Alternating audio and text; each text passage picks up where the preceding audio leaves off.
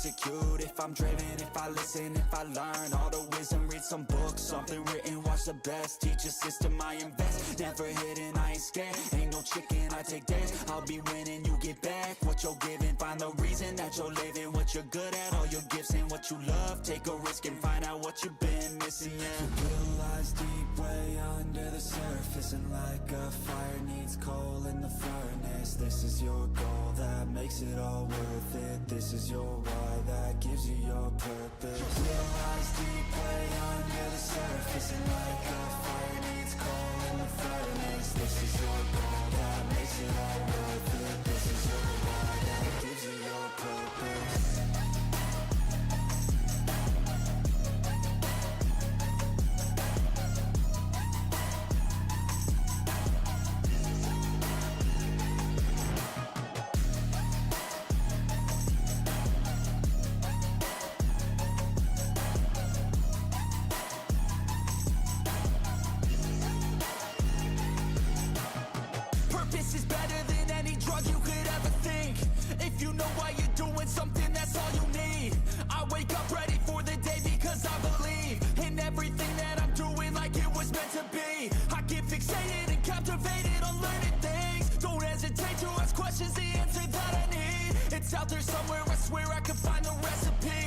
Testing, learning, and turning into a better me. The will lies deep way under the surface, and like a fire needs coal in the furnace, this is your goal that makes it all worth it, this is your why that gives you your purpose. The will lies deep way under the surface, and like a fire needs coal in the furnace, this is your goal that makes it all worth it, this is your why that gives you your purpose.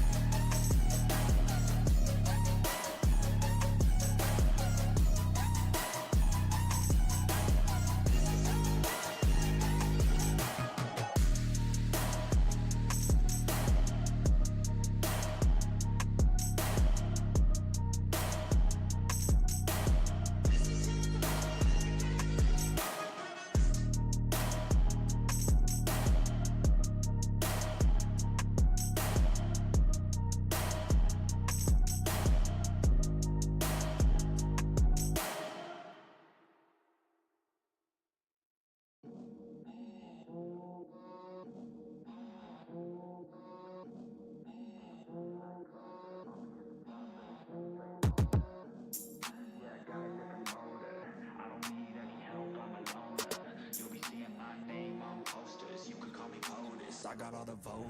I swear to God, I've been at it for a minute. Climbing to the top, and this music was my ticket. Found a way to grind, turn a passion to a business. No limit, I'ma get it, having millions as a witness. I'm addicted to winning, living up every single day. I'll be fighting and building up in a million different ways. I don't think I can stop, I think I need the chase. I love the race, and I'm running till I'm first place. Long nights, long flights, I'ma make it big. Big dreams, big sights since I was a kid. Doing things that I like, let the pieces fit. I like the pain, feel alive when I'm under it. I could change, adapt, do what I need to. All these obstacles, they look and see through. Don't let the anger out, just let it feed you. I'll see you at the top, just let me teach you. Yeah, I'ma be a high roller, move forward in the battle like soldier. In the game like closer, I'll be at the top of the chain, straight owner. Yeah, I got a different motor, I don't need any help, I'm a loner. You'll be seeing my name on posters, you could call me POTUS, I got all the voters. They be like, really, you got a milli from doing something silly? I'm like, chilly, I've been killing for decades now, Billy. Well, maybe like several years, but who's counting really? I just know how to turn something silly into a milli. Got a lot to say, and a lot need to hear it. You don't quit today, we don't stop, no, we feel it to the top. Yeah, we change our whole world, yeah, we steer it. Getting lost in the things that make us all worth hearing on. I'm the first one to turn up, learn stuff, but mostly I'm just in the lab getting work done. Cause the bills on the first, they still worth some. I never forget being broke, man, it hurts, son. But not as bad as not having any purpose. I took stabs, this and that, and it's working. But I still grind every day for that thirst. It's a curse being first, yeah, still gotta get my work done. Yeah, I'ma be a high roller, move forward in the battle like soldier. In the game like closer, I'll be at the top of the chain, straight owner.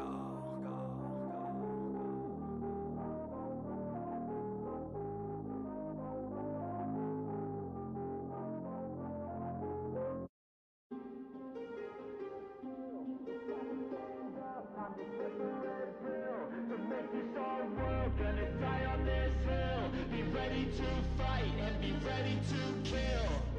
You cannot stop me, I'ma make it to the top spicy. Call a covenant, not cocky. You cannot break me, this world's mine for the taking. Got an inch, man, I'm making. Oh, I'll keep my head down and grind and be patient. I'll take a stab at the top and assailant. They can all try, but you cannot contain it. Cause I see the things that I want and I take on my goal. Push myself to the brink, no limit. Do what it takes to be free, committed. I'm a little obsessed with things, I'll admit it. But that's what it takes to get a freedom ticket. Got a killer instinct and it's just the beginning. Breaking down walls and the hurt start thinning. And the more you push it, the fast start trimming. Till you're the only one standing up straight, winning all. No, we never sit still. It's time to stand up, time to take the red pill. To make this our world, gonna die on this hill. Be ready to fight and be ready to kill. We never give up, no, we never sit still. It's time to stand up, time to take the red pill. To make this our world, gonna die on this hill. Be ready to fight and be ready to kill.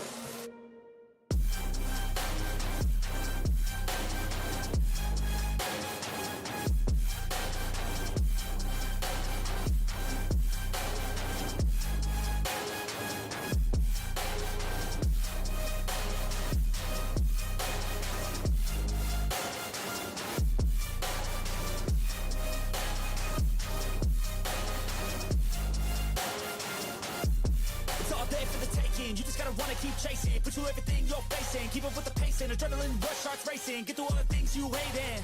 Don't let the others in charge of your dreams. They just don't know what it takes to be seen. You see the shit take control of your team. And if you're alone, then a one-man army. So you better be starving, and you better be carving. Through the hate, keep marching. And every day keep charging ahead till you get what you want, what you dream. Regret is a thing of the past, and you'll see that you've always had it inside. It's the key to make the most of this life believe. No, we never sit still. It's time to stand up, time to take the red pill. To make this our world, gonna die on this hill. Be ready to fight and be ready to kill. We never give up, no, we never sit still. It's time to stand up, time to take the red pill. To make this our world, gonna die on this hill. Be ready to fight and be ready to kill.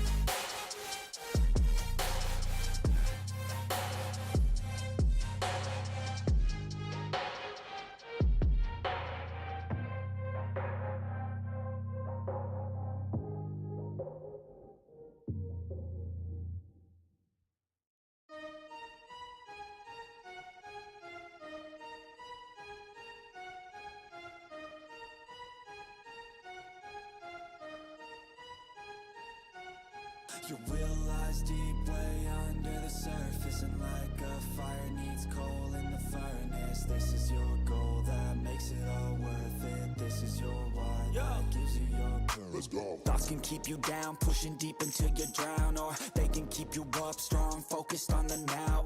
Glass half full, or has it been emptied out? Well, that's all up to you and your mind. Do you doubt anything, everything, not a thing? Make my thoughts work for me, manifest what I need, what I want, what I see. I could be anything, I attract all the things that I see. I believe I'll achieve as I breathe in and out again and again. I don't doubt, I sit and I plan, and I found out that I can execute if I'm driven, if I listen, if I learn all the wisdom. Read some books, something written, watch the best. Teach a system, I invest, never hidden, I ain't scared. Ain't no chicken, I take dares. I'll be winning, you get back what you're giving. Find the reason that you're living, what you're good at, all your gifts and what you love. Take a risk and find out what you've been missing, yeah. You realize deep way under the surface, and like a fire needs coal in the furnace. This is your goal that makes it all worth it. This is your why that gives you your purpose. You realize deep way under the surface, and like a fire needs coal in the furnace. This is your goal that makes it all worth it. This is your why that gives you your purpose.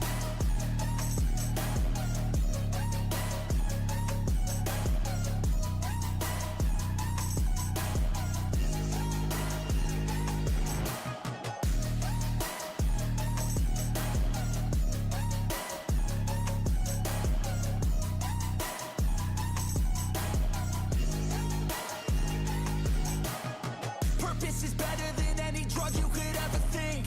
If you know why you're doing something, that's all you need. I wake up ready for the day because I believe in everything that I'm doing like it was meant to be. I get fixated and captivated on learning things. Don't hesitate to ask questions, the answer that I need. It's out there somewhere, I swear I can find the recipe. By testing, learning, and turning into a better me. It lies deep way under the surface, and like a fire needs coal in the furnace. This is your goal that makes it all worth it. This is your why that gives you your purpose. It lies deep way under the surface, and like a fire needs coal in the furnace. This is your goal that makes it all worth it. This is your why that gives you your purpose.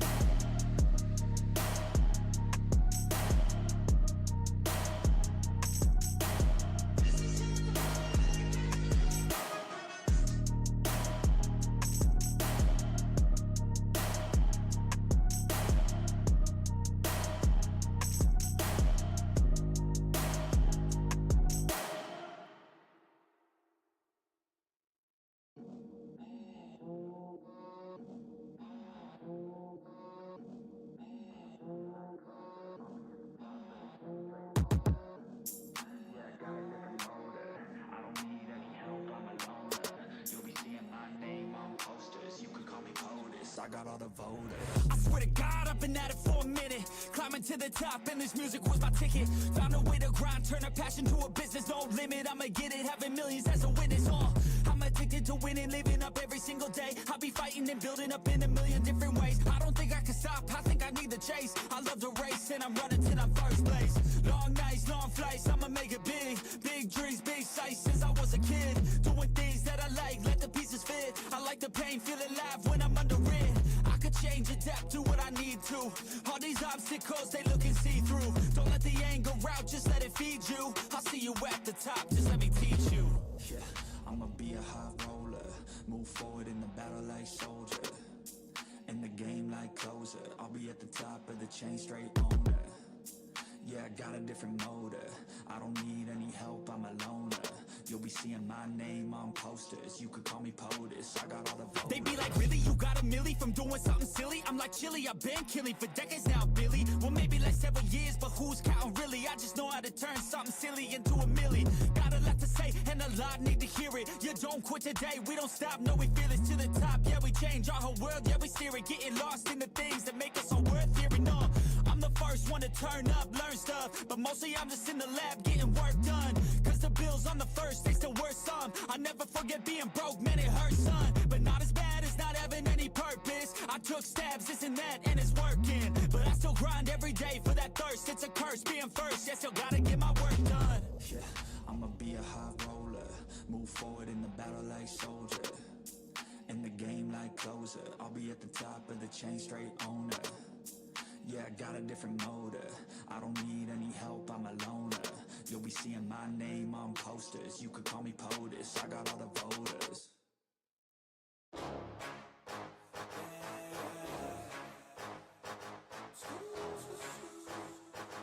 Yeah, let's go.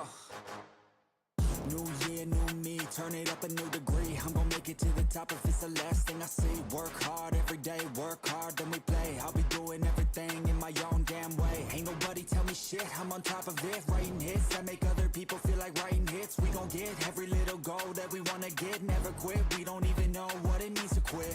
Write it down, what you want, what you need, what you see. Everything that you wanna be. Put it out in the world, that's your destiny. In your mind, what you need is that believe. I'm gonna make it to the top, cause I never stop. My own switch doesn't have enough. I think it's broken, I think it's lost. I guess that's why I never take a loss. New year, new me, no fear, just be everything you wanna be. Write it down, what you see. Don't give up, just believe, and you will succeed. Put the hours in, and you're bound to win. New year, new me, no fear, just be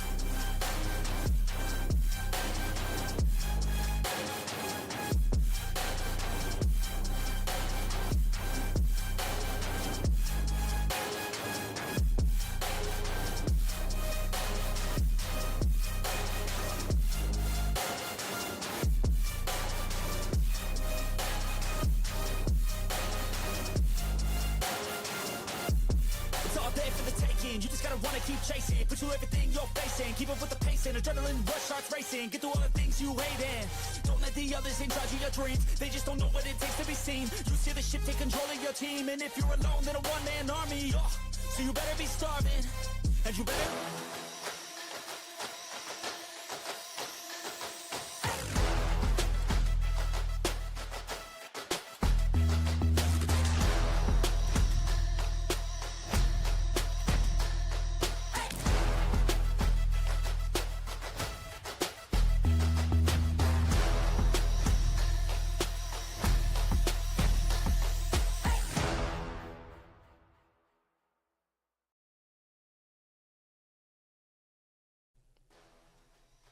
On a Saturday as beautiful as this, Plausible Gaming will be blessing us with another championship series, and today's game of the pick will be Counter-Strike 2. Well, before we even head into any matches, into any maps, all of that blabbery, I'm gonna ask the obvious question here to my lovely co-caster, Edu, are we excited?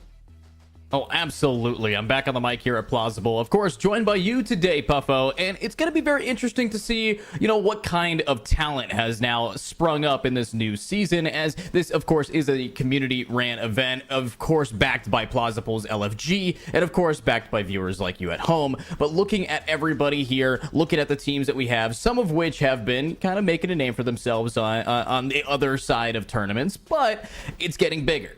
Before we had a lot of the same teams over and over again, but now it's going to be something a little bit different. We're going to have more attention here on Plausible as they're breaking into the Counter-Strike team. So this time 200 plus teams compared to our usual. Now that is quite a few.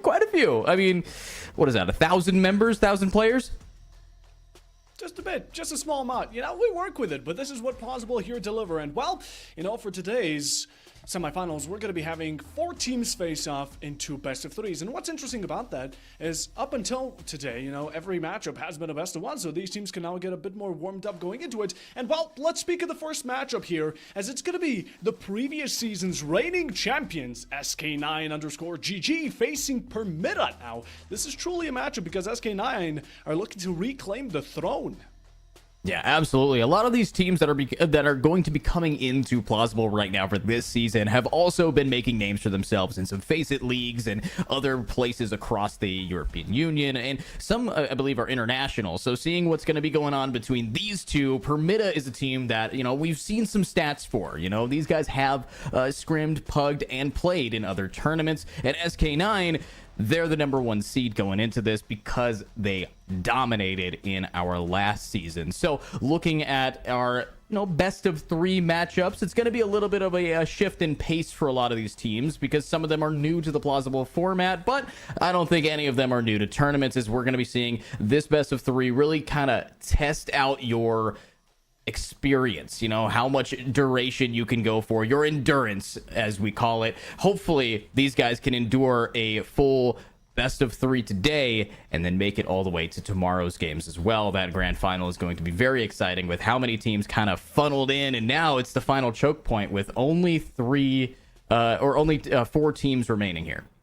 Yeah, 100%. Like you said, right? Today we're going to be getting ourselves in from the semifinals, which of course will be securing yourself the top spot, and whoever will be winning those grand finals tomorrow secure themselves a beautiful prize of $140, with the second team also getting a nice little 40. So, it's whoever gets to tomorrow will be winning something at least, but at the same time, we're doing it here at Plausible, the non-toxic community, which of course you can get along. There's going to be giveaways throughout today and tomorrow as well, secret codes to be dropped on by, so keep your eye out and stay tuned. But like you said, longevity is going to be the name of the game, and I'm hoping, since we're going to be having 2 matches of best of 3s, we also get a bit more, how would I say, diversity of maps. I don't want to see the constant dust, the constant mirage just over and over. I want to see a bit of train. And what map do you want to see? Honestly, I kind of do want to see a little bit of train, but I miss Anubis. I miss a lot of the maps that we had here. I think Ancient was really fun, but looking at this, I'm hoping that we're gonna get some old school, Mirage, maybe even I think Dust 2 is still in the pool right now, so hopefully we're gonna be seeing some of the older maps, because that really kind of showcases a little bit more of the veteran players being able to stand out, because I know for a fact new players love Anubis, Ancient, like Nuke, in those style of maps. But when it comes down to the Counter-Strike staples, okay, that's where you're going to be seeing people really struggle, especially on long angles when you have a guy on the enemy team that is a bona fide sniper, right? So these kind of players, these kind of people who can just get those instant picks are going to be a real problem if you are a lot of these newer players into the Counter-Strike scene. But knowing EU, knowing Counter-Strike, these guys have probably been playing since they were 4, like this is definitely going to be a very interesting matchup here. Born with a mouse and keyboard in their hands. And of course, we already talked about one matchup. The next one, we're just going to tease at it for the moment being. It's going to be Manshine City going up against X-Pandemonium, but returning to what we currently have, right? This first one, SK9, like we said, they are the up-and-comers. They have been here before, but at the same time, in the previous matchup, the one that actually had them go from that bracket into the current one that had them reach the semifinal. In the first place, they went 13-11 against PTS Esports. So a rough match going into it, and maybe they got roughed up a bit. Today, it's a new day, and they're going to be able to showcase it against Permita, which, again, we haven't heard the name too much in the previous seasons, and honestly, I'm looking forward to a good first impression. Yeah, good first impressions really do matter here, as when you are breaking into Plausible, of course, at the end of the day, a lot of these players will then be able to head on over to our Discord at Plausible and find groups of people to play with. So even if, they put together a quick team here, you might be seeing relationships forming, networking opportunities for a lot of these players that are trying to break into the tier 3 scene here, starting at Plausible here in tier 4. It'd be nice to see how far these guys are going to be able to get if they find those people that they want to keep playing with. And with a non-toxic community like we have it, it's very important that these guys are going to be able to just have a smile on their face, be able to play a dang good game of Counter-Strike, and then be able to find maybe a new duo queue, a new partner to go into, or a new team to form for our next season. This is all about developing the players as we do have that LFG, and developing their skills for bigger and better games. And that's hopefully what we're going to be seeing here in the semifinals of season 6. As I was here for season 1, it definitely is going to feel like a big dramatic switch. Oh yeah, 100%. And of course, as teams have evolved, switched, and of course, we've seen many different contenders in the past, today, we're also going to be seeing much new ones. And I'm excited to see them. Again, both of these teams, both matchups are going to be fantastic. And as much as we've talked about the maps, we're going to be coming up on the map veto very shortly, so do stick around on it just for the moment being. And of course, again, these teams are also going to be able to give us a good kind of insight of how they work, especially when it comes to SK9 and Permita right now going into the first best of 3. We can have more expectations going into tomorrow's grand final. We're going to see a bit of stats. We're going to see who to look out for as players specifically, but at the same time, what maps they like. And I imagine some teams might be even VOD reviewing each other going in before tomorrow just to make sure they are at their best. But let's speak about the maps, Edu, as they're slowly getting ready. Yeah, let's take a look at the vetoes here. Welcome back to PGCS, as we're going to be starting off with our first ban. I believe that is Inferno here, getting into our second ban from Permita. Let's see what's going to be going on here as, one ban next. And let's take a look at the next ban. I think Permita's still thinking on it here. Hopefully it's going to be a pretty solid one. What would you like to see ban? Because I'm down with the Overpass ban. What else do we want to look at here? Honestly, again, I think going into the first few maps, you want to be safe. You want to go with what you know. And like you said, veterans or not, Mirage is a fan favorite, even one of the most liked in general by the casual and comp community. So that's going to be our first pick here, and coming by the side of SK9. Yeah, pretty solid pick there, but we are going to be going for something a little bit more reformed. It's an old map with a fresh coat of paint, relativistic to how old Counter-Strike is. It's Nuke, and Nuke, definitely the map where CTs get a really shine, but if you have good movement, a T player could be like Foon and just get around these corners, do really solid movement tricks to get on top of Marshmallow, really dominate in Hut. It's that kind of gameplay that I'm really going to be looking at the upper echelon, but with bans continuing on, Trains out of here, Ancients out of here, and there we go. My favorite map of all time, it's Dust 2. Everybody has a memory of when they were a child and they got a collateral through that wall. Now, with the doors changed a little bit, those opening picks are going to be a lot different than they used to be, but you can still tell it's all about these long angles, and if we do get to that decider, snipers are going to be very happy. Oh, yeah. 100%. Like you said, it Dust 2, a fan favorite as well. At the same time, I mean, let's take a look at it. All the way from Source, all the way down to CS2. Dust 2 is the most recognizable, and what we're hoping most is to actually see it. Yet again, this is going to be the decider. If any of these two teams decide to take it 2-0, going flawless into the series point, sadly we won't reach it. But again, we can only cross our fingers for now. And let's speak about these maps a bit more. Mirage and Dust are going to be a bit more CT-sided. Nuke is considered T-sided in the more modern times, but of course, as this isn't the highest tier of comp, we can also consider that these teams might have favorites when it comes to sides. Now, of course, I'm also going to be interested into seeing which sides these teams ended up picking. Since SK9 got themselves Mirage, now it's up to good old Permita here to decide which side they want to go on. Is it going to be T? Do they want to maybe give off T for the first? Again, there's a lot of choices to go with for, but you want to make sure that winning half is going to be decent enough to carry on to the losing. Honestly, in my opinion, I think you always start with the weaker side. And the reason I like doing that is because it gives you the warm-up to have an explosive second half. I love doing that personally with my teams that I run. We start off, usually we want to go for example, T. I prefer, if we're playing on a map like Mirage, starting on T side. A lot tougher of a rotation, a lot more difficult to try to get those going, but it does give you the warm-up to get your call-outs in. You have the ability to have those lineup smokes that you get to really coordinate the team. It's getting those timings right that really matter for pushes on Mirage, and that's the type of team coordination you need to just iron out right at the start of a full best of 3 if you're going to be wanting to get into this game with some decent momentum. So I'm really excited to see what Mirage is going to be doing, and as you said it, you know, what the team sides are going to be picked here. Yeah, 100%. And of course, again, both these teams, they're fighting for the grand final. There's a lot on the line, and that's what we love about best of 3s, right? There's second chances. You lose the first map, maybe even in dominant fashion, but there's always the chance for a comeback. Even if Permita go into this, at least according to the track record of SK9, looking like the underdog. Who doesn't love an underdog story? Both these teams are going to be showcasing what they really have, and that's the reason they've been fighting for the past few days right now. People have been grinding out to reach this point. A lot of teams have been dropped, like you mentioned, around 200. That's a big count, but at the same time, we have ourselves the final 4, and I'm excited to see them. And of course, Edu, I'm gonna have to put you on the line. I really hate doing this to you, but if you had to put your money on the line, what team is it?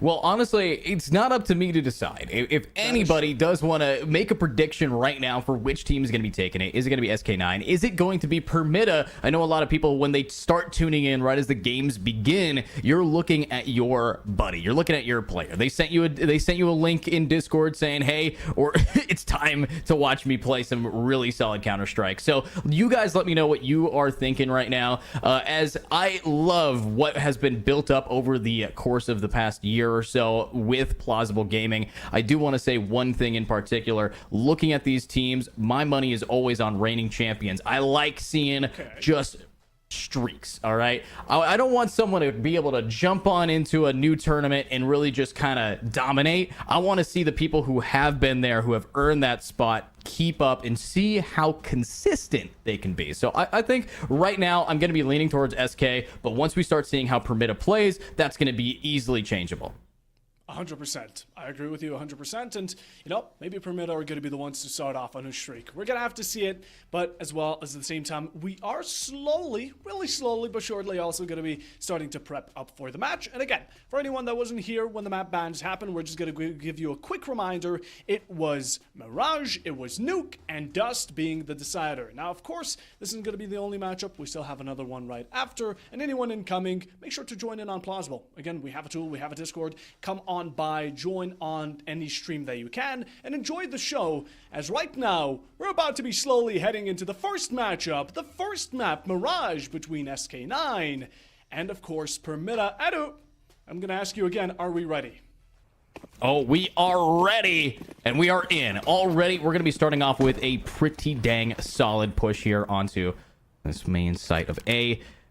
Going up ramp, they are stacking 4 players here. Only 1 in Palace means the angles are all going to be about how they launch in. And so far, they're staggering their util a little bit, but it's time all up here for Flea to really hold it down. That's going to be the first blood. That's going to be the second and a third. What a opening to this set. And now it's another time to shine as the CTs are starting to just collapse on the last player here.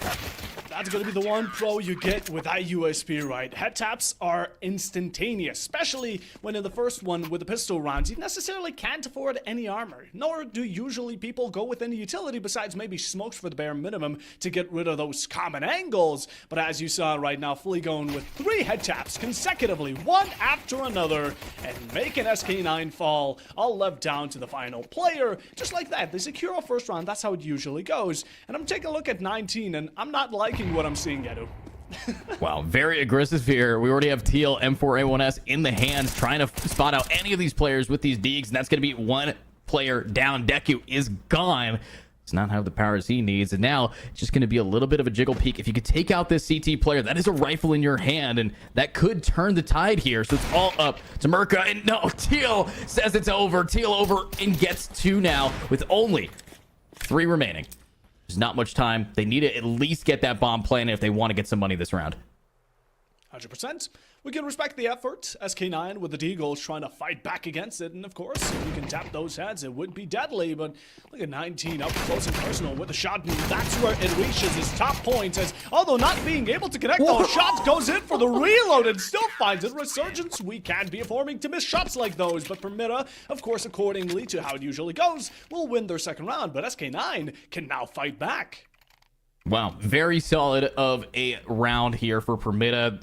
Not anybody dropping. Beautiful picks, and getting the picks with the XM10. That's going to be a lot of money in their hands. Of course, Teal taking a very aggressive mid angle, definitely set them up for success. But now we're getting into our next round, and as you said it's going to be buys for SK9. And again, they're trying to fight that mid control. Oh yeah, and they're going to be getting it successfully. That's a good head tap onto Obi with the support of Backdrop and Nuance. They get the opening. Running in through the smoke, trying to find yourself a bit of a vantage point, even towards Khan. So we're going to be stacked up nicely with the help of utility flashes, nades. We do get 2 exchange here for SK9, but quickly back Permit are able to equalize and start getting themselves on an even count. But they want more. They're hungry. Another kill here will be what will find them the leverage. And right around the corner, trying to peek out from top mid. You're going to get damage. You're going to get moved, but it's Young's here coming in for the support, and Resurgence able to hold their own. And SK9 now gain a round back. Absolutely beautifully played here by SK9. It's a little bit shocking that Permita got so aggro there. They had bomb in their possession. It was down at the cusp of mid. They didn't have a lot of opportunities there. If the T's wanted to push them, they had to. And now Permita, unfortunately, losing that round. Some of them are going for light buys, but some of them are pulling out the ops. Teal already here, but Resurgence just got knifed by his own teammate and then immediately naded. Oh, that is an unfortunate start. Oh! Look at Deku just mowing them down. Well, that's certainly a way to get yourself a double here, but you got to be careful of the op. Although T, hopefully, going to be able to connect any of these dots. Yet again, mid control has been very important between these two teams. And Meta have kept on pushing them back as they claim another. But Vilas not going to be just losing it yet. Although with the help of whatever remains here for Meta, it's going to be SK9. Now 2 rounds down yet again and looking to reclaim it. Yeah, beautifully played there. And of course, you are looking at a rough start. SK9 GG, these guys are the previous champions, and you're looking at them really set themselves up for failure there by stabbing Resurgence in the back. That is literally a teammate backstab. Not what you want to be looking at this early. And of course, one misclick might have cost them that round. Resurgence was one of the players that has definitely been adding to the kill feed, but it's a new round. They just don't have a lot to work with. Waiting for the smoke to dissipate. SK9 are giving them time, but Permita again just pushing back against them. Nice smoke shots, and STR is serving them on a silver platter. You got to check that guy's PC. That double kill both through smokes there. I mean, ooh, that's a tough start. And Permita just executing that. Now only 3 players, and it's just Deegs in hand. Are they going to find the opening? They're going to find that they've been eaten one. Well, Macra stepping up to the task, able to find T-Lover, but can we get a second? Sadly, yes, actually, Resurgence will be able to back it out with their own gunfight, but only Resurgence stands at the last. STR coming as he was the one to begin it. Might as well finish the job. Beautiful. Beautiful. And that obviously was eco frags. Now, you did give enough rounds here for the op to be back in their hands, but AKs are online. Permita pretty hefty half. We're approaching the halfway mark already here, and Permita is up by 3. They have all the money they need. They've even gotten themselves some AKs that they've held over for quite a few rounds here. So with those AKs in hand, how are they going to be able to punch through here, as it is going to be a very aggressive mid play, but it's a split across the way when it comes to anyone. They need to find space, and that's a space made in between the ears of 19. Beautiful pick there. Wow, these smoke shots have been very confident. Usually not too confident. See, STR, someone put him down already. Been bringing down rounds and winning them for Permita right now, as SK9 are going to be losing their first, and that's how we gain leverage here. Permita off to a great start, but gotta be careful for Khan.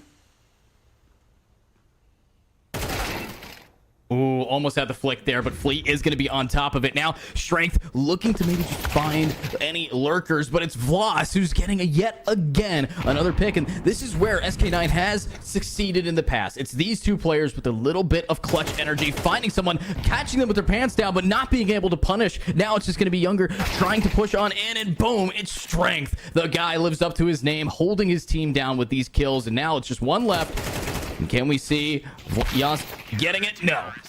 Ophi takes it down, and that's going to be 4 rounds above SK9. Yeah, I mean, it's expected, right? The first map going in, these teams got to get a bit more warmed up to each other, get to know each other a bit better, right? And especially with the CT Permita here, are doing it really well. They're going in, swinging heavy, shooting through smoke, and SK9 are lining themselves up nicely. But hopefully after this round, we're going to be able to set it back, although it's still going to be a bit of a struggle, seeing as Tech9s are the best we can work with. Yeah, here we go. I mean, Tech9s, I think actually suit them a little bit better here. If they can launch out, you are going to be up against Flea. This is the same position that he was in that triple kill pistol round, but will we see it exploding on out? It's Flea with the double down blind. It doesn't matter. Gets one, maybe gets another guy inside of the cubby, and that's a spray, but oh, the D comes through. 2 are up, and it's Yloss getting knifed to end out the round. Permita showing up what they can do.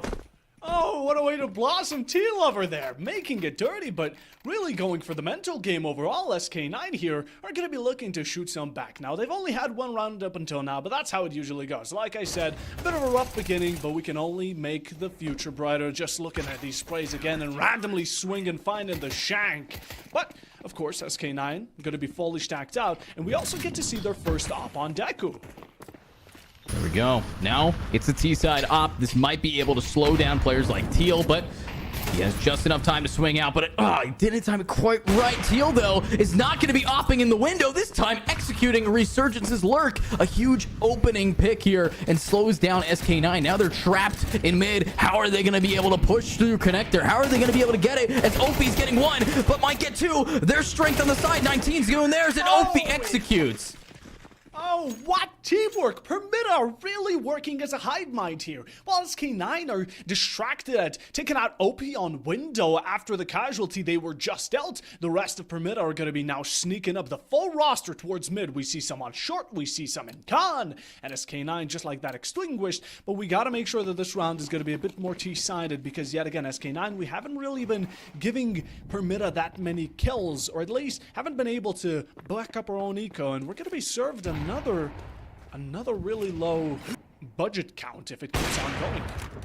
Yeah, and already you have a force by the hero rifle in the hands of Yloss gone with a beautiful shot. Resurgent falls as well, but there we go. Both of the hero rifles are executed, and now it's just up to Deku. Everyone is dead. The kill feed across the board, any little lurk has been absolutely at a loss, leaving only 1, and there's not a big gun in this 1v4.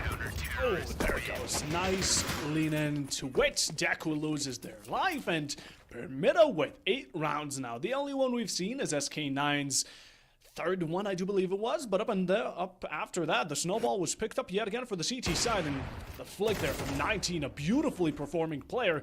But, of course, we can't discredit the rest of the team. Permita haven't just been getting carried by one player alone. It's been the entire roster doing their due diligence. Yeah, it's been absolutely clean with it. And now 8-1 here as you're looking at not a lot of opportunity to try to build it back. Now they're forcing every single round. I am looking at an M249 being picked up here, though, as we see the first blood coming out, but Deku's able to get a trade. Opie's here for it. And look at this, smoking themselves off to try to just keep on pushing. But why? Why do they keep rushing the mid area? It's only worked once. I bet you one-dimensional. You get yourself crunched in the moment, right? You allow Permitta to swing in you from so many angles and not really give yourself the headspace you might need as there no we scope. go, a beginning. No scope, like you said, Macron to STR. That's been a reigning player up until now, but OP still with the fight back onto Macra. Deku there with an instant refrag. Although 19 going to be striking yet again. And will the second time happen to come around? SK9 back off for the moment being and just let it be. Let it be. You do have 19 pushing up, but the timing. Luckily, you are going to be able to see one, but looks like we lost the feed a little bit. I seem so. Oh, good. I wonder if they're going to clutch it. But, I mean, while we're here with you guys, watching our technical difficulties, we got to make it up to you, okay? And True. Yeah, so we got a little bit of options here, okay? With the server doing what it can, we got to make it up to you guys as a viewer experience. So we're gonna give out something. We're gonna do a little bit of a giveaway here, Puffo.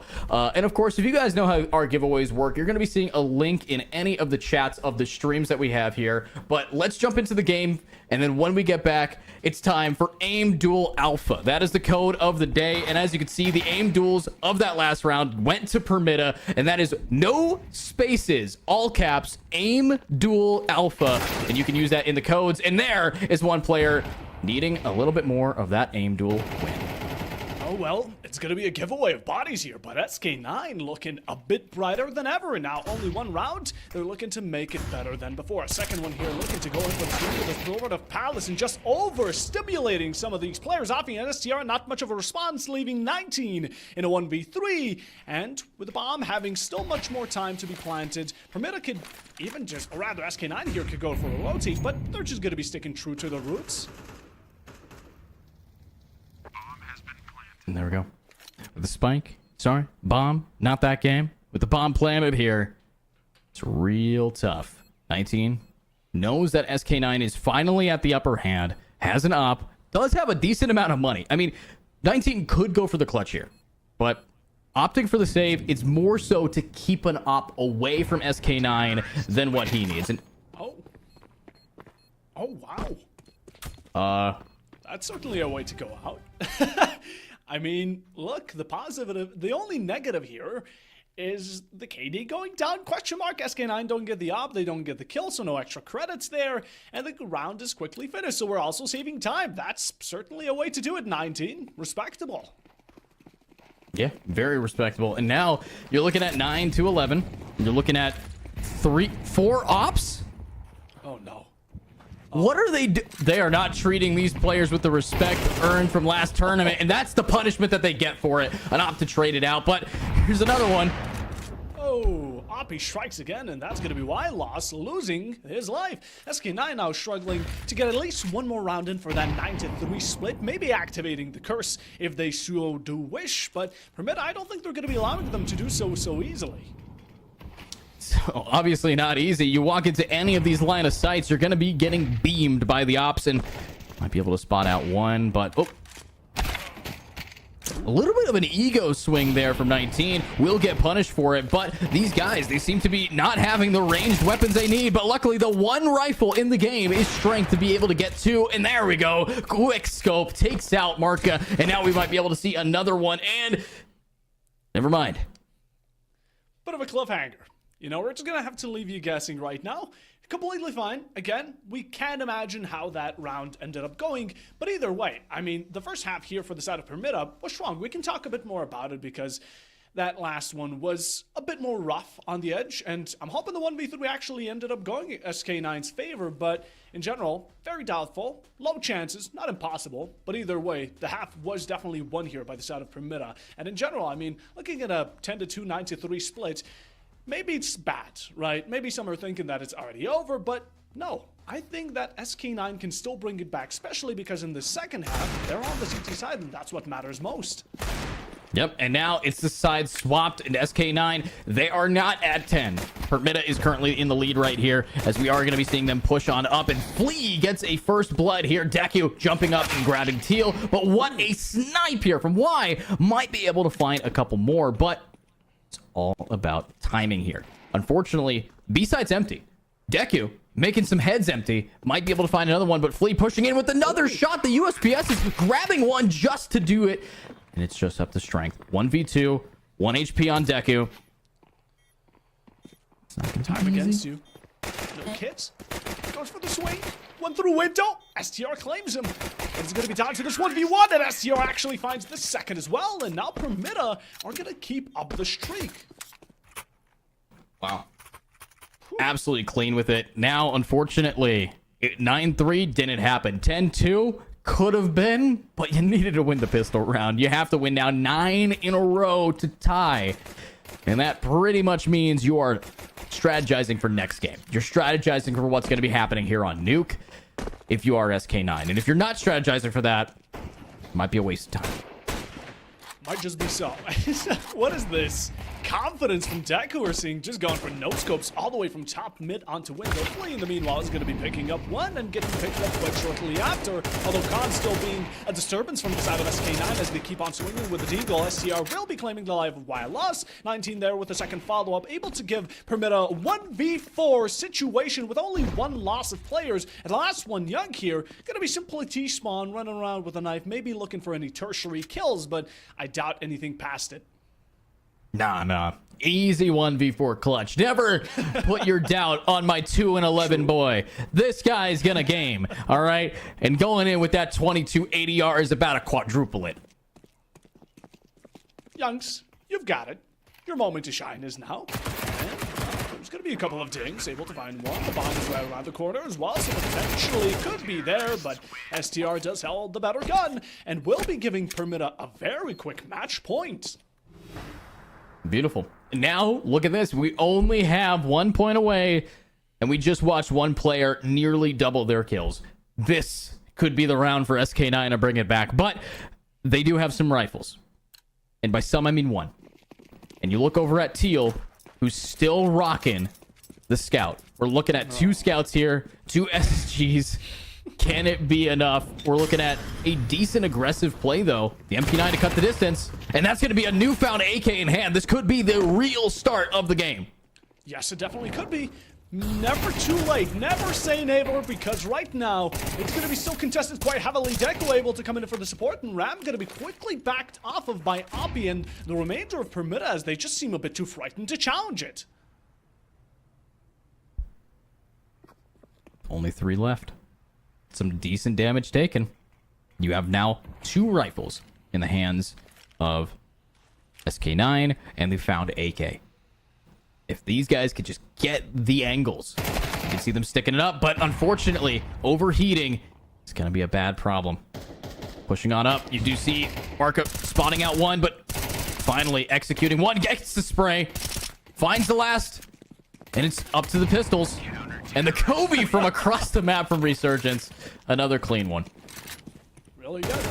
Although I'm hoping that SK9 don't go into this map exhausting. Like you said, Edu, it was a really good point when you mentioned that, you know, they want to prep up for the next map. If they're going to be exhausting themselves in this comeback and it doesn't end up working their way, it might be a bit of energy gone to naught, because Permita are right now 1 round away from victory, and even though they're at a bit of an eco, their hopes have not yet been shattered, and not close to it either.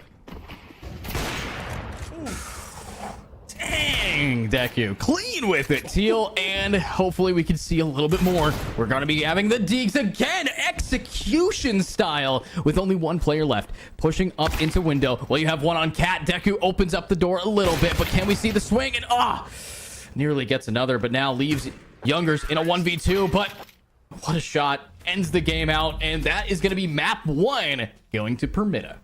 All right, you know what? Fair play, Permita. You guys absolutely dominated in that one. 13 to 3, 13 to 4, was it? I have a bit of a goldfish-like memory, but in the meanwhile, the first map is really strong from them. Although that's why we have the best of 3, right? Because right now, SK9, even though they came in a bit a bit roughed up, a bit rusty, some may say. It's going to be map 2 that I'm looking forward to, because I do also believe that's their pick. Let me check.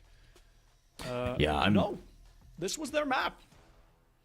Yep, it was their map, and getting into this, not exactly a clean start. We saw very mechanically gifted players over on Permita. I mean, if you played enough Counter-Strike to have a Wikipedia page, you are going to be able to kind of show up and show out. But we're going to have to find out if they can keep up this. It's all about consistency in these tournaments, especially as we're only in day 1 of our weekend semis and finals. So we will be right back, and when we do come back, Nuke will decide who moves on into our grands.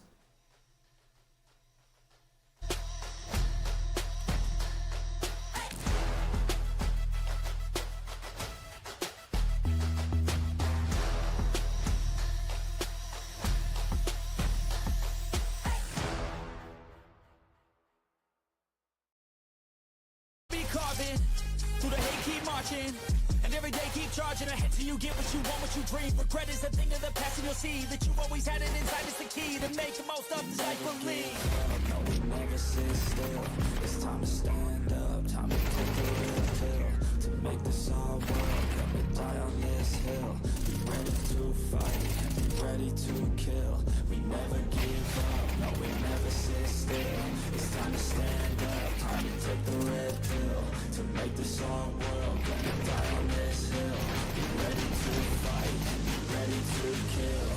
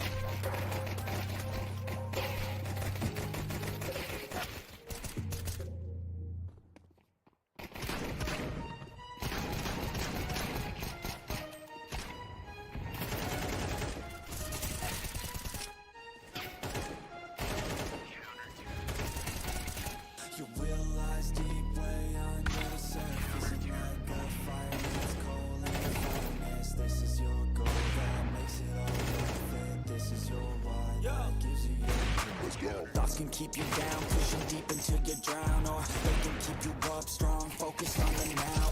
Glass half full, or has it been emptied out? Well, that's all up to you and your mind. Do you doubt anything, everything, not a thing? Make my thoughts work for me, manifest what I need, what I want, what I see. I could be anything, I attract all the things that I see. I believe I'll achieve as I breathe in and out again and again. I don't gotta sit in, I plan, and I found out that I can execute. If I'm driven, if I listen, if I learn all the wisdom in some books, something written, watch the best teacher system I invest. Never hidden, I ain't scared, ain't no chicken, I take that. I'll be winning, you get back what you're giving. Find the reason that you're living, what you're good at, all your gifts and what you love. Take a risk and find out what you've been missing. You realize deep way under the surface, and like a fire needs coal in the furnace. This is your goal that makes it all worth it. This is your why that gives you your purpose. Realize deep way under the surface, and like a fire needs coal in the furnace. This is your goal that makes it all worth it. This is your why that gives you your purpose.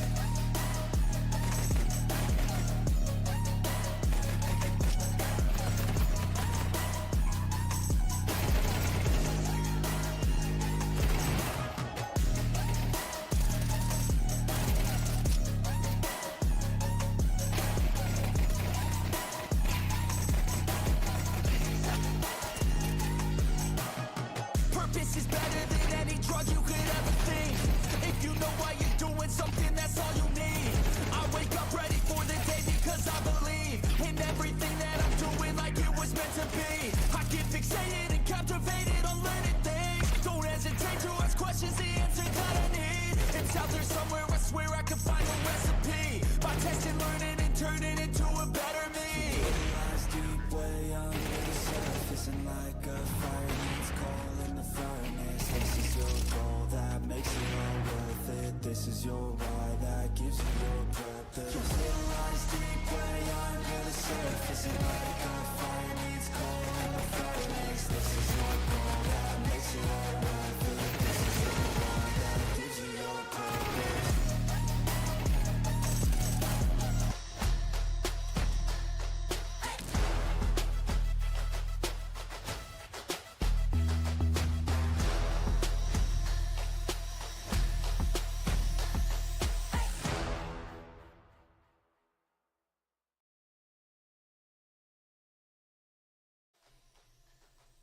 And welcome back, everybody, as we are here to see even more gameplay from Permita and hopefully some more rounds won by SK9. Of course, Mirage was not easy, but my name is Edu, and I'm here with Puffo Bob.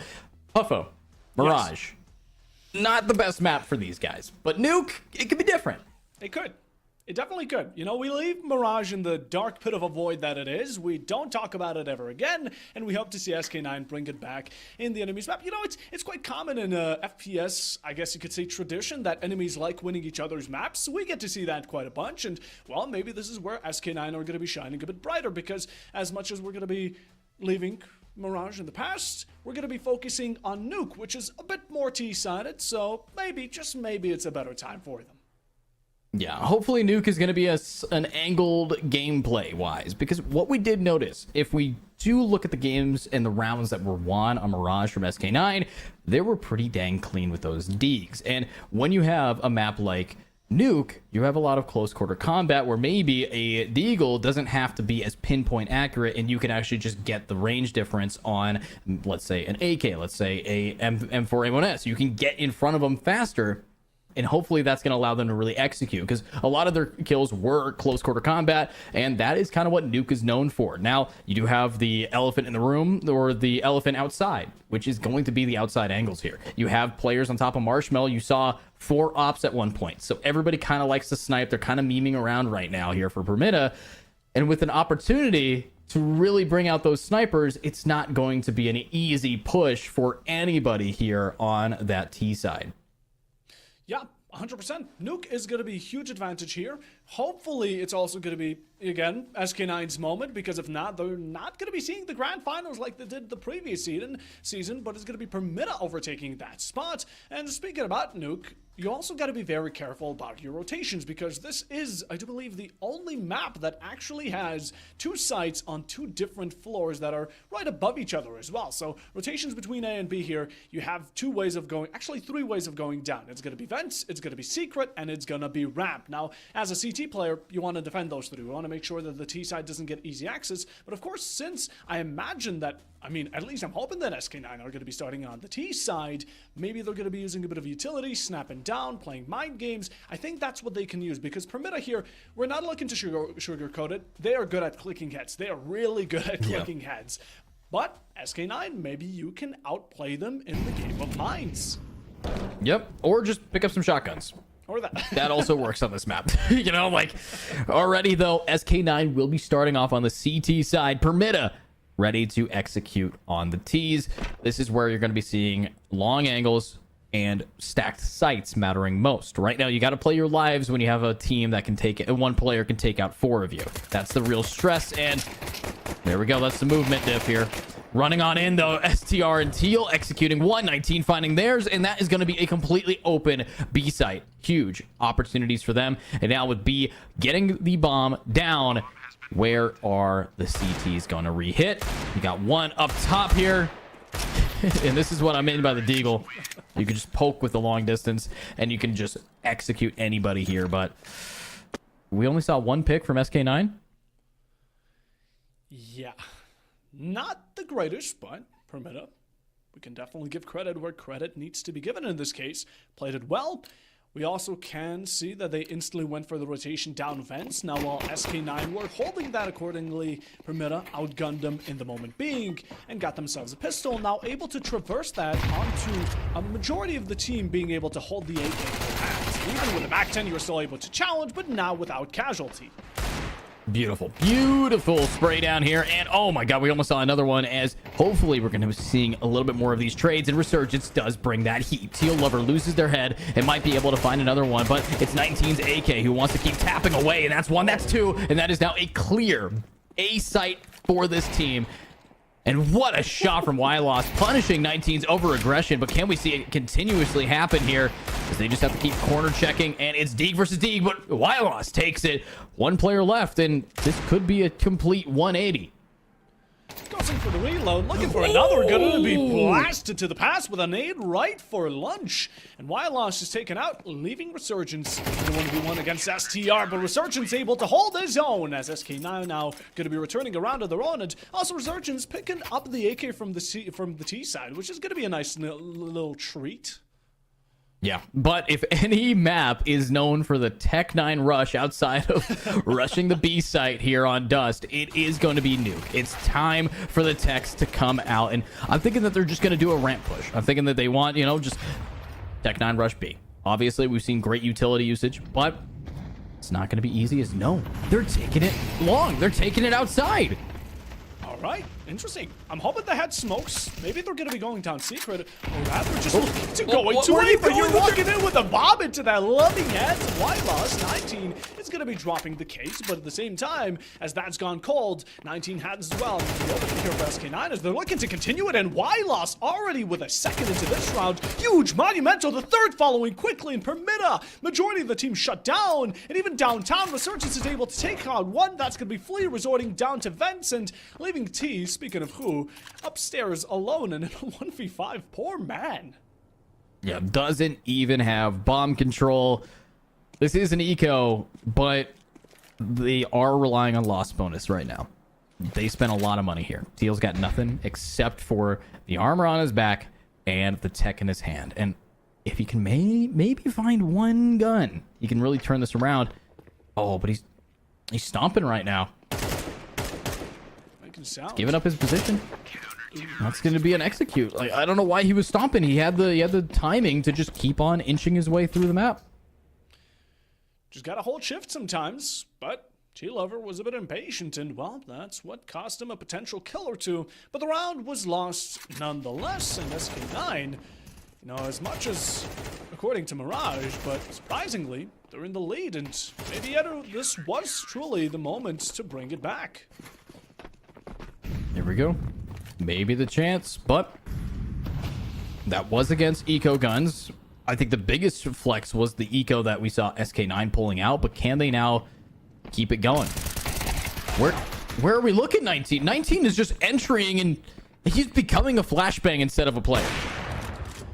Oh, and Deku, instead of being a flashbang, is going to be banging on all people. Flee with a single bullet between the eyes, although Makrov, better gun, position, better timing, and of course a kill just in return to keep SK9 within the lead of players. But Permita still a really good fight back up until now, and STR gonna keep it up with a kill of their own, able to pick up a gun off of his looted corpse, and of course in the 2v2 SK9 might be shivering.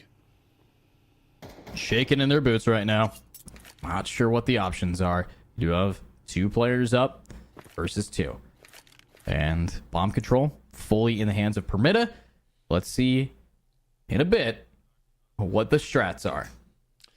In a bit. Just in a moment, we're going to see the results. Sadly, we are having a bit of difficulties, but let's not mind that right now. We saw a really good round from both of these teams. Now, as well, SK9, they've been able to pick it up, but ooh, do not count the side of Permita out of the match just yet. We saw them in really strong condition. They went in with the Deagles, they got themselves some better guns, and in the end, in a 2v2, now in a 1v1 with 20 seconds on the line, it is between STR and Makra to settle and squash this beef. The bomb between them, making this really a Western standoff, trying to find the last one, just running into the smoke, and Makra, why would we do that? Matters not. STR found the shots, and that's a mistake punished as Permita reap off of their own benefits. Wow, I honestly, I think I can kind of understand what happened there when we had that server issue. I think we know now, some of these guys, they just love swinging in odd ways. Case in point 19. Another one that keeps happening here. You're going to be seeing right here. Walks. Where are we going? It just doesn't make sense here. It's like they toggle off the brainstem for a second. I guess pressure really gets to a player, but pressure also gets to Deku, and the name of pressure here will be T-Lover with an op shot, but quickly going to be exchanged in return, and that's your op gone. But not only that, it's going to be Oppie, and you didn't smoke it quite well because Macra's also able to pick up on one, and it takes about 3 players to be lost in order for you to return one of your own. The bomb is down though, so Permita definitely have gained ground, but a swing with a FAMAS, and that's where Youngs is going to be finding succession. And last one, Ramp, Mac 10 and a Dream, but you're a bit away from the bomb, I imagine. Yeah, that's 2 ops that are going to be able to just do that. I mean, playing... I think the goal was maybe hoping that someone was going to drop down from ramp, upgrade his weapon, and then he'd have a longer range. I mean, I understand the strategy there, but because he was in such a rush to plant that bomb, he didn't actually clear the site, which caused his teammate to get picked off in secret. It's little plays like that where you got to make sure that you cover your teammate's butt, or else you're just playing for bomb plants, which, yeah, technically you're playing the objective, but if it doesn't blow up, you lose.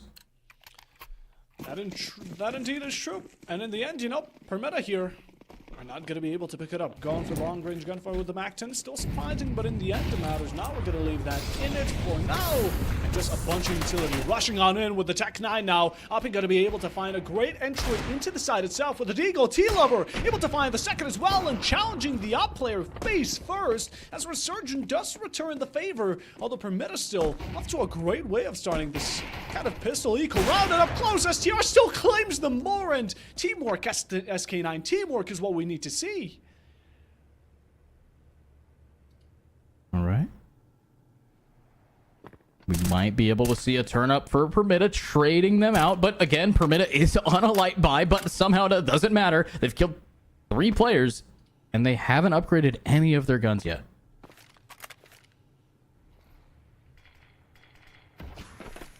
Man count is there. They do have the bomb in possession. Macron low HP. Is Deco looking to challenge? Gonna find one, shattering the glass, and also finding a player from Permita now. Backing off, going in a bit of a ring around the rosy edge with a succession of flee. They're gonna be able to pick up whatever remained from SK9 and also hopefully get that bomb down. No time remains, and also equalize the round count. Equalizing rounds 3-3 on an eco, which I think you're looking at some of these players, they're a little bit broke. You have Marka, who's not able to do too much, but at the end of the day, it's all down to how these guys have been using the Deegs, and now they're back. Finally, we have rifle versus rifle. I think the first time in this game's history. Yeah, rifle round. Even though Macro may be on pistol, it's going to be Deku actually who falls first in 1910. But we speak about the pistol when it comes onto the kill feed, able to claim 19 somehow. But Oppie just walking in one behind White Loss, a bit late to the party, and T-Lover coming in, swooping to gain Permita that leverage yet again. Young's low on HP, but still trying to challenge up close through the smoke, although is not able to claim it. The Opp is going to be striking for once. The plant is going down elsewhere. Right below you, vents are being held, and T-Lover able to cut the final 1.5. What a bloodbath. I mean, the fact that you're watching so many of these players on the T side able to get into positions right underneath the nose of these guys with weapons that should not be there and still finding value. That was a lurking smoke opper getting a pick point blank. You got another guy dropping off of hut, running onto site through smokes and getting 1 pick. It just doesn't make sense how much value these guys are going for. They're getting unpunished for very awful positioning. Honestly, if someone was lurking with an op right through the smoke, I'd be surprised as well. I'm gonna give them that. But, well, it seems like SK9 haven't given up just yet because they're gonna be able to take out 2 in trade of 1. And it's gonna be the Deagles again. We spoke very highly of their Deagles, and it's been serving them quite well. But T-Lover specializes in the op. This is gonna be one of those players you want to keep an eye out for. And SK9 just seeking to find anything. And these quick swings from SK9, I gotta give it to them. They have been dangerous. Boom. That's going to be a great opening for them. Now, Marka wanting to now push on in this, and Marka executed. Permita kind of allowed this team to, you know, have some fun for a little bit. They did the little swings here, but looking at SK9, they've lost their momentum. but they haven't lost all of the funds. They still have a decent amount in the bank. They will be able to be pulling out another rifle round, and I'm hoping that they're going to just try to hold these angles a little bit tighter. They're letting a lot of space given up to Permita early. And SK9, if you're going to be losing this round, is going to be back down to pistols and hope alone. As Permita right now are starting to get back into the charge of things, especially with how Mirage has been. They're looking to pick it back up and flee right from Silo, able to pick up Deku and his head, rolling off his shoulders and just walking into the smoke. Whiteloss caught with his pants down. One from HUD, that's going to be Resurgence right back onto Permita's keys, but quickly after, it's all for naught as again, bomb is down. T-side is completely reigning victorious, and Young's left alone on ramp. Not the most favorable position as one right behind going in for the backstab. 19 delivers the coup de grind. You know, Permita, 3 rounds above. Yeah, and honestly, now that we're getting into this game, you're seeing another team with not the best amount of money. So what do you do in a position where you have to try to get some rifles in your hands, but you don't have the right buy for it? You go for something called an eco, and that is actually our code of game number 2. It's going to be eco round echo, as we've been seeing every single round start off with one of these light buys. So make sure you guys check out our code eco round echo, as this eco round is starting to echo through the halls, and it's pushing up into this new round. We can hear it close, we can hear it far. One's going to be dropping down vents, and the bomb is going down on B for like the 3rd or 4th time in a row. And a good exchange here for Deku as they're able to find one an instant head tap. Yet again, SK9 have been really consecutive with them. But as utilities being used, that's the one up-end advantage. When you have money, you can throw smoke splashes and get yourself advantageous gunfights. But Resurgence, simply, that's a suggestion to them. Still finding STR. Here we go. Resurgence, close quarter combat, and what a shot! Teal Deagle in the heads! Doesn't even bother using the AK, showing up and showing out, saying, I see the weapon you got, this is how to use it. Now it's okay for Deku to try to clutch it up. There's not a lot of time remaining, though. He might be able to get both, and what is this movement from Teal? Executed, but the time is bought, and Deku survives. Deku survives. Maybe you lost the war, but the battle was won, SK9, and that's going to be able to not only ruin a bit of the wavelength economy on Permita side, but able to get yourself that positive of the AK. You know, Deku gets the op as well, so in general, it might not be the best, but considering that Permita's on the T side, SK9 are doing a lot better, far better than they were on Mirage. Far better here, and that's not really saying much. They're still behind, and they're still losing players. Right away, you see STR getting one, and you do have a no-scope possible. No, it's a quick scope, able to take out 19 here, dropping in. Resurgence, no-scope, flick onto Umphy, able to keep this going, and now he's holding W, looking for more and more as Flea's able to get one, but it's Teal. Op versus Op, close quarter combat, but oh, the scope. It gives away his position, but Teal didn't turn around. And STR is going to be able to get it. SK9, you're just allowing Resurgence to cook. And they don't seem to be going away just yet. A 5-star meal here. It is only 2 players were dug down by Permita at SK9. This is what we love to see. One more round remains. 7-5, 8-4, whatever it might be. Decent beginning. Again, SK9 are slowly getting warmed up into it, but you got to make sure to take advantage of moments like these, especially, I don't know how Resurgence does it, but whatever magic this man is pulling off, keep it up. So clean, so clean. Resurgence magic is just unpunished positioning. Again, we're seeing so many people getting up close and personal, but now it's going to be Teal who's able to get 2. Flea shuts down Resurgence. Not going to happen again. We're going to the Shadow Realm for a second here as the sprays come through and the round is online. A couple of seconds, and we have everyone wiped. Permita, the most they lost was 53 HP on a player. What a way to respond back to it. They didn't like how the previous one went and wanted to shut down Resurgence in an instant, but that wasn't enough for them. They had SK9 paid tenfold as the rest of the players followed along, but as now the roles are swapped yet again, SK9 on the T side looking to make the most of it and also win out 8 rounds. Or, yeah, 8 rounds before Permita can 5. Here we go. Walking on up. Spots and executes. Again, it's just the Deagles that really showcase themselves here, but with the Deagle, there's not a lot of armor in this lobby, so hopefully we can see the USPS is getting the range, and there we go, 19 able to execute. Finding more, though, they're already on a full control of this site, but Flea right behind him. And look at that. Marker taking it. But is Flea all they need? The answer is no. Marker taking him down every time. It seems like the controller has been passed between these two teams, because usually I'm used to seeing Permita play together and as a team, but right now they were just swinging in carelessly one by one as SK9 worked with really good coalition together, and in the end, call it the power of friendship, but they certainly did it together. There you go. Another rifle round, another eco. So guys, remember, if you haven't used that code in the chat, it's of course going to be eco round echoes. We're going to be seeing another eco coming up for this team. Look at the positioning here from Ophi. Might be able to find one as 19 sprays down Macra, and another shot coming up, but the picks don't happen. Young's having a little bit of a struggle here. Be careful. Especially on the outside, you can't be turning your back to your enemies, and especially when SCR is up close and personal with the Deagle. 19 able to pick up a second, but SK9, of course, they're still not going to be letting go of this lobby side just yet. Fighting back against the smoke, all odds and chances, pushing up into lobby. Bomb is theirs, but they don't seem to have the rotation in their mind. Rather, it's going to be gunfights. Flea just decided to take out Oppie. Some, I guess, inside battles? Well, sometimes it be your own guy, but with 12 HP on both of the last players. Oh, no. Nice shots. Now it's a 2v2. I think Flea a little bit tilting for Ovi here. Now STR gets the height. Oh. Spots it. Gets it. Last player. Committing to the plant.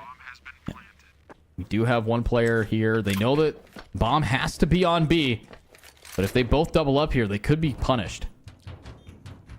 But the HP here, they line themselves up, right? And Young's coming in from behind could potentially wipe them both.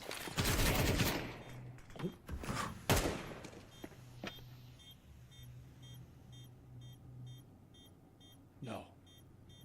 They're looking for the swing. 17-12. But the first one to find it will be STR. Oh, but he doesn't have a kit. Doesn't have a kit. Time is running out, and as a matter of fact, has already ran out. Unfortunate. I mean, what a round clutch by Young. He didn't really have to get a lot of kills to really make his mark. And yet 3 to 10 don't matter. It's an 8 to 6 scoreline. This is a very close game. But be honest with me, if Permita stopped shooting each other, it wouldn't be this close. Just a hunch. A hunch? Yeah, I don't know what you're talking about. Theory at most. I think Permita, that's just the way they do it, you know? But yeah, Flea definitely not going to be too happy. Rather, Oppie in this case isn't going to be too happy about what we did to them. But just look at the swing here from Oppie. I guess you need either Flea to do it, or it's going to be himself just rushing in with a bit of tendencies, while the White Loss with the second quickly and try to scope it out with a scout. Going up against these long-range battles, it's what outside works the best with, but SK9 clearly have the advantage. Oh, reaction time a little bit slowed down here. Now 2 players left. Both have rifles, one of which being a FAMAS. Might not be enough firepower, but it's all about the aim. The timing here. 19. None the wiser to the team just walking past him. Now back in the same position CT would normally be in. That flank, not really finding too much value, but I think he's going for these AKs here. Might be able to get a little bit of an upgrade, but with a minute left on the clock, lots of time to burn. And they're sticking together. Good way of going about it. SK9 in the meanwhile have gotten themselves free real estate. Could be an easy plan, but just gotta find the bomb onto it. Flea and 19 are gonna be one floor below, seeking and fighting ghosts, and maybe realizing the mistake they've just made and positioned themselves on the wrong site.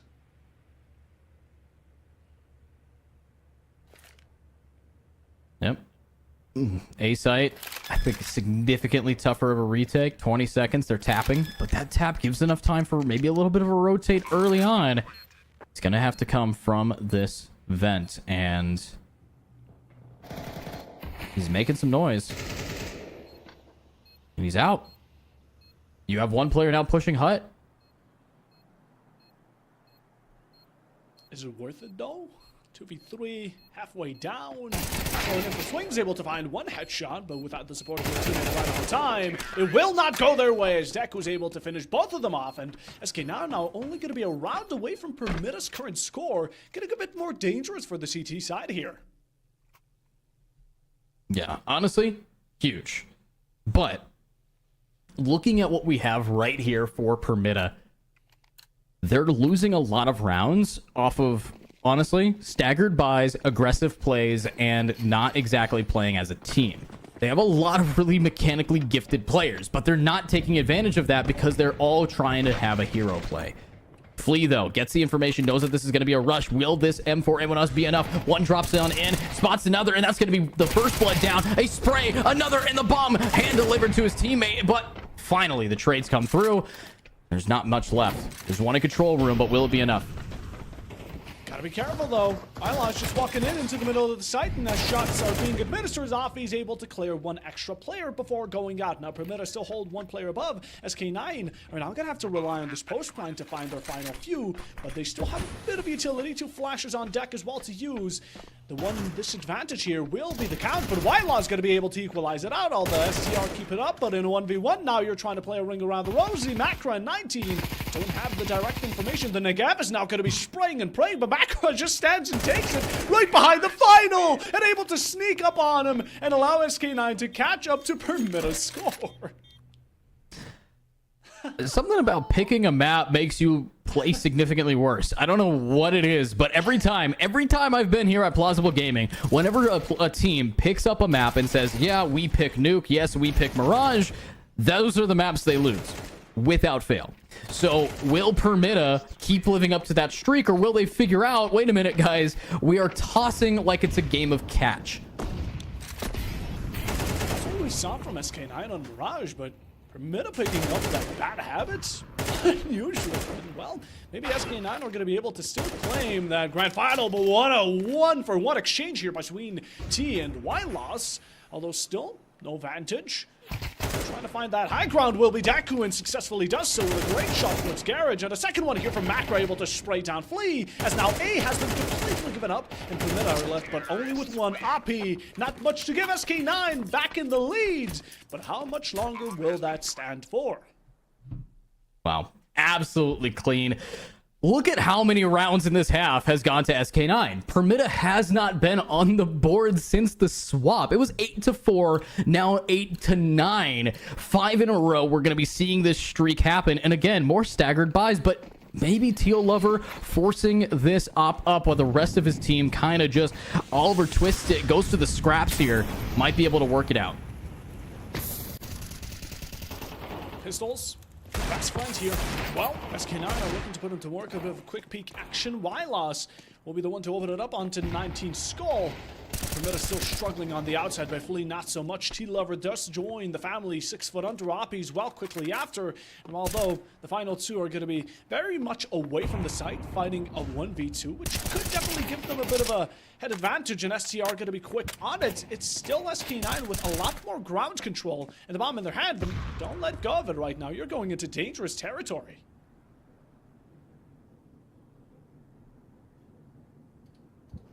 Dangerous territory, unfortunately, forces these guys back to spawn. And great nade, you definitely cleared that smoke and got yourself a beautiful angle onto one, but that's going to be STR with a trade. And now with 2 players remaining here, Puffo, it's just up to STR to keep his lead as Resurgence is very low. And wait a minute, bomb hasn't been planted yet. They know where the last guy is, and they finally put it down. Oh, and he's going to try to launch out. Why did they wait so long?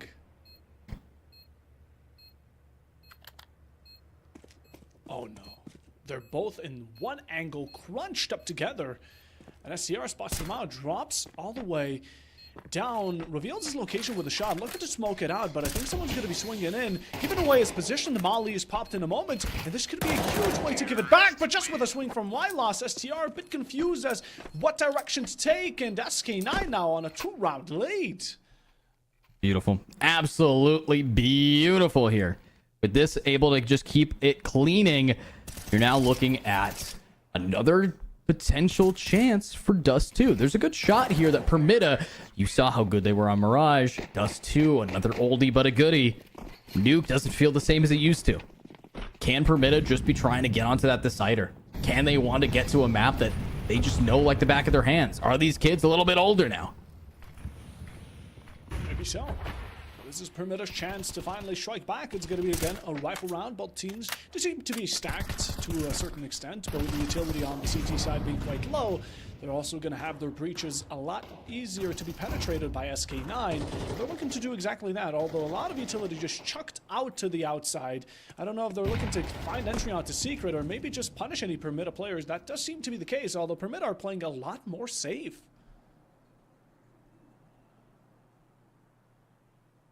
Take your time. Seal over. Just has to hold this down. As long as they stop being just totally over aggressive, that's going to be another clean one. But SK9, they know how to default now. They know how to play against Permita. You let them make mistakes. You don't walk into them. You let them walk into you. And here's the first one. Resurgence got to quickly strike back. Is SK9 deal, but looking for the second swing. Resurgence going to be able to find the second, and also a double, triple, just like that, converted. The AK keeps on contesting. As Permita are left down with their final two. One from Raptors up above. Fleeza going to be able to actually completely shut it down, and that's the bomb as well. SK9 left down to the final two. And SDR just nicely knocks them both. It's a strike, and Permita finally, after such a long streak of losses, able to return a round of their own. Huge. Finally back on the board and finally ready to shine. But when you lose this many rounds in a row, never mind. I would think that SK9 had a little nest egg they built up, but because Permita has done so much damage every single round, we're looking at some people broke. Young can't buy. Everybody's at in just triple digits instead of quads. And now what's the plan? You're looking at Permita being able to build up the money again. If they take another round, SK9's broke and Permita has advantage for the rest of the game. Then they get the snowball rolling yet again. That's such a scary position that SK9 are going to be facing. Hopefully the pressure doesn't overload them in the moment, as they still have a couple more to go before match point is theirs, or at least to secure overtime. And going in for these challenges, Deco feeling the confidence, is able to find one of the top players from Permita. STR now off board. There we go. Seal swing. Nice. And that's also going to be bomb. Knows that he has to be pushed here. Just holds it down. That's one trophy room. Execute, double down. Huge. Finds an AK. Might be able to get the punish, but how much bullets are in there? Enough to end the round. Permita ties up the game 10-10. Has the advantage and 3 AKs. But what do SK9, or rather, what will be they able to have going into this round besides Deagles? Maybe. Even then, again, we see one on Deco. That's what they've been prominent with and have to rely on for this round. And maybe even in the next if they end up buying a bit too much. Now, to look back again, SK9 started out so well. They got themselves a kill, but then it all just flopped with a single swing from T, able to execute so many and keep it going till the very end. Let's see this new strat. Oh my god, the new strat is going to be landing your shots. That's going to be Ophi getting one, STR getting the spray, but the trade from Deku again is the Deagles that makes the damage. And now with damage dealt, it's time for Ophi to shine, but Deku is going to fall down as it's just 2 remaining to keep them up in this game. Resurgence wall banged and executed, and the spray transfer from 19 is dirty. Oh, what a great way to finish the round, but Permita, it's dangerous. Where they're stepping into, SK9 currently are going to be yet again forced to a really rough spot. Only one player with an AK. Wylaw's the only one able to necessarily, or even Resurgence, we can see him with a second rifle with a tier 1 gun, some may consider, but R2 enough to shut down a fully stacked Permita? I'm not too sure. Yeah, and now the biggest thing I'm noticing is the fact that they are buying defuse kits. There have been a few rounds here where they just ran out of time because they didn't have one. And 19 now showing that we got AKs. We're going to get the trades, but Young and Lost getting another one down as the spray will try to keep it up, but it's going to be Flea. High ground. It's all the way up from Cat to keep this damage up. And now Wylos is here to trade, and that's one. The spray almost gets a second. Oh my god. The instincts on this guy, almost getting him 2 picks here. Flea on the high ground will be traded. Now it's a 1v1. Both are incredibly low, but STR needs to take the height. Does have the kit. Could go for the late game here. Why loss? Do we risk the plant? Just waiting for any sound calls. Imagine in that SK9, especially with Y-Loss being at a clear advantage here.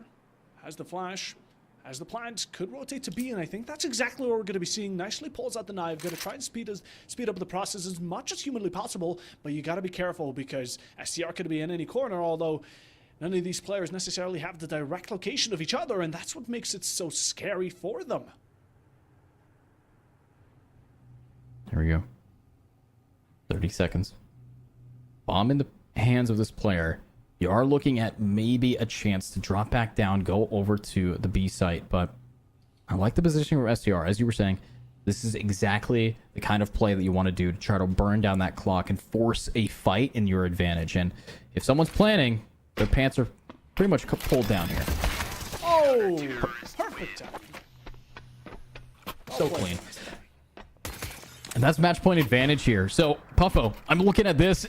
What was Permitted doing for the first 5 rounds of this half? I'm genuinely confused here. Honestly, I don't know. Were they experimenting? Were they throwing? Was it all a bit of a jest? I can't necessarily answer. They just have lost the track of how they played. It seemed like their memories were lost and all their senses have gone by, but they returned. They're back, and well, this is a round to finish it out. They have 2 chances right now before overtime strikes, and we're going to be starting off with not the greatest of beginnings as a wide loss here. We're going to be bringing 1 to a fall, although Offie there with a good retrade and playing lobby side long-range gunfights. STR thrives off of those! SK9 with only 3 players, while Permitta clearly one above. Here we go. Pushing in. Offie. Nice. Big pickup. Might be able to find some more. There's only 2 players left in this game. This could be the end of the series, but are they going to be able to find the damage as Offie continues? It's just up to Makra, who's gotten the hero plays before, but he's getting baited out as the swing happens. And that is the first semifinals coming to an end, and Permitta walking into that grand finals for tomorrow. SK9 will not be seen again, or at least not for the second time in a row in the grand finals going into Season 6, as it's time for new champions to take lead. New contenders, and well, Permitta will be one of them, going 13-10 on the second map. A bit of a struggle compared to the dominant Mirage we got to witness, but they win both maps. Like you said, flawless series points. Both of them are theirs. And of course, with that, don't go anywhere yet. The matches are not over yet because we have one more semi-final to decide the second grand finalist, you know? Right now we have Permitta going into tomorrow. Who's going to be the second one? Well, it's going to be between Expandemonium and Manshine City to decide. And, well, before that, I think we're ready to cut it to a short break, so stay tuned, stick around, or just wait. We need to talk about one more thing. We need to talk about one more thing, Edu, and what did we think of the matchup? Well, with this matchup here between these 2 teams, you saw that I think one of these teams, and I'll be candid, wasn't taking it seriously. You've had a lot of rounds that you literally saw someone shoot their teammate in the face. You saw them kind of inting the positioning. You saw them holding W when they should have been holding their breath and taking their time. So honestly, if it does come down to this, I'm thinking that Permitta really came in here with a smug attitude because of the way that they played. They pulled out 4 ops. They pulled out multiple scouts. They're pulling out SGs. They're pulling out M249s. They're pulling out weapons that are not only not meta, but actively deter them from winning rounds efficiently, yet they still pull it off because they know they're the better team. Now, we're going to send it to a break and find out if the next teams are going to be able to kind of shut up that smugness.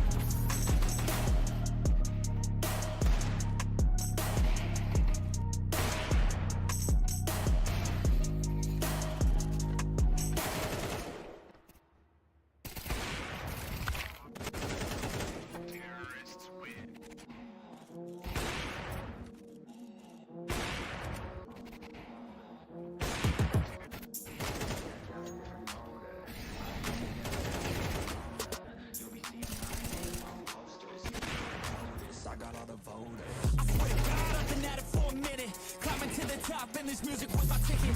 Found a way to grind, turn a passion to a business, no limit. I'ma get it, having millions as a witness. I'm addicted to winning, living up every single day. I'll be fighting and building up in a million different ways. I don't think I can stop, I think I need to chase. I love to race and I'm running till I'm first place. Long nights, long flights, I'ma make it big. Big dreams, big sights since I was a kid. Doing things that I like, let the pieces fit. I like the pain, feel alive when I'm under it. I could change and tap, do what I need to. All these obstacles, they looking see-through. Don't let the anger out, just let it feed you. I'll see you at the top, just let me teach you. I'ma be a high roller, move forward in the battle like soldier, in the game like closer. I'll be at the top of the chain. Yeah, I got a different motor. I don't need anything, I'm a loner. You'll be seeing my name on posters. You can call me Post. They be like, really, you got a milli from doing something silly? I'm like, chilly, I've been killing for decades now, Billy. Well, maybe like several years, but who's counting really? I just know how to turn something silly into a milli. Got a lot to say, and a lot need to hear it. You don't quit today, we don't stop, no, we feel it to the top. Yeah, we change our whole world, yeah, we steer it. Getting lost in the things that make us so worth hearing of. I'm the first one to turn up, learn stuff, but mostly I'm just in the lab getting work done. Cause the bills on the first, it's the worst song. I never forget being broke, man, it hurts, son. But not as bad as not having any purpose. I took stabs, this and that, and it's working. But I still grind every day for that thirst. It's a curse being first, yes, still gotta get my work done. I'ma be a high roller, move forward in the battle like soldier, in the game like closer. I'll be at the top of the chain, straight on. Yeah, I got a different motor. I don't need any help, I'm a loner. You'll be seeing my name on posters. You can call me Post, I got all the voters.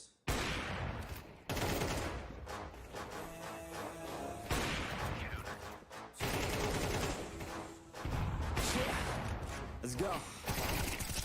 New year, new me, turn it up a new degree. I'm gonna make it to the top if it's the last thing I see. Work hard every day, work hard, then we play. I'll be doing everything in my own damn way. Ain't nobody tell me shit, I'm on top of it. Writing hits that make other people feel like writing hits. We gon' get every little goal that we wanna get. Never quit, we don't even know what it means to quit.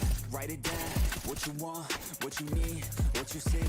Everything that you wanna be. Put it out in the world, that's your destiny.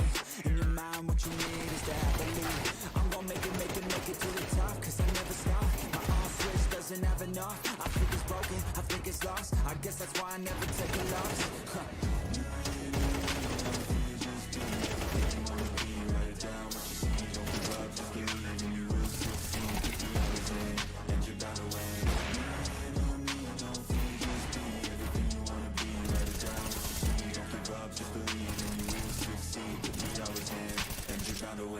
Make a deal with yourself that you'll get after it. Find something that you love, call it passionate. Or find some passion and leave it behind, gotta quit. Your journey starts now, time to make it happen then. You could be great, have it your way. Served up, like some room service on a nice plate. The highlight is only hours a day away from making a change to the life that you chase on. New year, new you, new day. Go prove to yourself you could do anything you wanna do. When you set your mind to something big that you choose, break it down to the wood, chip away, gotta move. Push past all your limitations. Right now consider this an invitation. Make your worth go up like inflation, and start chasing your dreams, stop waiting. Write it down, what you see, don't give up, just believe and you will succeed. Put the hours in, and you're bound to win. Don't fear, just be everything you want to be. Write it down, what you see, don't give up, just believe and you will succeed. Put the hours in, and you're bound to win.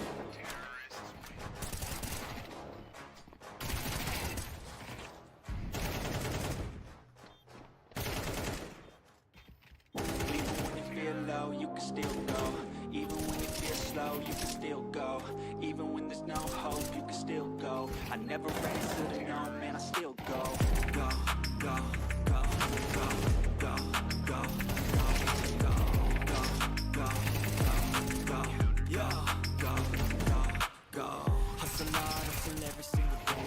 I'll be making moves till I'm buried in my grave. To the system, I don't wanna be a slave. I'll be doing shit my way. And in the driveway is a nice way. Climb through the climb, I ain't right lane. You'll never get a bitch, nah, I don't come again. Just gotta flip the switch and you can go and upgrade. Anything you want, anything you need. Your mind's got the ingredients.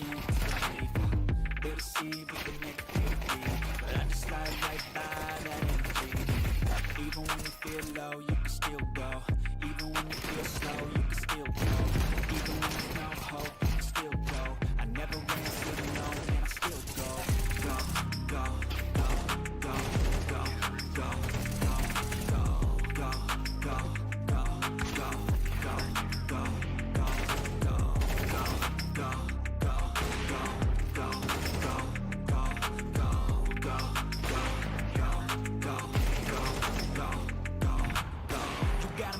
but even that can change. You can flip the gray matter like some batter in your brain. That's why I say, fake it till you make it A. And if you play that game, then you just might make a change. Rearrange all the bad to okay. Take the worst I say and turn them to a game. Take the best I say and put them on display. On repeat in your brain till you're feeling no more pain. Never slow yourself down, you can do some more. Push past all the pain and you find a door. Open it up and finally explore everything that you thought you could never do before. And even when you feel low, you can still go. Even when you feel slow, you can still go. Even when there's no hope, you can still go. I never answer you no, man, I still go. Go, go, go, go, go, go, go, go, go, go, go, go, go, go, go, go, go, go, still go, go, go, slow down, still go, go, go, go, still go, go, so no, no, still go.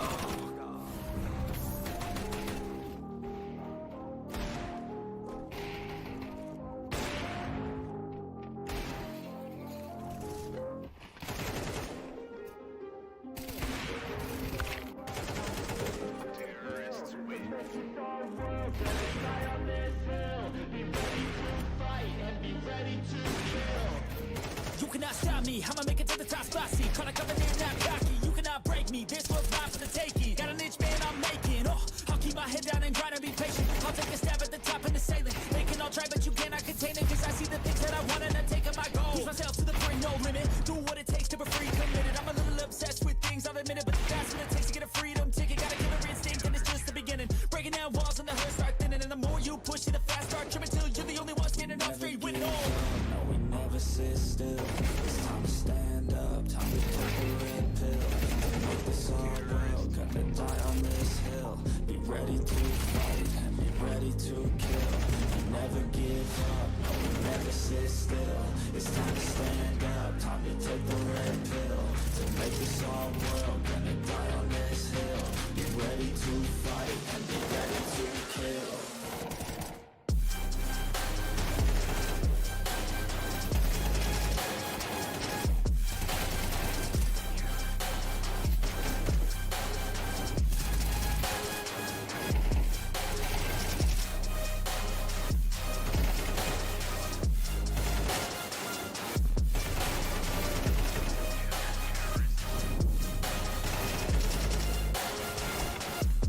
It's all there for the taking. You just gotta wanna keep chasing. Put you everything you're facing. Keep up with the pace and adrenaline rush starts racing. Get through all the things you hate in.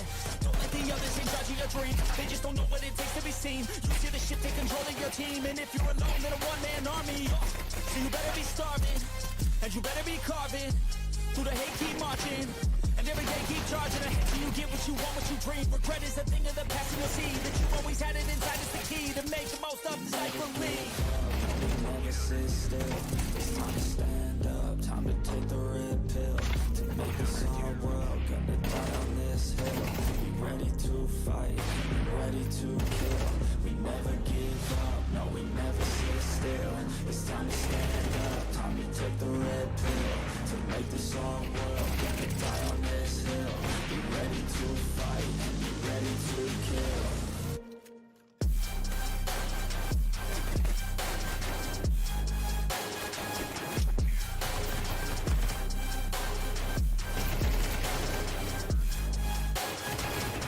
We never give up, no, we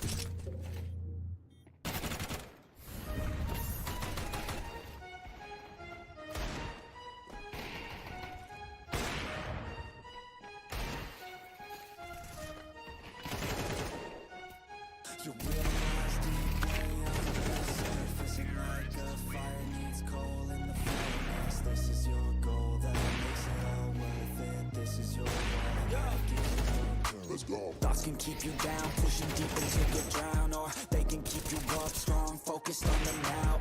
Glass half full, or has it been emptied out? Well, that's all up to you and your mind. Do you doubt anything, everything, not a thing? Make my thoughts work for me, manifest what I need, what I want, what I see. I could be anything, I attract all the things that I see. I believe I'll achieve as I breathe in and out again and again. I don't gotta sit and I plan, and I found out that I can execute if I'm driven, if I listen, if I learn all the wisdom. Read some books, something written, watch the best teacher system I invent. Never hidden, I ain't scared, ain't no chicken, I take dares. I'll be winning, you get back what you're giving. Find the reason that you're living, what you're good at, all your gifts and what you love. Take a risk and find out what you've been missing. Yeah, Realize deep way under the surface, and like a fire needs coal in the furnace. This is your goal that makes it all worth it. This is your why that gives you your purpose. Realize deep way under the surface, and like a fire needs coal in the furnace. This is your goal that makes it all worth it. This is your why that gives you your purpose.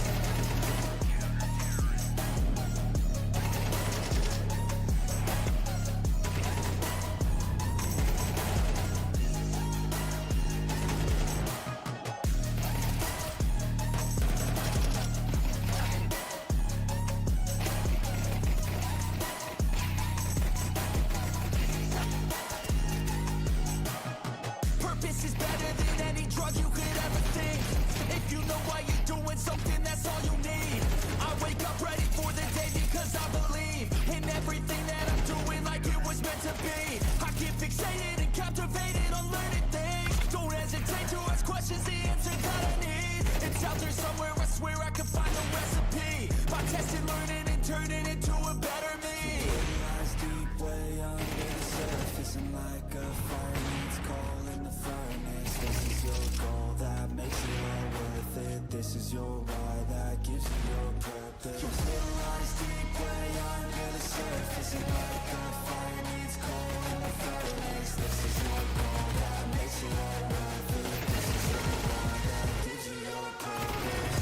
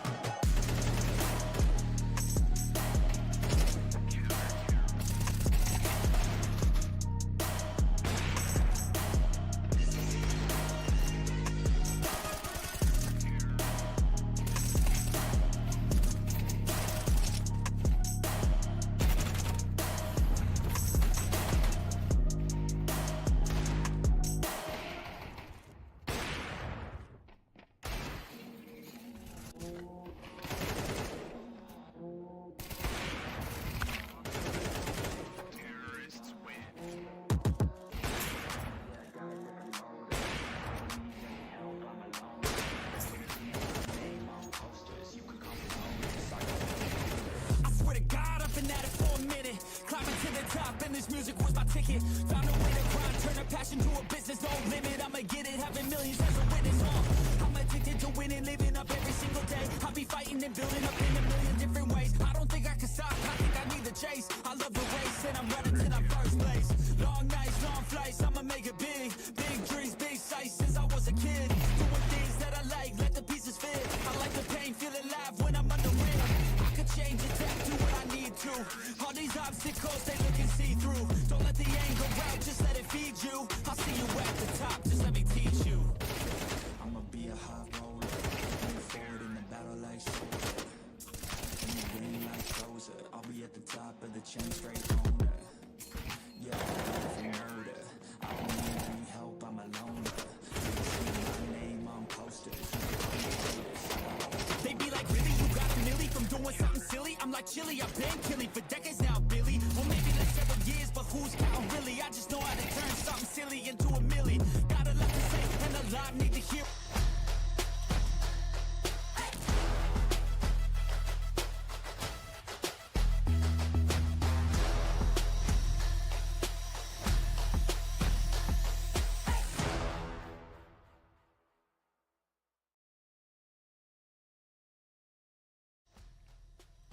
And welcome back, everybody, to Plausible Gaming's championship here at Season 6. My name is Edu. Of course, I am still on the mic with Puffo Bob, as we are looking for our finalists to go up against another team that we saw shred on Mirage and meme a bit on Nuke for some reason. But now we have two new teams. So, Puffo, who do we got on our roster today? Who do we got to really game it up? New best of 3, new teams like you said it, and Expandemonium versus Manshine City. And, well, let's speak about them. Let's get into the details, into the logos. Let's see what these teams truly look on from the outside before we get into the inside. And action, Manshine City, I think this is going to be very heavily football-inspired. And Hussars, which is going to be also another team that we have to look out for. They've been climbing the ranks recently, and, well, looking forward to see what maps we also have. But right now, I mean, I'm very excited to see these teams go toe-to-toe. And hopefully not as dominant of a match as we saw previously.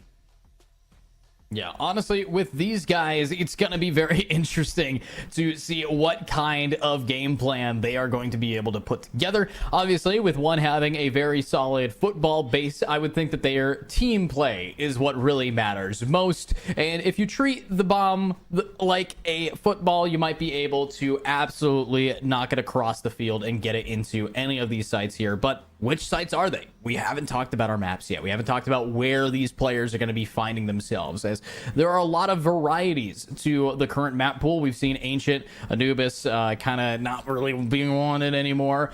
We did see the bans of last game. Train, not exactly an optimal position for a lot of these players. Train, you're going to have close quarter combat mixed with long ranges, and that's it. You have corners and you have shots to hit. And unfortunately with Train, you don't get the lurk value that you do on a map like Mirage. You don't get the lurk value that I'd like to see. But with map vetoes now online, let's take a look and see who is going where and why. Let's talk about them. And, well, we talked about Train, and yet again, it will not be in any of the picks right now, nor today. So we're just gonna have to hopefully reserve it for tomorrow. But teams really do not like Train. That is just, we've seen a lot of it. And going to the forward maps, maybe Manshine with their bans now. What are they looking to get rid of? Is it gonna be anything unique? Will it be the same old? Ooh. And Dust 2. Okay, we don't get to see that today either, sadly. Yeah, Dust 2, honestly, we haven't seen it yet. We won't see it at all today. But I kind of understand why it's a ban. It's a comfort pick for a lot of people. But going on in... Sorry, I sneezed. Going on into this, we do have a map of Ancient. Now, this is where you're going to be seeing a lot of the newer strats and mid control being a very big angle, which is the opposite of Nuke, our next map. So playstyle-wise, it's going to be flipped on its head. Mid control versus side lane control. With bans coming out for Inferno, you can tell that maybe they don't want to be dealing with the oldies and the goodies, okay? Train, Inferno, leaving us with Overpass. Now, that is a little bit strange. Banning Inferno here instead of Overpass means that they are okay with having Manshine on a map like this. Now, Overpass dominated CS2 when the game first came out. It was the most picked map in Counter-Strike at the time. Now that CS2 has been out for almost 2 years now, or maybe even longer than that, you're looking at the decider here being kind of hated. Not a lot of people like this map. So seeing it kind of back and forth into the meta, it's going to be very interesting to see if we get to that decider at all. 100%, but, well, we're already going to be starting off with map number 1, which is going to be a bit more of a new one. Earlier we saw Mirage, we saw Nuke, now we're going to be going on to Ancient. And Ancient, it's CT side. There's not much to say about it. That's just the simple way of going about it. But what's important here is going to be that mid control, as you mentioned. If teams want to push onto A, if teams want to go on to B, whatever they want to go through, it's going to be difficult doing so very only one-dimensional. You want to overtake either going through lamps, that's going to be headed towards B, or you want to go through that mid, which is normally then followed up with top mid or donut. Again, Ancient can go many ways, but that also leaves the CT side open for good flanks and good counterattacks. So, you know, both of these teams have a lot of options, but it's going to be down to comfort. And right now, going on to the first map, definitely Hussars are being a bit more confident. Yeah, obviously, though, we have to talk about the elephant in the room, and that is when people pick maps, sometimes they lose them. All right. Going into this, it's about the mechanical skill. You can know the map like the back of your hand, but with Ancient specifically, it's one of those maps that you're not going to be having these crazy lineups like if it was Mirage or something like that. It hasn't had years of people, you know, kind of play testing it and figuring out the main strategies. There are still optimal ways to play this map that haven't been found yet. There are still ways to play this map that, you know, some people aren't comfortable doing yet. And of course, with mid being such a prominent factor here, I'm really excited to see where these guys are going to be mechanically gifted. The mid angles, the instant picks, and the, you know, very aggressive early CT side will kind of define this map. And I could be wrong, but it's up to the players themselves to decide that. Ancient also really likes complementing lurky plays. You have a lot of these angles. You can sneak into Temple on towards the safe site and get yourself possibly a position where the enemies have no clue about you. But at the same time, towards the side of cave, you have really easy wallbang positions to take out anyone on the default plant. There's a lot of angles on Ancient in general that can punish enemies for not checking their nooks and crannies. But of course, to talk about a bit less about the map, and what's also important is thank you so much to Plausible Gaming for providing these matches. And of course, if you want to get invested, maybe join in some of these community pubs, get in on yourself. Join the Discord. There's a tool. You can get connections. You can be with friends. You can find new people to play this game with. And of course, this isn't the only game we're having. Alongside CS2, we also have PUBG. So any enjoyers out there, make sure to bring them along. Yeah, Plausible Gaming started out as a PUBG community, and now they have branched into Counter-Strike. And of course, you guys can branch into our groups as well with the LFG, but stick around, because if you are not only here for gameplay and you want to support Plausible, we want to support you. There will be giveaways each map here, so make sure that you are taking a gander at this. But let's jump on into the map, as we are getting right away with a pretty interesting start. Manshine City choosing the CT side, Hussars choosing the T side. New teams, new players, and new talent to show itself, but at the same time, all down to the wire for them. Going into map number 1, you're trying to acquire that series point as soon as you possibly can be, because again, grand finals are on the line between these two. Although starting it off quite strong, Micro there with a kill onto Snow. Yet again, CT is going to be having the T side backed off against the wall, but the plant has left B completely open, and just like that, Hussars now having Manshine struggle. Yeah, struggling just a tad, but as we are getting into this next round, we're seeing the headshots here. RBD going for the destruction in mid. That is the aggression that you're looking for, but for Jason getting another one. RBD continuing it up and executing a 4K off the board in the mid zone, completely taking over Manshine's main holding point. And the question is, why give up that much space to the T's this early in the game? Hopefully it's one mistake, a fool me once, and we're not going to be seeing them get fooled twice. Let's hope so. Manshine, again, gave a bit too much to Hussars, who clearly took advantage of it, but now going into the second round, off of that advantage, they're also able to climb up in the economic state of things, especially with guns. They have 2 AKs, a Galil, and MAC-10s, which are quite deadly on close range, and of course, Manshine are able to bring a couple of deagles, or rather just basically the entire roster of them, besides, of course, Micro here being the odd one out, as Scissor able to take one out, and that's going to be Snow quickly falling, and with an early opening, Hussars unexpected fall. Here we go. A little bit of a better hold towards this mid zone, but now with one player already gone, Hussars knows that there might be some lurks happening here, and Neko not quite able to find anyone yet. I like the hold that we're seeing. The 3-stack leaning over towards the B point. Very clean from them, but with now smokes mid, it's time for fights. And obviously you have Donut, one player there trying to just jiggle peek here for Neko, but I'm still looking at Easy Sport, who's not really been doing too much finding information wise. He's just waiting for another RBD play like that, another very aggro position. Try to check your back alley, but you really have to be careful of where you're stepping into Hussars here. Again, close range isn't going to be the best of your friends. Rather for Manshine, that's where they truly can find the leverage. But utility is the one thing that the T side currently owns up to them. And instantly trying to get in will be allowing Thug Life to find one. It is exchanged quickly with a double able to get them back on the EQ. But even then, they're going to keep it persistent. Like Jay, going to be able to find a second as well. Neko there quickly with a shot back onto him, and with this Deagle to AK fight, Hazard should be able to take it, but again, Manshine City are making it quite a difficult, rough one, but the cross is being held quite patiently. Hadge going to be able to find one, finish it as well, and Hazard's with the second round.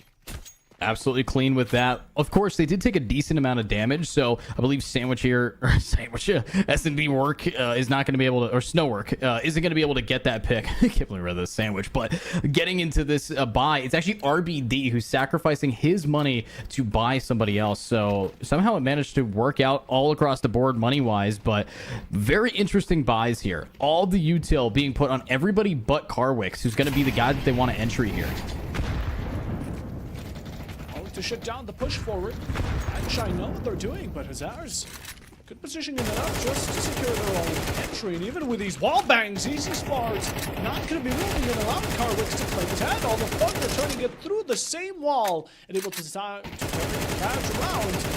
A nice 4v4, but you keep on contesting, and that's where Carwix is going to be able to pick you up quickly. Azar's back on the lead. Manshine seem to be going aggression for aggression, trying to fight fire with fire, but it hasn't gone their way, and with a quick swing, maybe they're just going to be able to reclaim it. Good one from Neko, but just not enough, as Azar's there with a lurk from Ladge, able to overtake both sides, it seems like. The ground they currently hold is huge. Let's see if it's going to be enough, though. Getting on into this, 2 players remain. Scissor will be just holding that W key. The bomb not yet planted. Molly perfectly timed, but it bounces off. Actually, it doesn't land in. Wait, what? Where did it go? How did it bounce like that? We gotta love gravity, we gotta love geometry, but we gotta love Micro coming in with a kill yet again. Azars are left down to their last hope, and it's gonna be Carwix.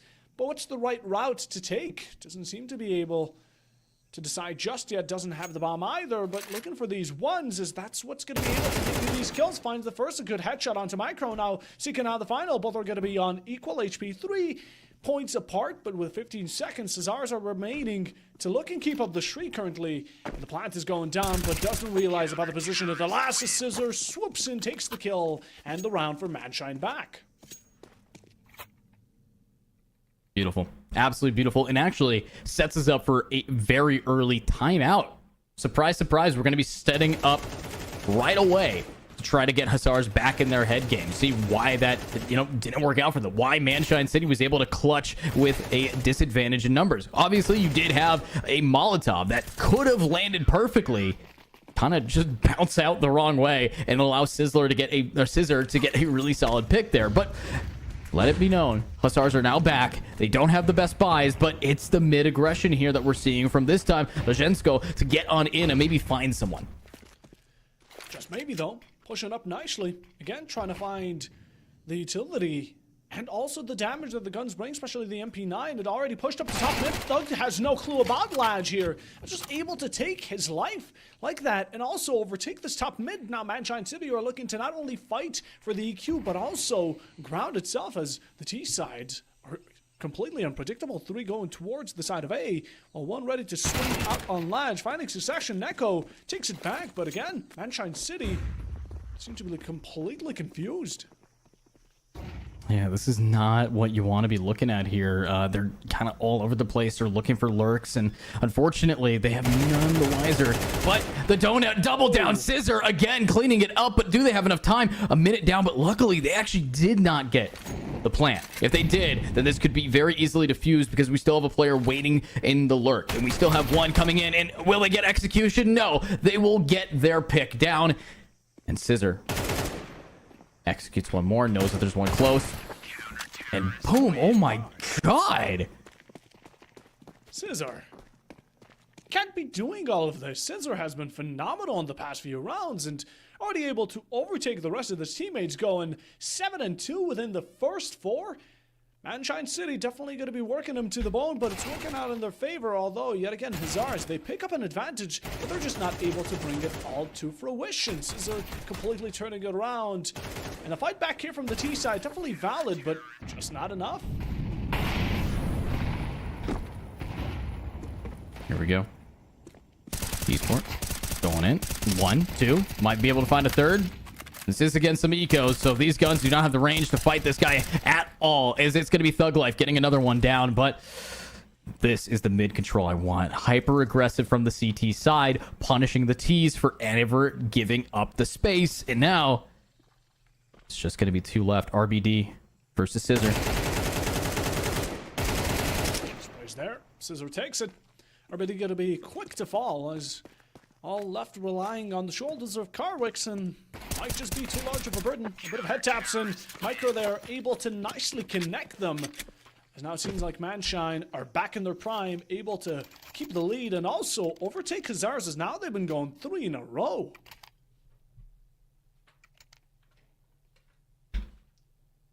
Huge. Just huge. Now, 3-2. Manshine continues. It's definitely off the back of Scissor. I mean, this guy, I think, in the round before, got 4. So just keep doing that. And if you can maybe keep getting first blood, you a player here, Snow, RC3, not being able to get a lot of value. But what a nade. There we go. I talk about him. He chucks a nade. He gets himself on the board. And that's going to be the 2 biggest players gone for Manshine. And mid control completely crumbled, as now you're going to have Hussars being able to get that aggressive mid that we saw RBD execute in the pistol. Let's see, Manshine. This is all that you can offer up. Surely not. Micro going to come in, trying to take the cape away from that single player, but it's not going to be working out in their favor as Hussars are able to return to and leave Neko in a 1v3. Maybe the HP on the final few contenders is going to be quite low, that's for sure, but you have an op, and that doesn't necessarily matter in this situation. It's going to be a point-and-click adventure, and the man count is the one thing the op is probably the worst against. You want to have a bit of an automatic rifle going into this. Anything would have been better. But just trying to tap on bodies, play around these corners, Neko outnumbered, and even against time, the better choice here, honestly, might be just a save. Yeah, and if you have to say, it's not exactly useful, but looking at a decent chance here for Hussars to get this game tied back up and to keep their money. All right, if they get too aggro here, if they lose any more people, it could risk a lot of their further round econs. But I think RBD wants to test it. Don't. Wait. Well, the timing. They are. Oh! Oh no! Such a tough way of going out. Neko already thought it was over, but the final moment comes in the swing, and now the op will be claimed by Carwix. Huge. Absolutely huge. And little plays like that are the style that I want to be looking at here for these guys. And now, with the save crumbled, with Manshine City still able to buy, it's Hussars who are still trying to build up that economy, but they found themselves a newfound op. And with that op, we can see a new angle in taking these longer spots over towards the B site. And with B kind of getting aggressive here, you do have a lot of smokes and a lot of aggression here, but it's Thug Life who just gets the corner picks. Huge here. Khazars is looking to construct out of their mistake the past losses, and Manshine keeping them at bay already with the first loss again, and already going to be contesting them forward towards the side of ramp here, but simply waiting back. You know, Manshine City have been known to get a bit more aggressive and tempted at certain moments in the past, and Hussars are looking to punish him off of it, as the Molly will be the first one to claim it for the side of Hussars. They return one nicely back, and as Thug got the first, he will be gotten first as well. Good timing for Milk. That's one. But immediately, the trade-off. Micro can't get it, and that means that Snow is going to keep going. But Easy Sport wants to swing on in, executes one, might be able to find the wall bang, but no! He gets cooked by the post-mortem! The Martyrdom able to grab that player down, leaving 2 remaining, but will we be able to see any more value through these smokes? Time's running out. Hussars, we got to make the decision. The great Tower of Pisa here, attempting to be made with the op on top, and definitely going to be finding one Neko, making it plausible, and Scissor there for the supports.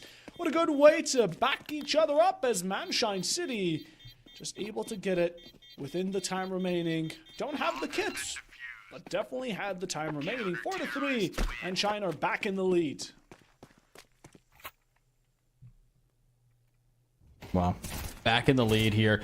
Beautiful round from these CTs to just keep getting their value. I mean, a lot of people in these tactical shooters will say, I got mine. And honestly, sometimes it's a meme, but a lot of the time, if you just have one person not allowing themselves to be a default value trade, and they just lose every time.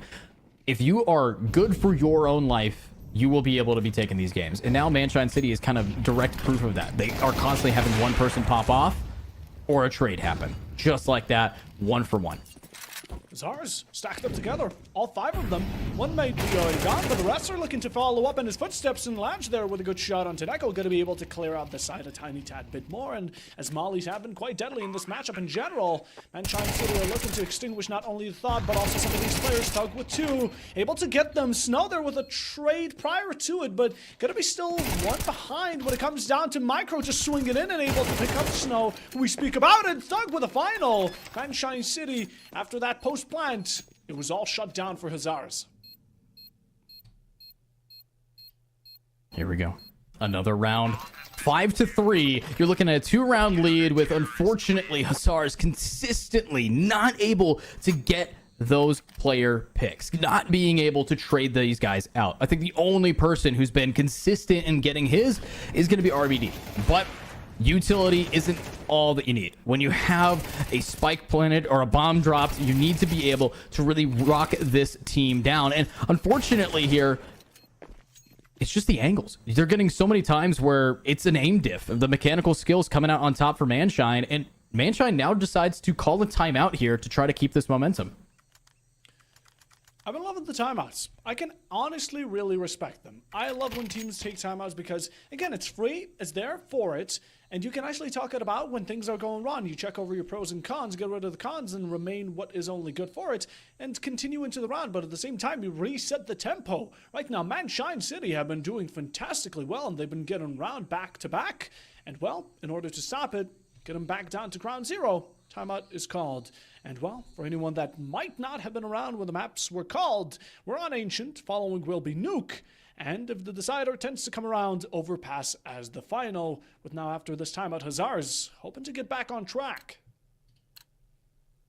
Huge. Absolutely huge with it. And now it's time. Can we see more of these pickups here from Hazars? As we did see the Deagle be the MVP gun in that first semifinals. It's now time for the Hazars to show us what this team can do with that favored pistol. But Tech9's up, Deagle's up. Very aggressive play from CT, and it might be getting punished here. Smokes around, but Hazars, are we going to be taking the risk? Manshine City have set up a very dangerous trap here.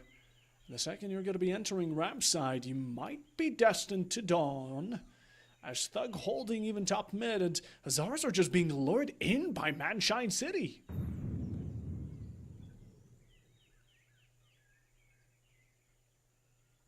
Taking your time. Very slow default here.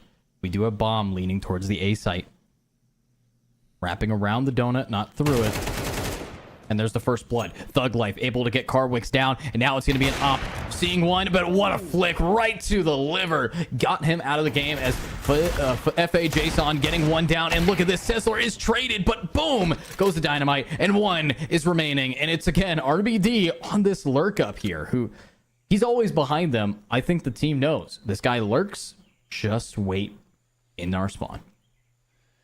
As much as we can give Hazars the benefit of the doubt because they're on the T side, we cannot take away from the fact that Manshine City have really been doing a great job at it. RBD left with the Tech9 in a 1v3, and now essentially surrounded, picks up the AK, has a better gun. Chances might be higher, but not high at all. Looks for the final contestant. Any of them could be around any corner. Passes by one, passes by the second, gonna sneak behind Micro and pick up a kill.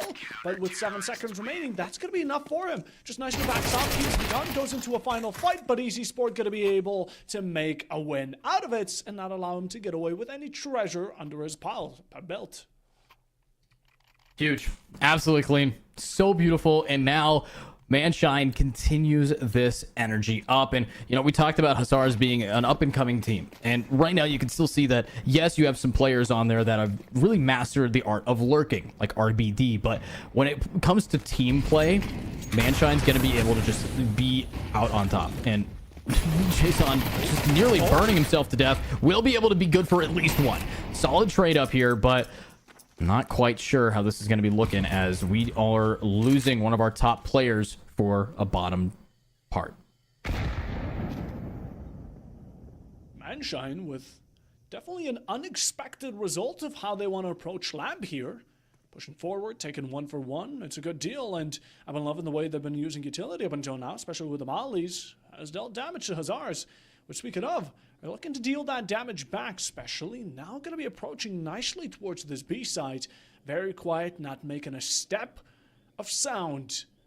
And the silence might be deadly, but it's even deadlier when Micro's right around the corner, able to pick up a kill and even keep himself alive. The Smoker's trying secure that life and elongate it, but Snow not going to allow it so easily, although Hazard with a charge onto site. The Spearhead will be RBD with a spike, or rather the Bob as well. And Manshine now need to make good results. Oh my, how many times is he gonna, he did it again, the same person, Snow, just every time is gonna be able to get these utility picks. Now, Neko, last player alive, does molly off 1, the nade will be able to drop him down, only 11 hit points of damage, but the headshot is what matters, and it's Carwix that says, stop hitting my teammates. That's gonna be around for Hazars, and 2 rounds left in this half, a potential room for a tie. Players really think they can walk over the flames and the fire like Jesus did over water here, just stepping in and hoping that they're going to get spared. But, well, it worked out in Hazard's favor, so I doubt they're going to be complaining much about it. Manshine, though, 6-4, might want to claim an extra round or 2 for that confidence of the CT side. And I imagine they're doing their best, seeing as Neko, compared to his teammates, definitely rocks a better gun, and it's going to be put to work for sure. Here we are, ready, rearing, and looking. Neko, this op has been very critical in this team's defense, but the problem that I'm looking at now, it's the only gun, you know? As you said it, he's going in big glass cannon here for the rest of the team. Hopefully we can see what Manshine's going to be able to, you know, pull through with, but Scissor's good with that deagle. You can't rule out the other players just because they're walking in with a little bit less of that power. But Snow's already gone. They've already gotten 1. Zars are looking to initiate yet again. B has definitely been their favorite pick. And whenever A tended to come around the corner, it ended up in a disturbance. Now swing of their own. Faj able to take out Neko. Good second here. Manshine already going to be 2 down, and they will look to contest it. We've lost our Opper, and it seems like Micro's going to be picking up that job, but reserving it for another time. We simply don't feel the confidence to win this out. Just gonna back off and leave the rest of the teammates to do, and maybe just be labs for the slaughter in this case. They run in. Scissor's able to pick up a kill. He was 2 for 3. Just like that was Absent and instantly shut down. And Easy Sports able to mop the remainder. How did this go wrong so suddenly? Now Manshine are gonna be winning the half. Huge. Just huge. Manshine guarantees themselves the lead, as you said it, and now Hussars, they have 1 last buy in our 1 last round, and their last timeout being used in the first half here. So as we are getting ready to, you know, jump on into this, it's not gonna be an easy turnaround, but remember, this is a CT-sided map for a good reason. It's that instant mid control that you get. Look at the T's. Rotating on this map is like walking through a mile of broken glass. It is not an easy trek, but if anybody can do it, I think in this last round, Hussars can commit to 1 site and prove if the rotation is what's getting us, we gotta full send it. And when they do, they absolutely dominate thanks to Snow's entries. 100%. I just wish Hazars could maybe keep that within their grasp. Right now, they had a really good round going in. And Manshine City, one of their players, I do believe it was Micro, just walked away with the op, didn't want to give it away for the following round, and maybe kept it in his pocket. But still, the rest of Manshine, even when at a large disadvantage, just kept on swinging and were able to find their ones one after another. Hazars fell, and the round was theirs. Now, the reason I think Hazars are using so many timeouts here is because they know once the roles are reversed, they're going to be in a way better place. So right now they want to use all the timeouts and get as many rounds as possible on this T site because, again, comfortability, 1 round away. Beautiful. Beautiful amount of comfort. Let's see if they're going to be able to keep it going, but instead of going for that push. It's the double down. It's the hard send. You don't want to rotate. You don't want to have to be caught with your pants down like we're going to be seeing one CT in mid have to now fight it up. It's going to be Thug Life on the other end versus, of course, RBD, the lurk. But one pick down, and actually Thug Life executes it. So, oh my God, they're just whiffing everything. No, the retake. It's a little bit too strong. They're holding that W. And they're getting the W. Thug Life with a second pick down. Now it's just Lejin. It's the last one. And he's inspecting his gun instead of winning his round. What a shot. Shine City, the 101 of how to be a hard nut to crack. 3v5 again, and they just bring it back, mow them all down, and we talk about positive things here. I mean, Manshine City, definitely going positive in this first half, but you know, we talked about a beautiful giveaway earlier, and guess what? We have another code for you. It will be full rotation PG. That is FULLROTATION PG. Make sure to enter it in, get yourself some extra points and chances in the Gleam giveaway to possibly heighten up those percentages on winning a beautiful skin. But of course, keeping it back to the match right now, Edu, Manshine City outdid themselves in the past 2 rounds. Now, I'm not sure how Hazards let them slip, but it happened. Wow. Huge. Absolutely huge. Looking at what we got now, 4-8. It is going to be Manshine City in a pretty dramatic lead. Now, we'll have this as the big W moment for Hussars. They're 4-8. Definitely seen worse scorelines today. We saw a 10-2. And Hussars are now on the CT side. I kind of talked about this in our pre-game back before game number 1. In our sets here, being on the team that starts on the weaker half allows you to work out all the kinks early and then have a unbeatable second half where you are favored. Now that they're on the CT side, they can hold that W. They can hold down these mid zones, but oh God, they're not actually going mid. Not a single one's going mid. Manshine, on the other hand, mid is all they seem to be focusing on. All 5 pistols. One huge centipede and 10 legs. Nicely crawling. Now, are they going to be going top, mid, or donut is the question. We've seen bad things happen from here with the USPS. It's going to be revealing their location. The charge has been sent forward. Manshine City are going to be entering the enemy territory as Neko is able to pick up a kill onto Ladge. The second one for RBD's favor, but not quickly after Scissor-Easy Esports are able to get 2 in return as Hazards are left with 2 and not a great beginning. Oof. Shots. Trying to just tap their way away. Manshine's already gotten a free bomb site here. Scissor, we've seen what this guy could do, and God, that image is just so sturdy. Let's see it. Boom. Thug Life with the 2-piece. Scissor trying to back him up, but Hussars, I mean, you would think with how they lost so many rounds to the mid aggression there that they would want to emulate that. But instead, completely giving it up causes them to lose the pistol. Kind of fortunate, but well, Manshine are still going to be 5 up, and they're looking to continue to streak. And this one potentially could be there as well, because again, with 4 AKs, or rather 3 AKs, got a bit distracted by the killer for a moment. Manshine are going to be holding it back for the moment being, just allowing Hazards to maybe second guess themselves. Although mid still not within the plan of contention.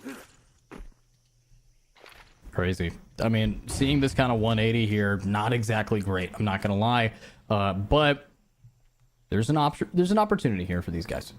I think they can definitely turn this game around. But at the end of the day, they have to start playing these objectives properly. And now, full stacking in the A site, or sorry, in the B site. Kind of curious about that. You full stack in mid, you're guaranteed to get into one fight and maybe find a rifle for yourself. But no, instead, they're now going to have to play pistol round retake and hopefully go down to the bomb here. true cinema here. Even stepping in front of your teammate's bullets. Neko just offering himself up, and Snow able to claim 2. All they need is a pistol, a couple of bullets, and 3 are easily taken. As now seems to be fighting a lone battle, swings into sight, but Easy Sport gonna be able to shut him finally down. Although damage has been dealt, that's without a doubt, but Faj is gonna be the last one standing between the two. Doesn't expect one to be coming up from behind, does so check it. But Micro already gonna be 12 steps ahead and able to shoot him down while at it. Manshine City gonna be reaching double digits and still 6 rounds above Hazards. Just so clean. So clean here. Will we be able to see a little bit of a turnaround, or are we thinking that this is going to have to go next game? And remember, next game is not going to be an easy point. It's going to, of course, be Nuke, which we saw Nuke kind of allowed the better team, in quotes, the better, the stronger, the more egotistical team kind of falter a bit, right? But now with things trading up, that's what happens. Manshine City knows how to punish that mid-aggression, which we finally see come out during the rifle round, but it's a little too late. A lack of communication. Gonna be having Hazards lose 2. Could have been riddled down by 1, but now RBD looking to make up for the mistakes from the past. Thug is gonna be quickly gonna be taking that out of consideration. Now with a nice smoke, shut out and isolate Hazards from this one entry. Take a path towards Temple, which is being quickly held, or maybe not. The FAMAS is going to be striking. Hazards now still in the hopes of a comeback. Plant has not yet gone down. And as Manshine worried that maybe unexpected results may occur, the 2v3 is still theirs, and they keep it with Easy Sport able to claim Ladge's head, and the last one going to be rolling off of Faj's shoulders. Thug finds it. Manshine 1 away from match point. Huge. Match point down. I mean, we're looking at 4-11. We're looking at a team that is going up against them. Pistols, the skin on their backs, the attempt that they have to get together. I mean, put yourself in the shoes of these players. It's a long way to go. You've had really rough rounds. You've had not a lot of freebies, not a lot of opportunities to kind of turn around. And you have some players that just seem to be falling flat right now. So right now, got to get with that mental reset, because they are going with a full stack to try to get some value. But the first one to swing out, he does it alone, and now it's a little bit too little too late. RBD's finally there, but by this time, it's just Snow, the MVP of the attack, needing to make it work. Manshine waiting for it, all to stoop down to their level. Snow attempts to fight back for the final few moments, but a last resort will not be enough. Manshine clearly at an advantage. And the powerhouse they've been rocking throughout the majority of this match will lead them to match point, as a matter of fact, as now they're knocking at the door of Hussars, looking to kick down those doors and get themselves map number 1. Very quick succession indeed. 4 rounds in the second half. Not much difficulty, to say the least. And Hussars, either 8 rounds in a row or on to map number 2. Here we go. Pushing on up. There we go. Micro going in with a big pickup. No more Opper. Now it's going to be Donut having to hold it down. And there we go. It's a little looking sweet shot and a molly. Sport just takes out his own teammate, but it's fine. Scissor's able to get it. Yeah, can we stop with the PVM? All right, can we stop player versus our man? Like, it's not looking very good as Easy Sport taking out RBD. Everybody's just getting dogged and dogged and dogged. But Puffo, can they do it? Can they 2v4? It's gonna be a do or die case here. I mean, they have to do it, otherwise they might as well just start prepping for the next map. They're smoked out, all alone, not even close. Remotely one sneaks into sight, but Weezer's still ignoring Scissors here, as maybe he gets taken out, but just in quickly after. Manshine are gonna be able to take them out, and 13-4 Manshine are able to secure Ancient. Well, that was the Hussars map. So again, I'm thinking Hussars are going to be looking to take over the second one, which will be Nuke. But still, in general, can we stop with the molly kills? How many? We had like 5 or 6. We had like 6 molly kills, 1 team kill. I mean, these guys, they came in here to do damage and they lit it on fire. They did an amazing round. And of course, the molly kills were actually from the losing side. You know, we saw a lot of the utility doing really clean. But at the end of the day, how you play in map 1 doesn't define how you can get to that finals. We still have 2 potential maps here, and we are going to be sending it to a short break and then stopping by Nuke as our second.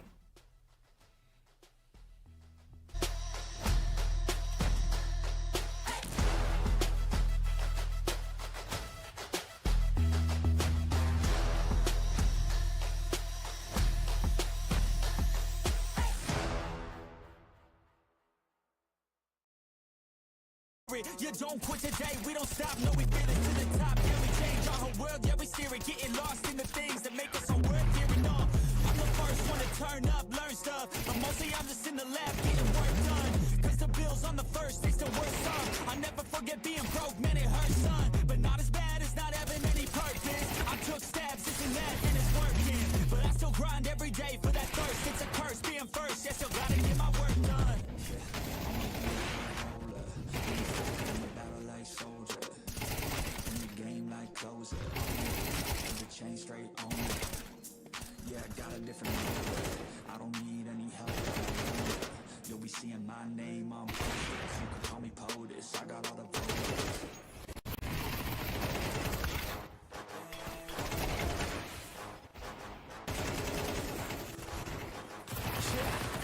Let's go.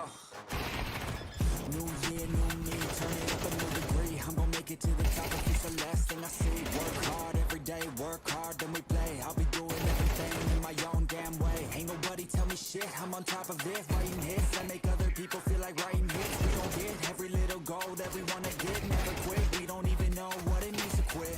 Write it down, what you want, what you need, what you see. Everything that you wanna be. Put it out in the world, that's your destiny. In your mind, what you need is that belief. I'm gonna make it to the top, cause I never stop. My own switch doesn't have enough. I think it's broken, I think it's lost. I guess that's why I never take a loss.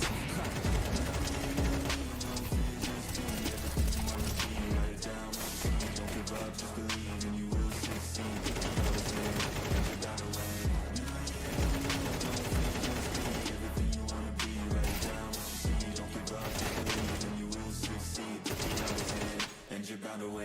Make a deal with yourself that you'll get after it. Find something that you love, call it passionate. Or find some passion and leave it behind, adequate. Your journey starts now, time to make it happen, man. You could be great, have it your way. Served up like some room service on a nice plate. The high life is only hours a day away from making a change to the life that you chase on. New year, new you, new day. Go prove to yourself you could do anything you wanna do. When you set your mind to something big that you choose, break it down to the root, chip away, gotta move. Push past all your limitations. Right now consider this an invitation. Make your worth go up like inflation. And start chasing your dreams, stop waiting. Write it down, what you see, don't give up, just believe and you will succeed. 50 hours in, you got away.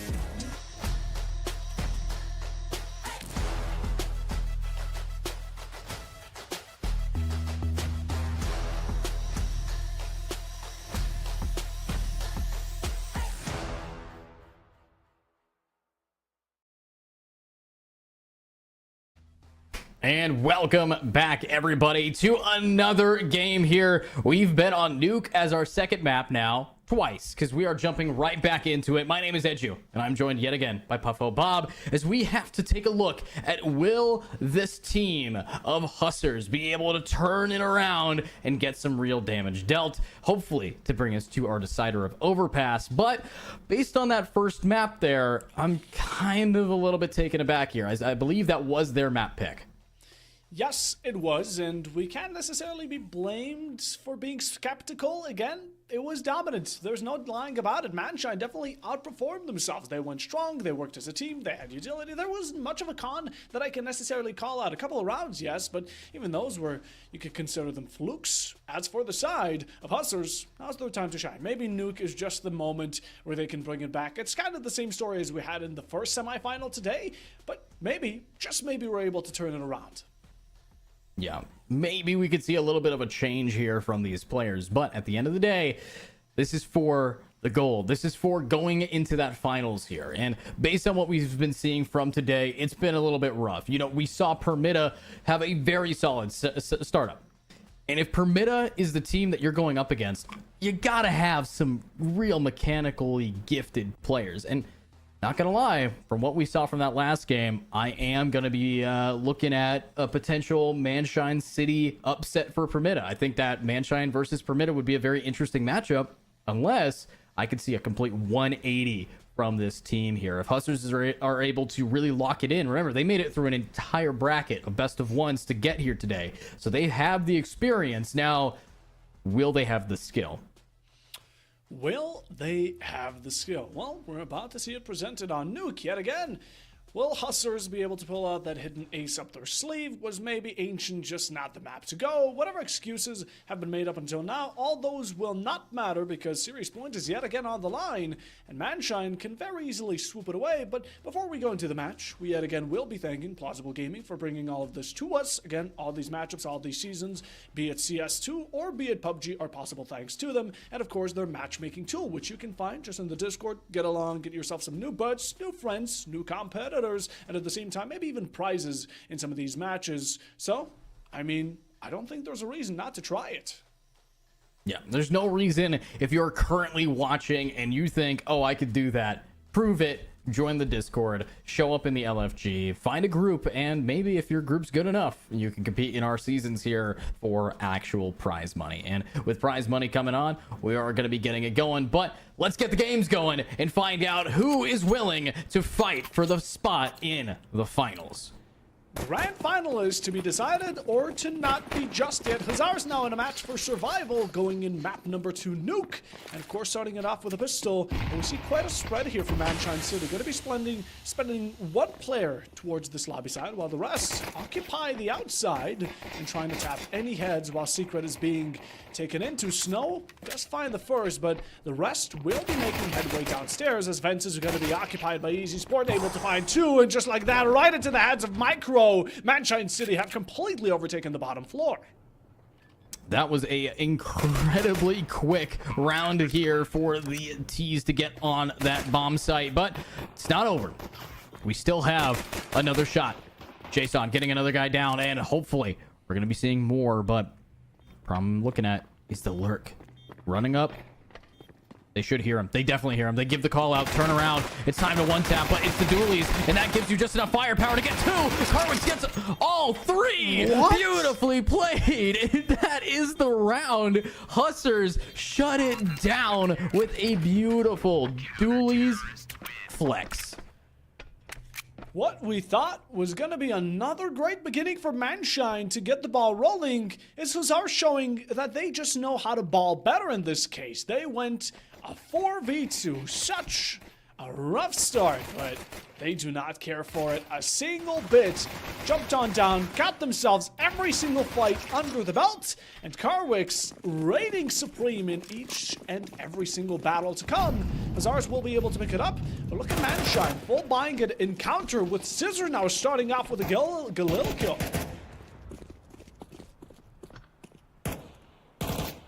And the Galil will keep it going. I mean, it's that's a round 2 op. Okay. I mean, I'm still in shock about that. Just pulling it out. I mean, yes, the dualies gives you a lot of money, but committing to this, Manshine, they got the plant. They got the rifles. This is it's like flipped on its head. It feels like something's wrong, but it's not. It's just the way the money's working, and Mirror's going to keep going, or Micro's going to keep going. And day is open. Manshine can just step in and get the plant. There's not much that Hazars can do to deny it besides just hope to rotate up to the top floor as soon as they can and find another miraculous 5k with the 3 players they currently have on to offer. And well, as much as RBD can fight on these close range gunfights, that's going to be the downside of the op. You're not going to be able to find the same potential wins off of it, and smoked out completely. Better be just to save it and not allow Manshine to pick it up themselves. It's looking pretty clean. RBD wants to try to swing out, but honest, there's no time. They're looking for exit frags here, and RBD is going to be able to be good for 1, but the trade's already online. Now Snow is in the position to find more, but will Easy Sport expect it? The answer is hell no. And with the bomb taking out Scissor, it's now 2 remaining, but a flip for Manshine City with a beautiful amount of money spent, and the investment paid off. Investment paid off, yes it did. Manshine, good way to return it, and just like that, they're going to be able to buy themselves a bit more. And look at Carwix. Now he has the op again. He's been able to reserve it from the previous round and still keep the cash flowing in. But what gunfights can we take that could be possibly won here? I mean, Manshine don't seem to be touching the outside.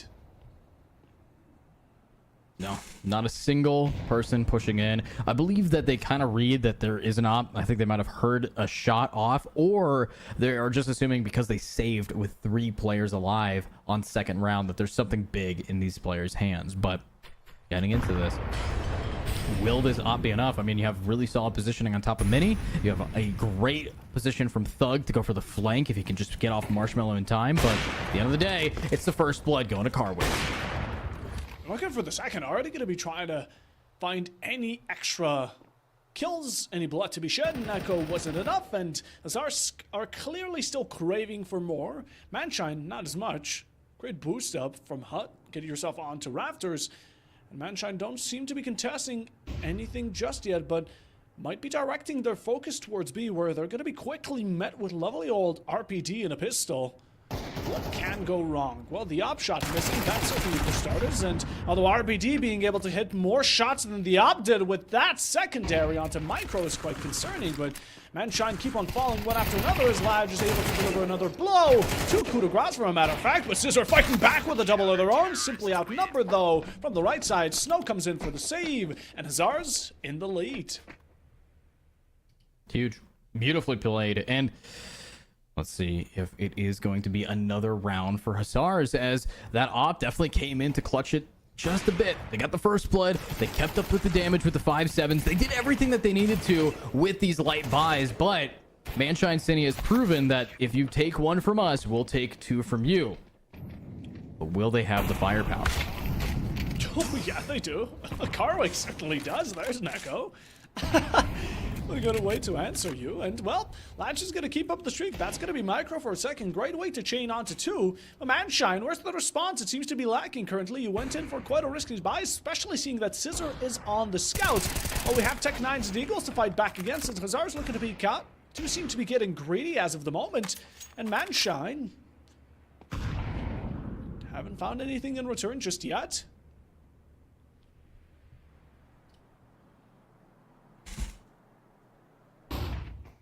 Drops in, gets executed. A little bit of a pistol gun upgrade, but it's just going to be Deagle and the Scout. Scissor able to get 1, but the shots are a little bit too clean, and run and gun. It's the Tech 9. That's why I picked it up. Cleaning it out, and only 1 person has fallen. It was a little bit of a Scout versus Op difference, but the cleanliness of these rounds really came down to the fact that Carwix has been the first blood getter. He is always starting off this round with mercy, and now Manshine City back to being broke. Hazar's as smooth as ever, polished and clean. Now getting a great lead up ahead, but Manshine trying what they haven't just yet. Taking a real approach towards ramp, or maybe not actually. They're going to be sticking true towards this A site, and while the Micro's able to get a kill, he is killed quite quickly after. And you got to be checking your ups because the high ground is going to be given 2 kills away to the side of Hazar's, and also the third one for just an instant. Hazar will be able to wipe the floor with Manshine City, but in the following round, this is another chance for Manshine to prove themselves. Yeah. Another round for Manshine to prove themselves with rifles back in hand, but you have to shut down Carwix before he gets his first blood. He's been able to take out Neko, Thug Life immediately. So I kind of was saying it. It's like Hussars wanted to pick that other map of Ancient because it's so good for mid, but it actually turns out that they just are better on the sideline maps, on maps like Nuke, and that means that Overpass is a really good map for them. There's a lot of side lanes where you're going to be seeing advantage for that. So if they can win this through, they will be on a map advantage.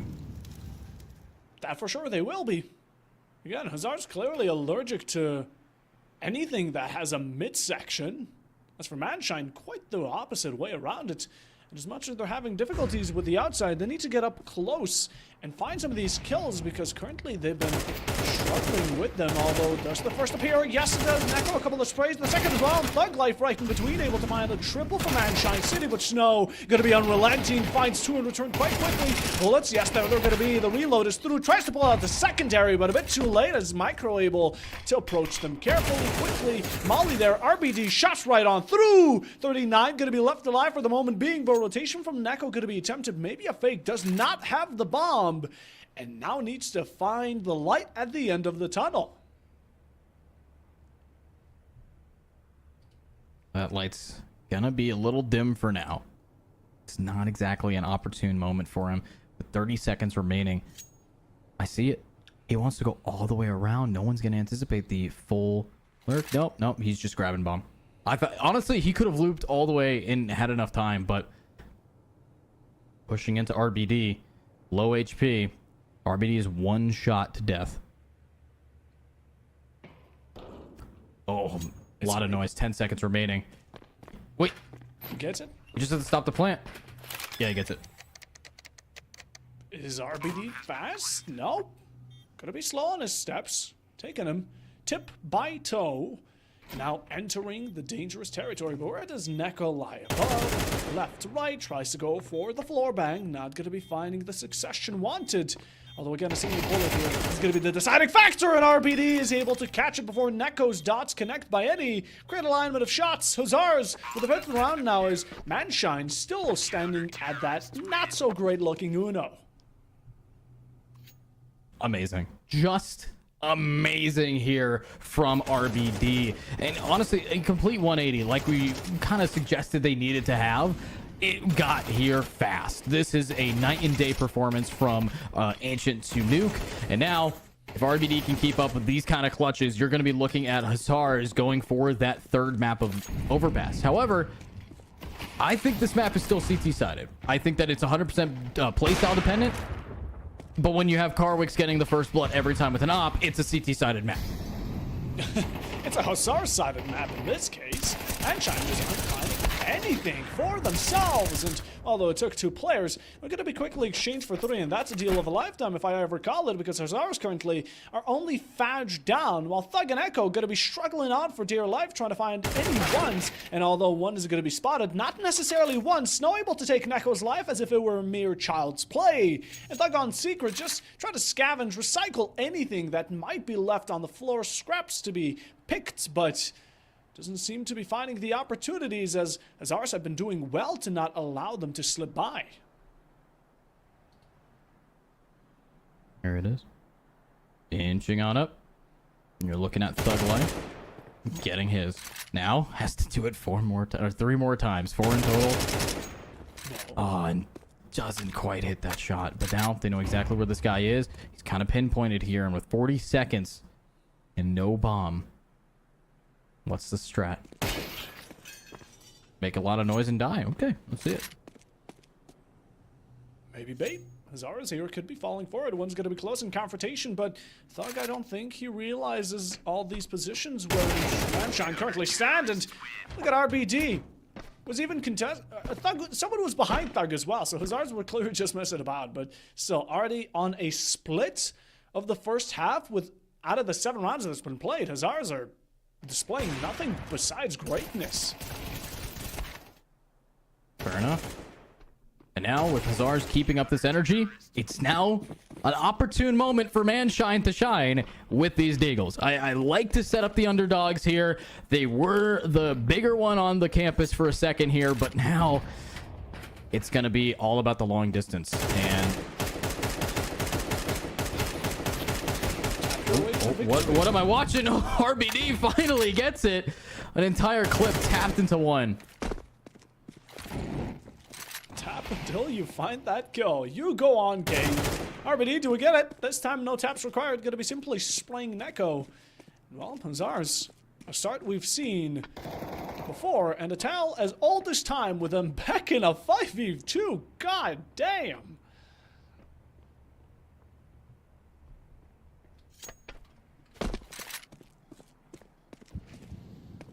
Pushing.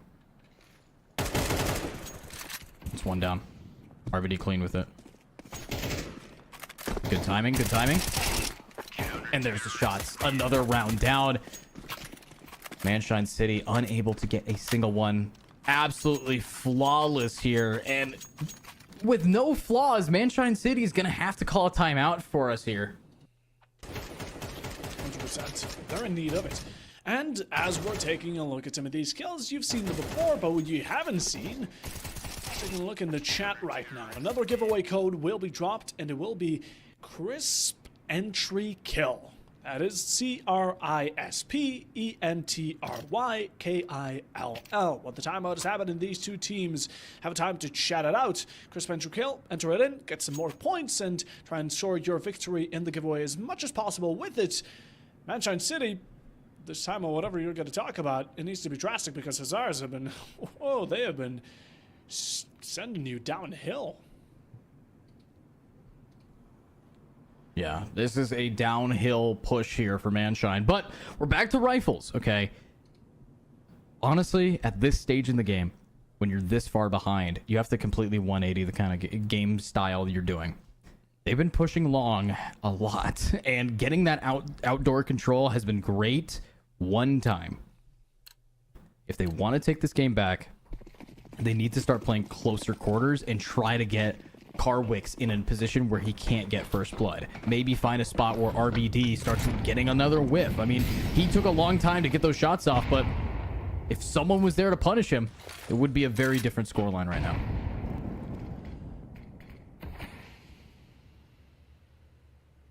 Silence yet hasn't been broken. Manshine City are just waiting for the opportunity to strike, yet they fail to realize they are the ones who need to make the opportunity shine bright.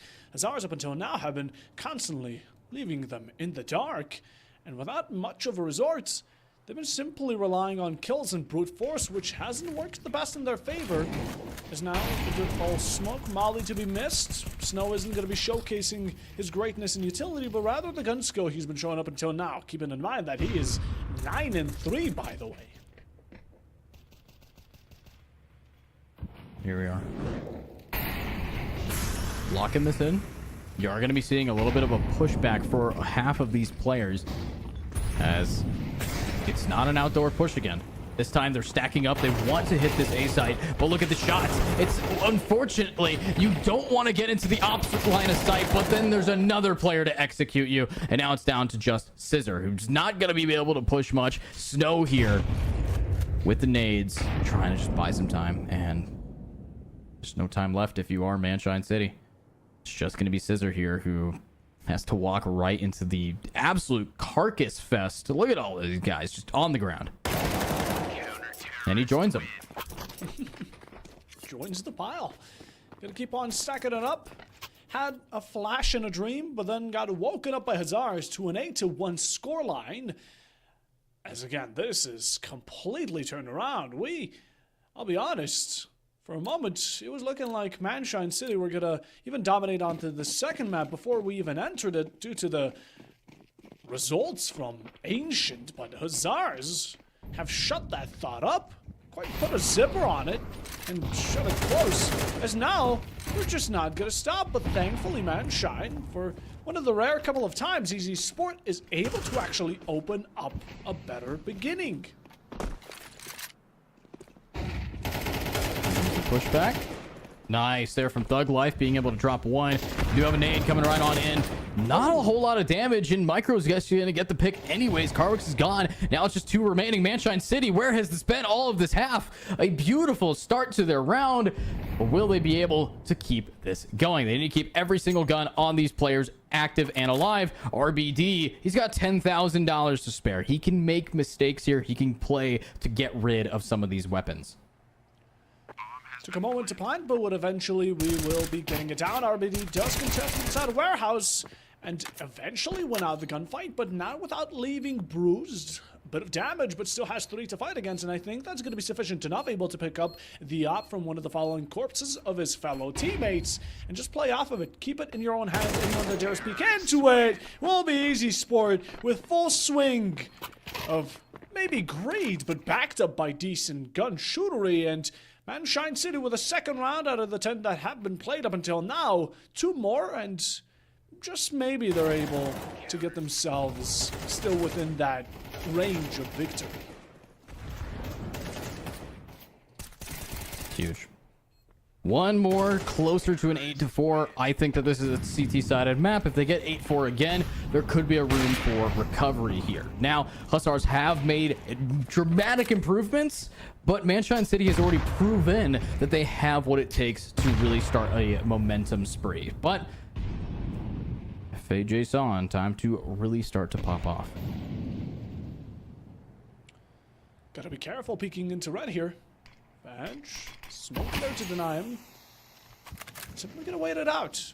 Doesn't want to give the opportunity, but the smoke isn't the greatest. And Fadge is gonna be nicely peeking through that little hole made by not the best placement of utility. And that's gonna be opening up Hazard's first kill. And it's on to Neko. Carwick's there with the op, has been quite notorious with it all this match along. And now with a minute left, Manshine are not only losing seconds, but players by the minute.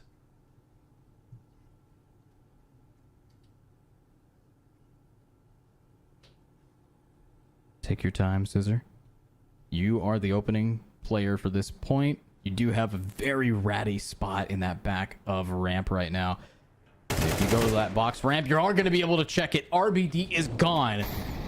And now, 4v3, definitely doable with 33 seconds remaining. They have to move quick. They have to get onto the point, and Snow knows it. He knows it. He's going for it. One flash. Spots out one and completely punishes Easy Sport. Another one, though. Scissor keeps up the spree to keep their team alive. 2v3. All of the CTs are now in secret and looking around these corridors. Jumping around, trying to find the hop onto the final two. Difficulties with opening doors, but Micro not going to have any challenges with Scissor. Crosses established. Last one, Thatch trying to find the ones. Gets a flick onto the left, but still left in a 1v1 nonetheless. Last one is stuck in a corner, goes for the spray, and Thatch claims them both. Hazards will be getting their 9th, and Manshine City not able to stick to the cross that they established so well. Even after Hazards had trouble just opening a single double door, they still get the win nonetheless. That's just crazy to me. The fact even Thaj saw it. He even saw that it was going to be two people swinging out at the same time. But they didn't. Micro Killer just baited his teammate and then got punished for it. And that's why Hazards wins off of a back of a beautiful clutch, but a big misplay. And we're back to business as usual here. Hazards starts with first blood from Carwicks. Just a regular Saturday afternoon, or rather even evening at this point, and Neko is already going to be off the board. Manshine City with a loss, and now Hazards are looking to make the most of it with a bit of aggression, especially spiced up by Fadger's gameplay right now, trying to work out this swing and going to be finding a great one for the second. Manshine City already going to be falling one after another. Another one, do we have it? Yes, the Horror is going to be in the door, and Fadge opening up a door of opportunities as Easy Sport able to return one, a second as well, but clearly not enough as the majority of your team has already been wiped, done, and dusted, and Scissor just remaining to be caught hook, line, and sinker. A final piece of the puzzle between the first, or rather before the first half is concluded.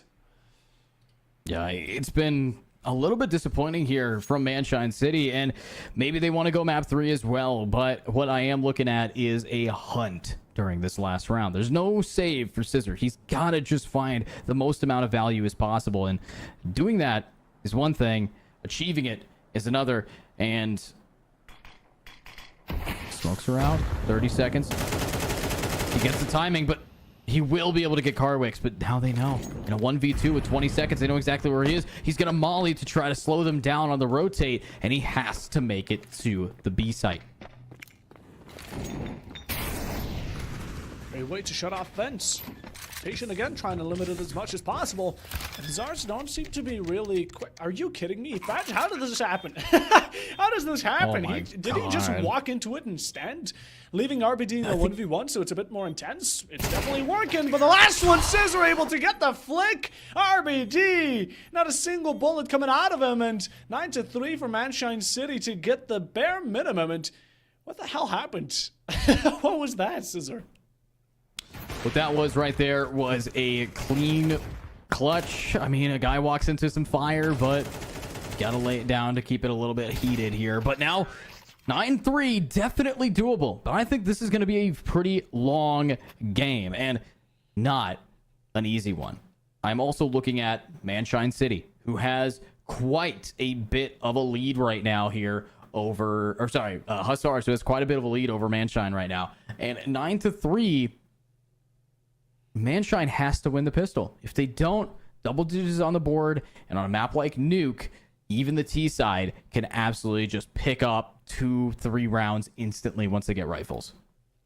100%. At the same time, though, we got to consider this. Manshine City are in for a marathon right now. Are they going to be going for this long run against Hazards to potentially still lose, while Hazards a couple of rounds away from victory, 4 to be exact, within so much more that Manshine are still looking to acquire? Now, the one thing about pistols here that Manshine definitely can abuse is, well, besides having the obviously better pistols in this round, they can follow up with a round. They win this one, the next one's, if Hazards go into a full buy, Manshine still have the clear advantage if they're able to get this pistol round, and of course, you snowball it from then on. That's how Hazards went about it on their CT side, so Manshine, who says you can't? Well, I think it might be Hazards to say they can't. If anybody's going to be able to jump in and interject, it's going to be this team. But getting into this next round, here's where you're going to be seeing a lot of pain points. You're going to be seeing a lot of this team being able to lock these players all the way back. And look at the aggression we're already seeing in some of them. You have the T side running all the way out and taking out Micro immediately. You punish Scissor for trying to be aggressive on the counter push. One team, one player running across the map to make it look like they're doing a full long push and then still having the lurk. This is beautifully executed, but now it's the execution from Nico. It's now time to keep this damage out. But with the bomb now getting put down, will they find more value? Output from Hazard is going to be simply a bit overwhelming, trying to take these long-range gunfights, and it will be working for Echo's favor, but still have a supporter here towards the side of Ram, challenging with Thug. You're going to be able to leave it down dusted. Last one, Fudge goes in a 1v1, but truly in a 1v3. Numbers advantage, Manshine claim it, they get the defuse as well, but as Hazards took out all but 2 players and got the plant down, they're still not the worst when it comes down to funds. Yeah, they're not doing the worst out of this lobby, but Manshine needed that pistol round for one reason: stop Hazard's momentum. And yes, they had a really solid setup on this last game, but here's the thing. It's a full reset here. Hazards will be able to go for a buy, and it's not the biggest one. It's just some Galils, maybe a Tech 9 or 2, but that's all you really need if you want to make your space, make your name heard throughout the arena here. But what's going on with this? Not the same execution from Hazards. Not the same, that's for sure, but gotta make with what you're given. And Manshine, instant adaptation, putting some players down onto B, 2 to be exact, and just waiting for Hazards to step into their lines of sight. And honestly, that is a perfect plan here, because one up close, as much as the potential was there, Latch expected him more than Thug expected the counter. And although one has been lost, still one more stands. Micro up from above, able to get the drop onto the bomb. And as much as the case has gone cold, Manshine haven't just yet bring it to a 3 against 3, and now instantly returning to the bottom floor. Pretty smart plays here from Manshine City to try to just kind of kite the way that these players are moving into them. But now with the bomb planted, where is this team's opening? It really comes down to a player like Easy Sport, who's starting off with the first blood, but will they anticipate 2 underneath? The answer is no. But they check anyways. Carwix is able to get 1, get 2. But not 3. Great timing to punish him for not having the most amount of ammo. And that's going to be another one for Manshine. And Hussars, they put a lot of money down for this round, and it's not finding the value they wanted. Not necessarily, but at the same time, we have to consider, yet again, it was down to a 1v1. The bomb was down. While though the victory wasn't there, they're not going to be in the worst case scenario. We see Fadge right now on the AK. The rest of the players looking to follow up in similar footsteps. But in this round in general, it was close. I just feel like Hazards, while they gained the advantage so early on, they weren't able to keep it as much. And leaving it to Carwix to try and clutch a 1v3 is certainly not the best. Now, not all heroes wear capes. In this case, it would have been the Galil that could have been carried till the end. But relying on one man to do it, the best resort. Although Manshine slowly starting to bring it back. Oh well. Yeah, it's a slow game. Slow game here, but the slower the game, the more time Hazards and Manshine can strategize, can plan, can prep, and maybe get themselves into the new set here. Now, I will be looking at the rifles. Snow, Carwix, they have what they need. They're making a lot of noise here. Oh. Manshine, this is very aggressive. Ooh. Oh, that's just punishment. Push too forward. You stuck around and you found out. Manshine now. Graves already being dug. Up from behind, going to be able to retaliate. Right there with a kill, even challenging on long. Supported as well, it seems, but the bomb is going down nonetheless. Stuck on through Hazars. Again, claimed ground. And even their flank hold is going to be just as solid as it gets. Thug doesn't expect one to be around this red box with a dink followed up with a body shot. Scissor will be out of the competition, and the final two players don't want to be giving away their guns, want to reserve them for the next round, and simply will be backing off of this final fight. Huge.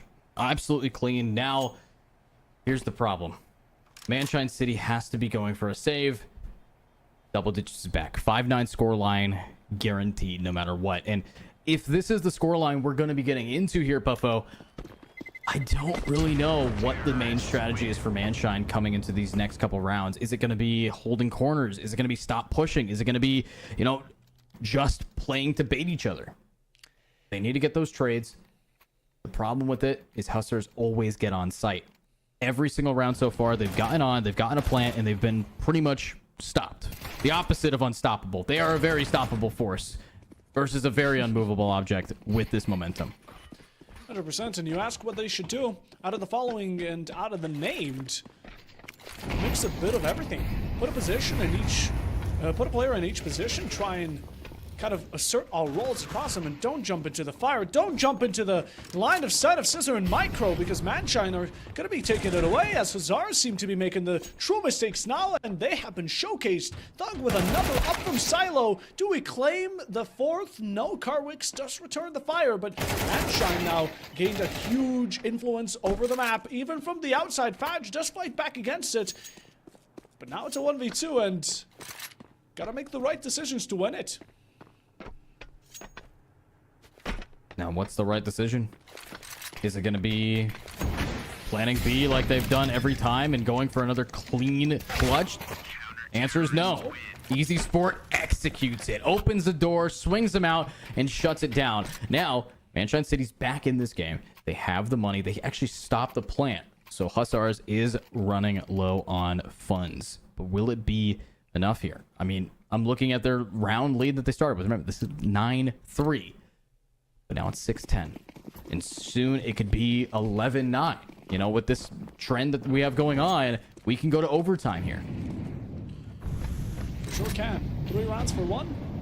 That's the way of going about it. And while playing aggressive definitely is going to be a great way to kick us off here. Easy Sport going to be taking Snow's life and putting it right back into the chamber. Looking to find more. Smokes will be denying you of that vision, but Scissor simply does not care. Is spotting RPD elsewhere, and a second one here for Hazars. Now, Hazars have found themselves in worst-case scenarios and still came back from it, but I don't think Manshine are going to be allowing it too easily, as Thug just mowing one down, and again, bomb is lost, control is as well, but players, most importantly, are at a heavy disadvantage. Manshine very happy about this current position. Will we be seeing any explanations? Nope. One traded, and hello. Wait, he pre-fired. Oh my god, I thought that he almost tossed it there. That could have been another insane one away 2v1 clutch by Fashan. But what we got now, 7-10. I'm looking at Manshine City in complete awe with how Hussars are doing so well in the defense. The second they have to start holding W, it crumbles. And yes, we saw a clean third round where they took, or even second round where they took a very aggressive play out long, and it worked wonders. And I'd like to see it again. No way! This is the entry from Hazars, and, well, one's going to be quickly exchanged by Scissors, but Scissors is completely alone against a whole army. Charge Neko there with a single pop of the op, able to take Lodge's life, but Utility going to be just chumped, dumped, and crunched. Now Manshine are just pumping all 3 players onto the side of Raptors and trying to battle it from heaven. Gonna be smoked out. And again, time running against them. They do have all 3 players' kits. One just dropping down with the help of a flash, able to acquire a kill onto Carwix, which is returned, but same goes vice versa. As all of a sudden, Hazard's now going to be relying on one player. The defuse is being stuck on through an RBD. You need to move fast, as I don't think he can deny it. A round number 8 here for Manshine City, and not connecting those shots came back to bite you, as now the eco is going to be worse, but not the worst. The biggest problem that I saw from that, not even if you weren't able to get on point to defuse, even if you ran, he wouldn't have been able to get there in time. It's the fact that he got out of that smoke, had the drop on one of them, and didn't make them lose the op. That's going to mean a lot of money saved. It's not good. And with these rounds coming closer and closer, and that being an eco, yes, you got the plant. Yes, you can afford AKs this time, but Neko still has that op. And we saw on a player like Carwix what it could do. And Neko was the guy who locked it down in that first game with that op. Azar's losing this, by the way. And they're going to be on pistols.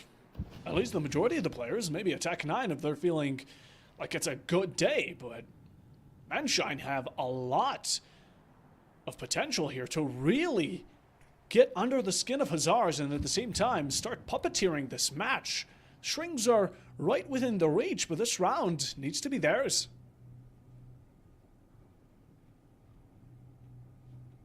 Taking your time. Inching on up. And there's the first one. But Neko gets a trade. And look at this. It's just consistent damages. And Carwix pops off. They just timed it right. Every single one of these fights has happened while someone is in mid-rotation. Now Scissor trying to rotate is down to only 18 HP. Forced to go for the save. Hustlers are going to be able to keep up their energy. And they have momentum now to end out this game and bring us to map 3. As they do, Hazars, your time is now, but don't count Manshine City out of the count just yet. They're still going to be good on guns next time around, although they're going to need to win quite a couple. But it seems like we're really going to be going down the line. We mentioned it. 1 round for 3. Manshine, keep up the trend ongoing into the following. Scissor just battling to keep himself alive and shut down any from Hazars, because I think they realize that maybe, just maybe, some of these players are looking a bit broke. Although he is spotted, killed, 1 round away from match point. Hazars are really close. Close game. A very close game, as you said, but with Manshine City, they already have match point, technically, for the series. They want to go to the finals. They're a very solid team. Hustlers, though, completely 180'd their previous map, and Carwix has the op. Yeah, that puts Great nade. That puts a shiver down my spine. Oh, Dog life. Getting a bit close for comfort. But Hazars are sticking to their ground, and I think Manshine are going to be giving this round away if they keep on pushing forward, so.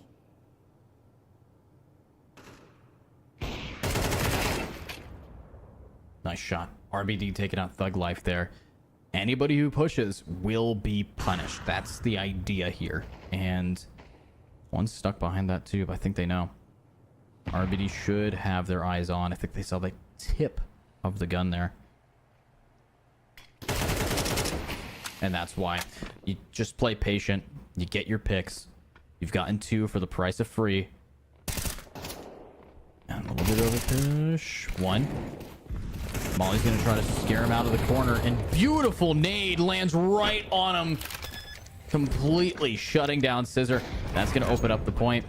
And there is Nico. Taking out 1, but now it's op versus op. He's going to drop. It's going to be a whiffed shot, but they're not going to be able to push quite yet. Another reset, a wall bang. Carwix is 1 HP, but the re-hit, it's going to be Carwix to clean it, and that's going to be the round. Hazars takes match point advantage. Manshine there should have went for the save. I mean, the final 2 players were all that they could rely on because they knew the money game was very rough in general. going into this round, they already expected most of these players to be going on pistols alone, but they tried to gamble out their final 2 players to see if they can really find that final push, and if that wallbang might have connected, possibly we could have seen the overtake, but it simply was not there. Manshine now going to be packed up, and in probably one of the roughest spots we've seen them in a while, and Hazard's looking to finish it out and bring us to the decider. Yeah, and bringing it up, it's going to be a... Hey, easy. This is some crazy trigger discipline. 1, 2, 3. No, he doesn't get it. Snow shuts him down, but Manshine City really wanted to clean it up. That is the way we want to play with these pistols. Up close, personal, and executing. But now, another trade has happened, and it goes in the favor of Hussars. This could be the end of the game. Thug Life walking on up, needs to get the drop on him. He had the timing, but he didn't have the reaction. And that means it's all up to Scissor yet again. He's always here to try to clutch, but doesn't really have the best track record right now. No, it does not. And it's going to be the final chance that Manshine City get here, possibly. As Hazars is going to finish out the map, and we're going to be seeing Overpass. I think that's the lead we're going to be heading into. Scissor, a single tap between his eyes. The headshot there for Hazars, 8 and 13. Hazars will be your winners within regulation, and also map number 2, meaning that for the second best of 3 today, we're actually going to be treated with a map 3. Yeah, map 3, it's gonna be Overpass, but it's gonna be very interesting to see what has changed. Obviously, Nuke and Overpass have a very similar play style. It is those those long angles on the sides that really can make or break this game, and that goes in the favor of Hussars. Now, that's my prediction. Puffo Bob, what's yours? Honestly, I think Manshine can bring it back. Let's spice it up. I think that Manshine here are going to be finding what they've been looking for. Perfect. You heard it here first. Manshine has a chance to bring it back. It's Hussar's map. We will be right back, and hopefully we'll see who goes to the finals.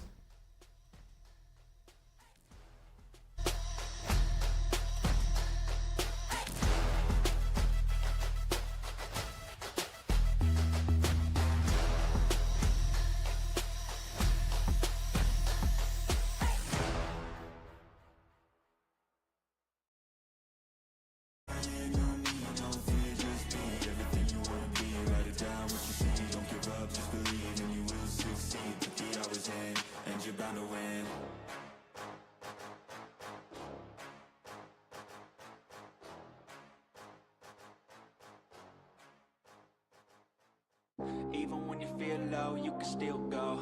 Even when you feel slow, you can still go. Even when there's no hope, you can still go. I never answer to no, man, I still go. Go, go, go, go, go, go, go, go, go, go, go, go, yeah, go, go, go. Hustle hard, hustle every single day. I'll be making moves till I'm buried in my grave.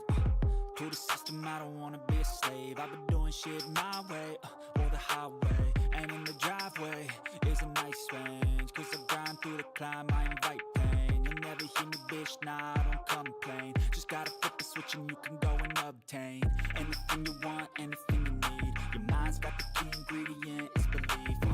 They deceive with the negativity, but I just slide right by that energy. Even when you feel low, you can still go. Even when you feel slow, you can still go. Even when there's no hope, you can still go. I never answer to no, man, I still go. Go, go, go, go, go, go, go, go, go, go, go, go, go, go,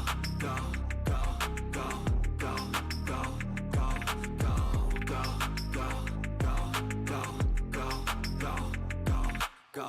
You got a mind, but even that could change. You could flip the gray matter like some batter in your brain. That's why I say, fake it till you make it A. And if you play that game, then you just might make a change. Rearrange all the bad to okay. Take the worst thoughts saying, turn them to a game. Take the best thoughts saying, put them on display. On repeat in your brain till you're feeling no more pain. Never slow yourself down, you can do some more. Push past all the pain and you'll find a door. Open it up and finally explore everything that you thought you could never do before. And even when you feel low, you can still go. Even when you feel slow, you can still go. Even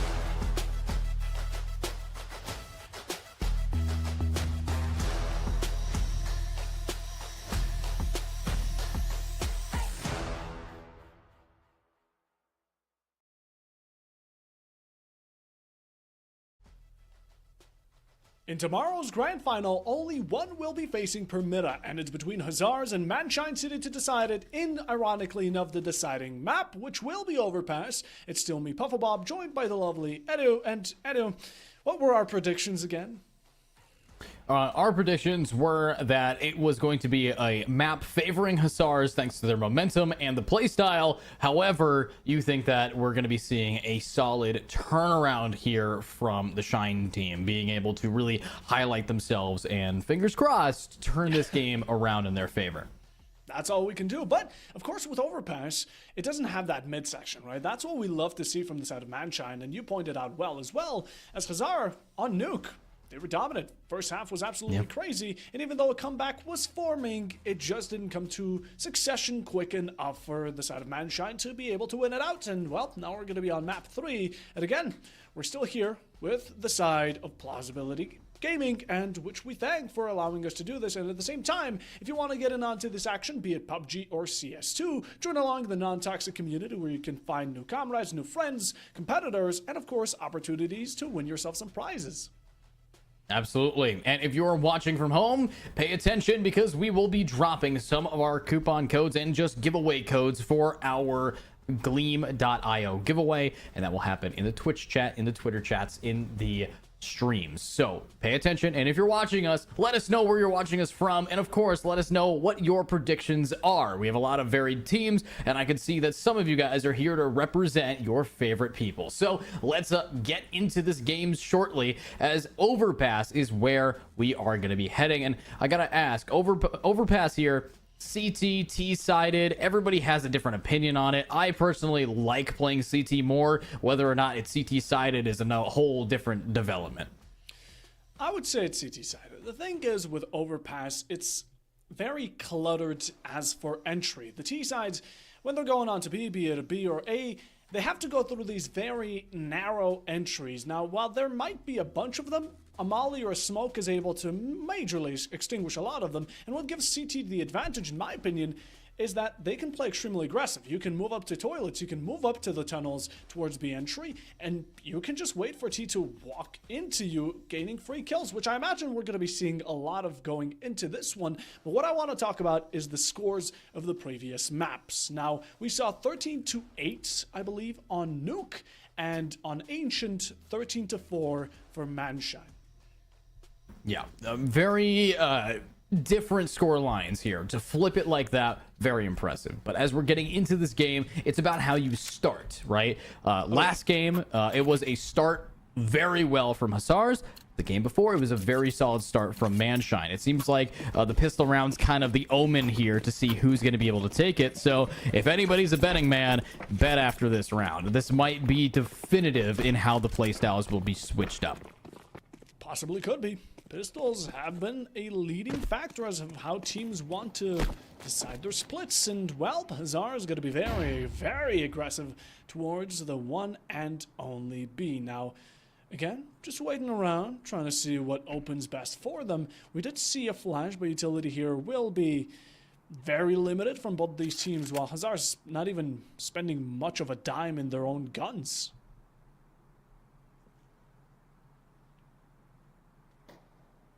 Not a lot of change-ups here, so let's see what they can do. Lovely Inching rotation. on up. It was an early rotation trying to bait somebody from the T side, and then nobody really took the bait. No one's flanking. Nobody's lurking for the CTs. They're playing the sights tight, and with 4 players ready to execute anyone who tries to touch up. What's going to happen to Manshine? What's going to happen to Hussars? Long out. Indication should be cleared, but look at Microach is going for 2 head taps in an instant, although Carwick's and RBD still going to be fighting back for 3 in an instant. Hand in can, they're going to be wiping out the majority of Hussars. And Echo there with another plant is going down 2 against 2, trying to deny low HP on the planter himself, but Fast still fighting back against it. And the duality of these final 2 will be resulted to in a 1v1, and a single bullet here onto Echo will be more than enough to finish the job. There it is, Fast swinging around the pillar and finding the first round for Hussars. And that's what you can expect. This guy has clutched so many rounds and will probably continue to try to do so. Getting into this game, not going to be easy whatsoever. But as we know that this is a very solid game, what's the plan? Are we going to be looking at Manshine City going for a full buy? The answer is no.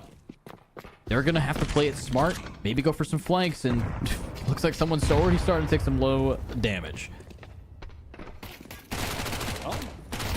To contest it, but putting yourself towards tunnel will result in many deaths against you. Already a graveyard here for the side of Manshine. As only 2 remain. Where have they all gone? Nice from Easy Sport. Gonna maybe see another opening. That should be a weapon upgrade for him. And yep, it's the Mac 10, but will the Mac be enough? Will this guy be able to keep up some damage? Obviously, full save here for them. Roughly no full buys, no ecos, no little guns to make a big difference. It's just going to come down to Easy Sport hurting the economy of Hussars. And with a Mac 10, he can get a lot of cash. Definitely can. But you're looking at any minimal damage while trying to keep yourself away from the bounds of these enemies. You don't want their claw reaching over you and killing you out. Why is he saving a Mac 10 with no armor? I think he just doesn't want to be killed by Hussars. And well, okay. He snuck up It on worked RPG. out. Fair enough.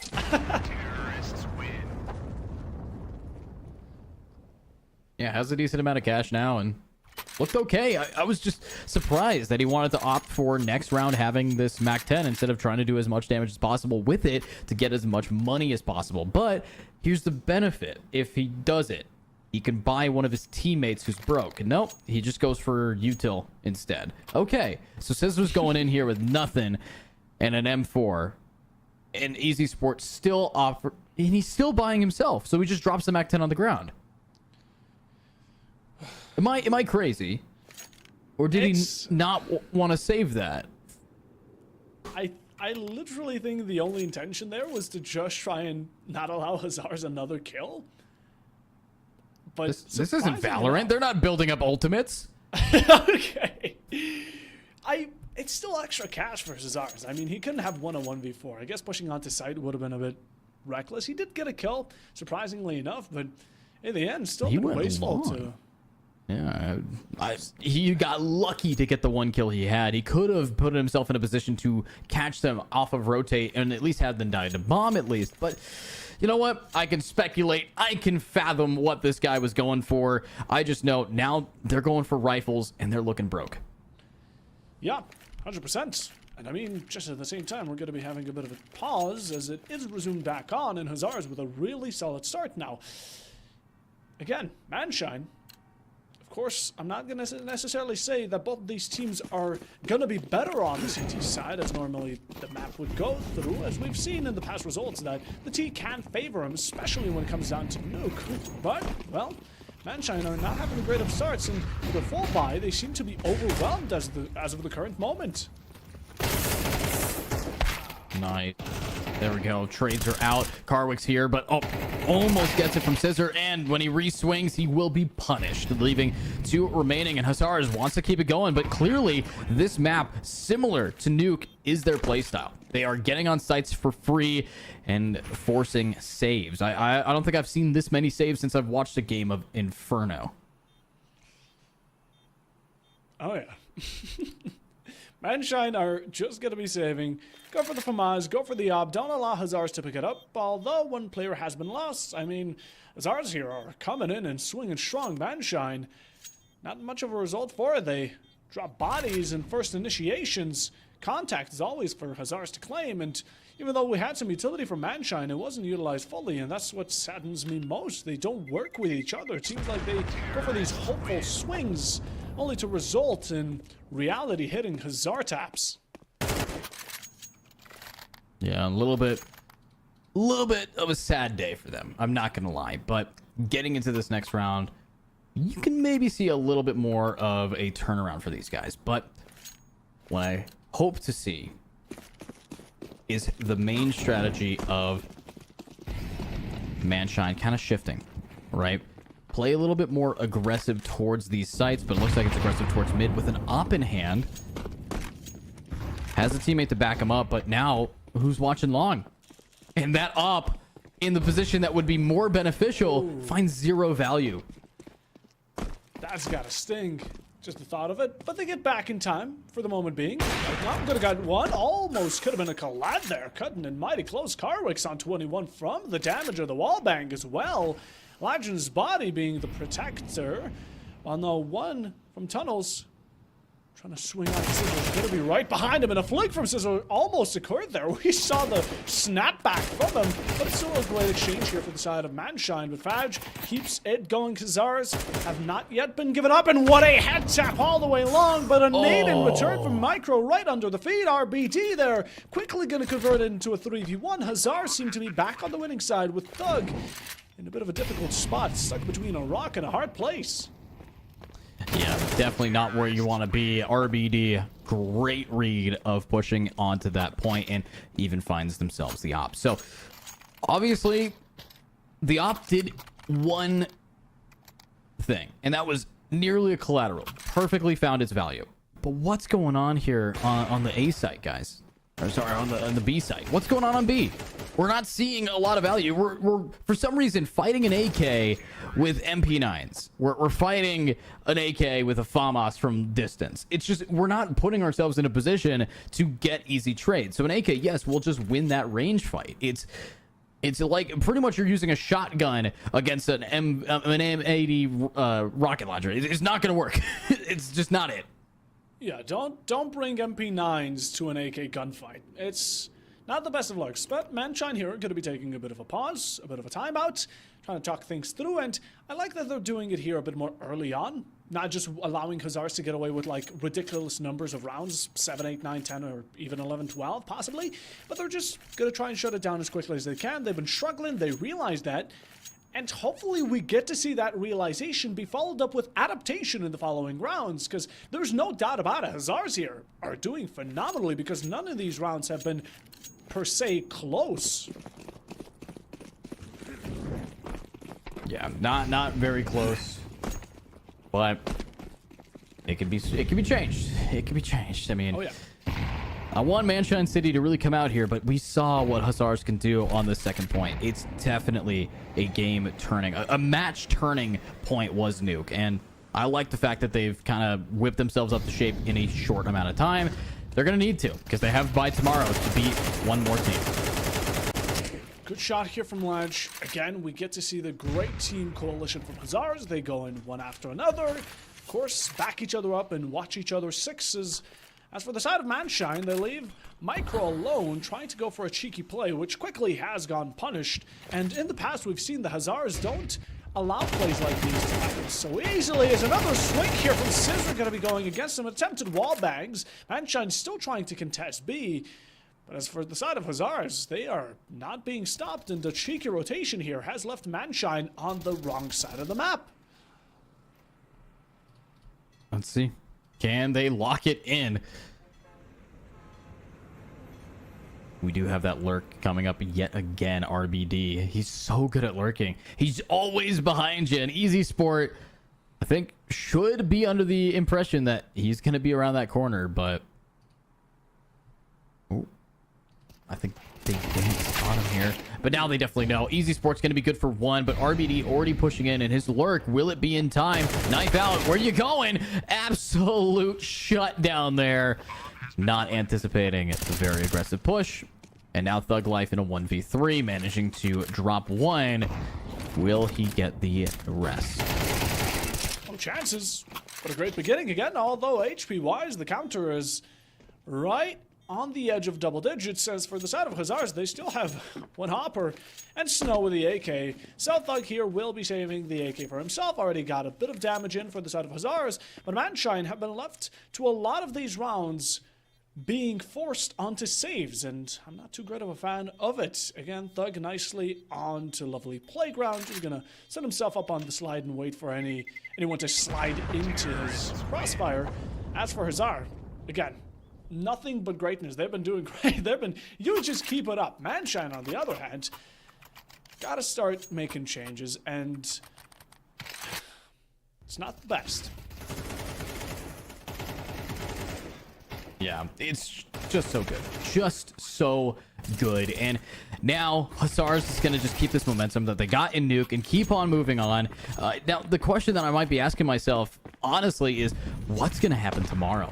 With either of these two teams, we saw a very dominant round. We saw such great game plans here from these players. And now I think we're running into a little bit of an issue here with our previous teams kind of being a little bit of an ego. Can they keep that ego up once they get to the big boy? Gonna have to see. That's for time to tell. Meanwhile, Zers are going to be telling us yet another tale that's just about as old as time. Pushing to B, get a couple of blows. BD going to be starting with one. Unsurprising fact, too quickly to follow up. It seems like we're going to be heading in the direction of an A-team ace. Although, second here for RBD, plant going down. Neko in a 1v5. And stuck in a corner going for... I know this is going to be surprising, Edu, but a save. Okay. Gotta save for next game. There is no next game. There is no. Oh! Gotta pick, though. RVT able to get that trade off in pretty solid fashion. I don't know if Neko's going to be able to get any more, though. There's a guy who's on the hunt. It's always this question, right? What now? We've already lost the round. We got a kill, yes, a bit of value. It's just that good scrappery from the side of Manshine City, but we haven't been seeing what they've been able to display on Ancient. And oh, Neko gets the second, right? But again, it's just recycling some of these kills and almost even gets found out. In the end, Hussars have been just finding rounds and results. What happens in the end or at the very start doesn't matter if the victory is still against you. So the main thing that I'm looking at here is the 0 to 5. Is how many of these rounds have been lost thanks to the bomb? All of them. I mean, 4 of them. 4 of them, the bomb has gone off, which means 4 times have they opted to save. And for what? Neko kept himself alive for the entirety of that round just to fall immediately into the next one. We gotta see more value from these guys. I mean, I'm looking at Scissor, who was MVP of game 1, kind of taking a back seat right now. Just waiting for his moment, but it doesn't seem to be showing. And look at this. The side of Manshine City are constantly swinging, and they've already lost 2 players in this round alone due to that fact in general. But in the past, there has been countless lives and space given up to Hussars because Manshine City just aren't playing together. Right? They're swinging into these 1vx gunfights, such as Thug peeking into 2, one of them carrying it up and able to deliver the final blow. Hussars now onto A, one of the rare times we get to see them there, but it's still going to be their sight. It's still going to be a plant in the final 2. Scissor and Easy. Maybe the KD gets a bit better because you haven't yet been killed, but rounds are going to be 57 and flawless from Hussars up until now. Huge. Absolutely smart. And what's the plan? A little bit of nades.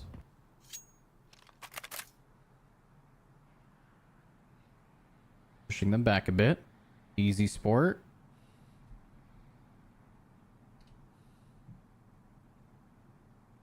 Come on. Is anybody going to want to push the again saving team? What are they saving for? They've guaranteed lost the half now. It's trying to carry. Oh, well, they got a kill there. There it is. Yeah, for the side of Manshine, it's quite obvious. Look, call me Einstein, but it's not bright right now. They've been constantly saving in, back and round, back after back after back, and as much as we love to see them carry some of these guns over to the next round, it's not going to matter when you're not able to put those guns to use, especially when you go out for random swings. So maybe, just maybe, we get to see a bit more of that hive mind mindset. For the side of Hussars, though, again, they seem to be in a sort of flow state. Nothing's putting them out of it. Again, pushing up with long, able to get the gunfight in, and this time Neko will be winning but just like that, Manshine, it's a good start. Keep it up, please. Nice timing. Right as they pull out the nade, you execute them. And now another one could happen here. Spot him. Great. Oh, Greater. Snow with the double and huge. This guy's 7-1 right now. Wants to keep up that spree. And Hussars, they were just at a disadvantage, and in 1 second turns it on its head. Now we're in a tied situation with an op in hand and a pretty much free A site. As open as it gets. Now going in alone. RBD's going to be able to find another victim, throw in the nade, but going to be at the bad timing. Smoke wanted to possibly blindside the enemies, although with timing, as much as Manshine have been able to EQ out the man count, Hussars have overtaken A and now looking to get and stick the blind down in any moment. Here's the plant. Good molly. Might be able to buy some time, and boom, Carwix has an op. What are we gonna expect? And Easy Sport, you can save again. You have that opportunity. Both of them are 1 HP though. You don't have to save. He's going for it. Yes. And now it's a 1v1. They're finally going for it. Please. Play aggressive. You're gonna need to. Bait him out, possibly. Should have been spotted, but Carwix takes the shots. He got hit there. Yeah. Oh my 7 god. HP. So That was close. so close. Yeah, that's what it's a I'm step saying. I forward. mean, a step forward, but I'm still shocked. We said it was a CT sided map. We were wrong. I apologize. It was a Hussar sided map. You gotta correct our thinking here. At this point, it just seems like a Hussar-sided final 2 maps in general. Right now, they're going in for a reverse sweep, and certainly one way of going about it, especially in the last map. Should have been the most rivalry showcased, but as for this beginning, Snow is just going to be shutting Micro down, and although great head taps here from Neko, going to be able to bump one up. But Hussars don't seem to be getting overzealous. That's what I do respect about them, right? They're still playing it very safe, even though they're 8-0 up. But with something like this, Ladge just might be switching my opinion. Yeah, Easy Sport back on the board. Nearly clutched last round. Now being able to get what he owed to Carwix. Huge. Another one down RBD. This could be the first round on the board for them if Easy keeps it going. One player left, 9 HP and a dream. Does not have possession though. First round. Hopefully. Now we can say it. I've seen it happen. Took a couple, but we're there, Manshine. Now only claim 3 more, and maybe we get a successful run that we couldn't on Nuke. They were at a bit of an 8-4 going into the first half of Nuke, I believe, or something similar. Yeah, it was a 9-3, but it was really close to being an 8-4. So maybe. Hopefully, there's a chance they could turn it back, but I'm not quite sure. Oh, Molly on, and oh my god! What a lineup! Mirror! Oh my god! Huge! Just shattering them. Oh wow! Manshine are taking this comeback seriously, and while Hussars in the meanwhile gonna set themselves up for failure in this round. Lined up nicely, the bowling ball was out, and just like that, Manshine with a second round now. So, all right, eco's up, money is as well, and at the same time, not only with guns, but definitely kills have gotten better on the side of Manshine City. 2 more rounds, and again, the new comeback that wasn't there before could be transferred over to Overpass. Here we go. The translation to Overpass is just let them line up and spray them down. Neko, though, starting with something different. We've seen this a few times, but again, it hasn't found much value in this angle. They aren't pushing Fountain. They haven't done it once, and I don't think they want to do it now. But, ooh, the trade. The oppers in this game are just so pinpoint with it, but are they going to be enough? With Neko gone, there's your only person with double digits for Manshine out the window. Good jump peek. Good jump peek. It's going to be persisting now, though, while blinded, Ladge just able to use senses alone and find the kill back for Hussars. Also doubling down on the counts. The op isn't going to be hitting its mark fully, while the Easy Sport is going to be taking a bit of damage. Peeks right after the nade, attempting to maybe put someone to rest here. But Long is not having great progress here for Hussars. Here we are.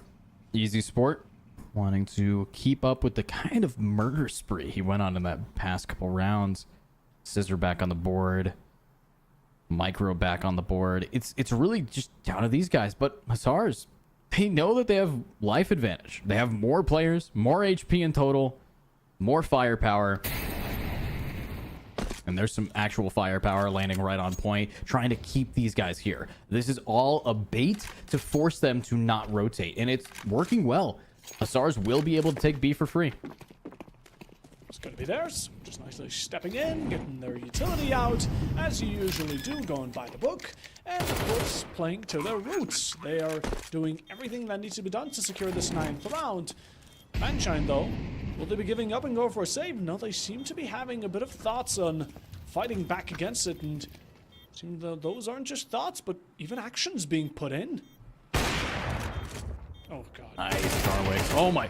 The jump speak, it's not going to be able to find some value until the counter swing. Scissor knew the information where these players were going. Great boost, but at the end of the day, it's not going to be enough. And that's going to be 2-9, guaranteed minimum score, 2-3 if you're Manshine. And there's a chance that a 2-10 happens. And last time we saw that, it was the stomp of a first match that we witnessed today. These early kills here, really good for the side of Manshine, but then it quickly went downhill, and just like that, Hussars. Are we going to be having the same scores we did in map number 2, or Manshine?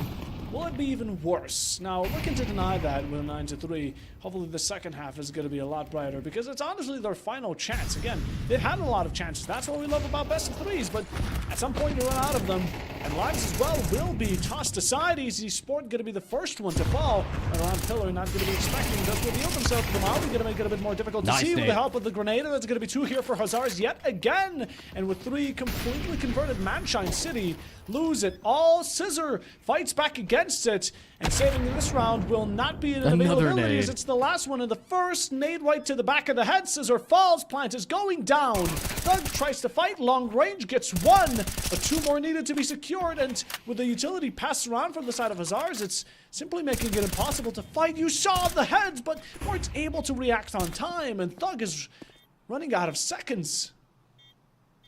It's not much time.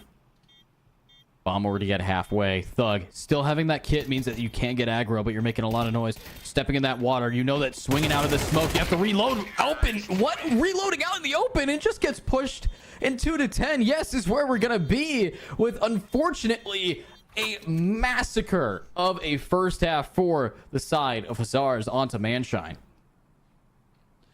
If Hussars claim this pistol, Manshine might have already had their race be outran.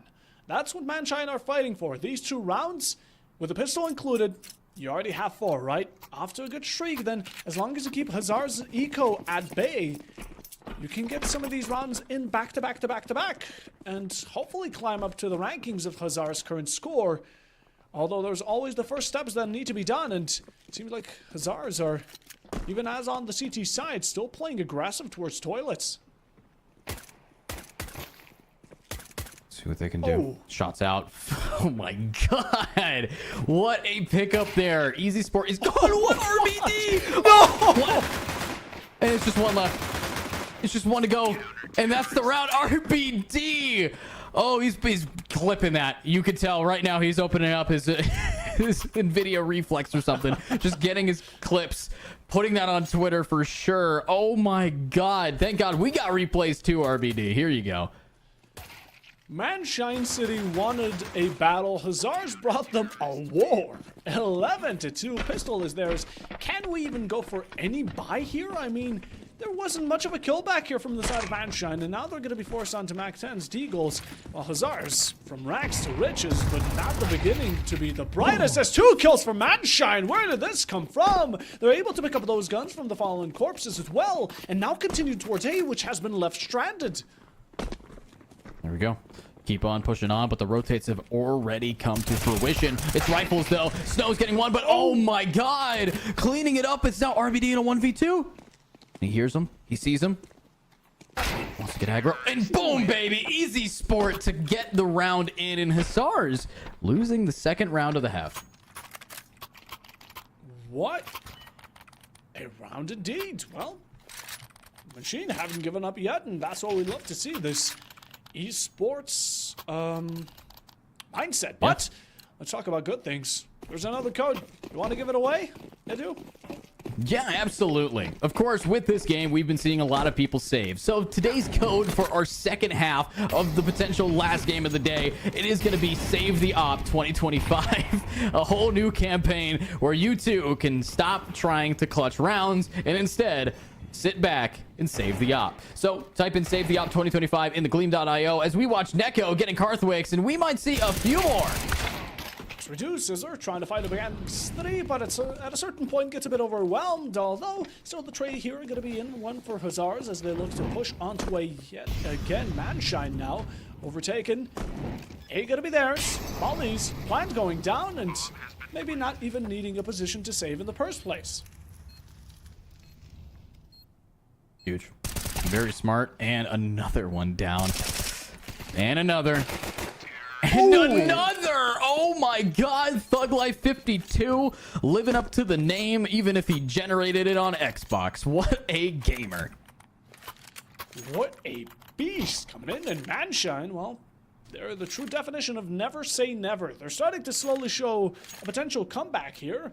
And well, Hazards are left with USP. They're going to be going for a full save. I don't see a dime invested. Fadge is going to be buying out on the Deagle. And we see some pistol changes from the rest of the players, but not much more than it. And I do believe that the CT side here is going to be relying on aggression and possibly even the next round. Huge. Absolutely huge. Will we see more of this kind of launching games? But, Manshine, I gotta ask a question. Is it too late to be playing like this? Is it too late to turn it around? Might be. That's an AK in the hands of one, but Thug Life, the GOAT, cleaning it up. True indeed.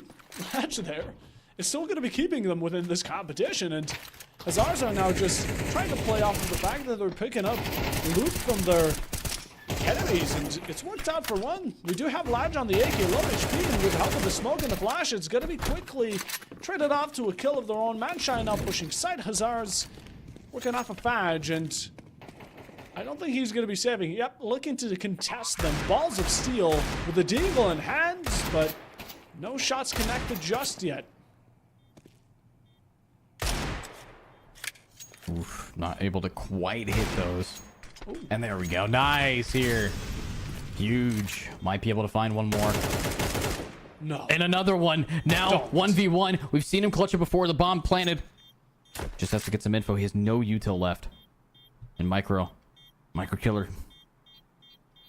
Doesn't have the kit. No, no time. Has to save. Good calls. There we go. Let's go, though. Good. Oh, well. Goes out to the bomb. What a way to go for our champion. They got a double kill and dealt a bit of damage onto Manshine. But Manshine, you know their progress is good when they're kind of already halfway there. Yeah, already kind of halfway, but I gotta say, you're looking at a big turnaround. Big one. And you're still seeing, I think, a team mechanically different. I think what we saw was a team that burns out quickly, right? If this was a best of one, we'd be seeing Manshine in the grand finals. But it's not. This is why best of threes are all about endurance. We talked about that as the main plot of today. When you're going through an entire bracket in a best of one, it gets really difficult when you haven't played a lot of BO3s yet. Certainly does. Waiting for the swing. Karwix, or no, actually it's going to be Fatson, punished by Scissor here. Good first opening contact for the side of Manshine City, but they still have much more to offer up than just that. As for the side of Hazards, they seem to have been taken aback by the moment of realizing that Manshine are now on a better beginning, but Ladge quickly converts it back into a battle of 4 against 4. Just gotta take it slow. Just gotta take it slow. Lots of fire rate and Karwix on the flank. Oh, I think. Oh no. Ooh. He gets the jump. Nico not able to get it. Neko is gone. And now it's time to push on up. And another trade-off coming in. But are they going to be able to fight for Monster? Are they going to be able to pop off? And they line up. No way, they did it again. What are we doing, Hazards? We really like that tunnel, don't we? Everyone's just cuddling up in a corner as snug as a bug, and Manshine keep on spraying down it, getting kills for kills. These are 2 rounds that have been won from one tunnel alone up until now, and we gotta get rid of these bad habits. It's really disappointing to see them crumble over and over again, but it's just what happens. There's just so much layering these guys in, and now another shot. Nico starting off with Karwik's gone. It's just the first blood turnarounds every single time. No flank from him this time. But it's time for Legion going in. Might be able to grab just one, just all you need. And what a shot! Taking out Easy Sport. Might be able to keep up this momentum if you can get that AK, which you do. And RBD. Here's the footsteps. 1. Oh! Just goes to the gun. Almost gets it. A little bit over aggro, but he's done his part. Now his team has to follow up. Great job. Great job done there. Set back Manshine. Give him a taste of that phantom presence from Hazards. And now Manshine don't feel just as comfy of constantly swinging and rattling the CT side. And as they're trying to spread themselves thin throughout this map, they need to commit to one of these sites. It seems like their decision will finally be made. It's going to be A. Actually, towards long. Go for this 3-way push, but Hazar is one of the players. Fadge seems to be expecting it.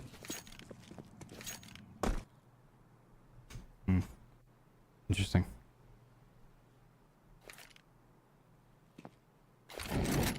Moving up. Maulers are out. Shots are out. Micro killer. He gets stuck in his util. 1 remaining. Snow can try to clutch this up, but in a 1v2, will he have it? No, he won't. Scissor is back here. And oh my god, we're going for more. We're keeping this up. No match point has been made. That is going to be 5 rounds in a row.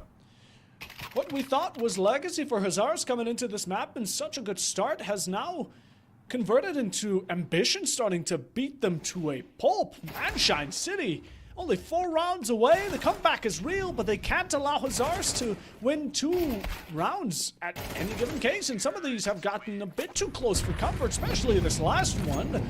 Although Hazards, this round is going to be quite important, seeing as we've invested a lot. We need to find the value back from it.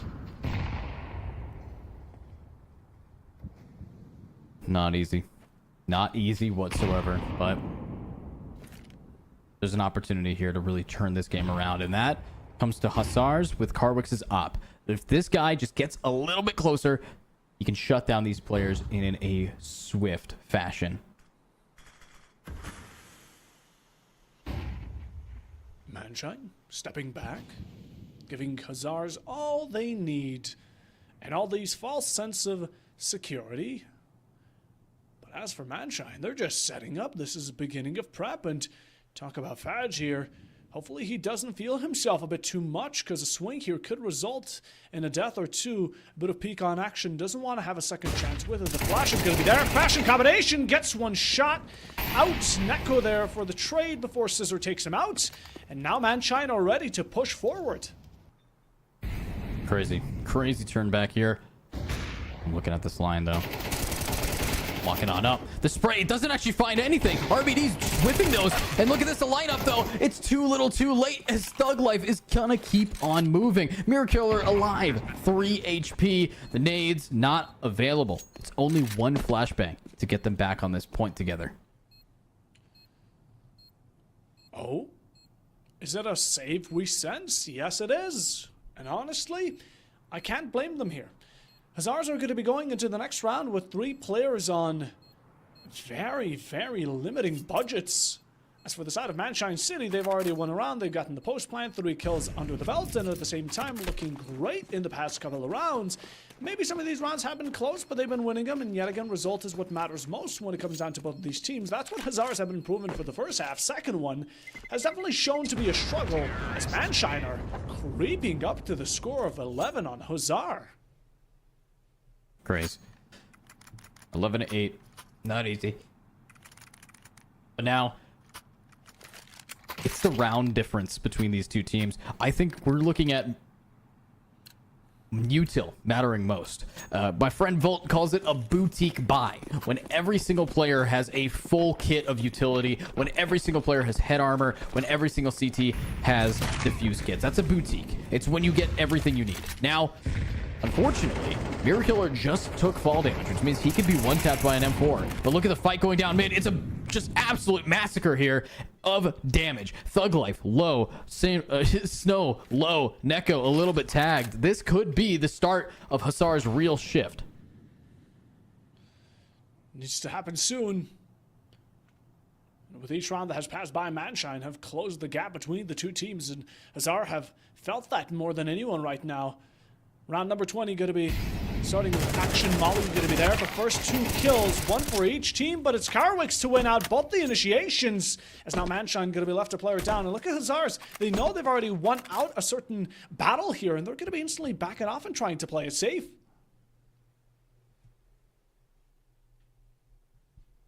Take your time. If you take your time, you should be in a position that you don't have to worry too much about this game. This is not going to be too easy.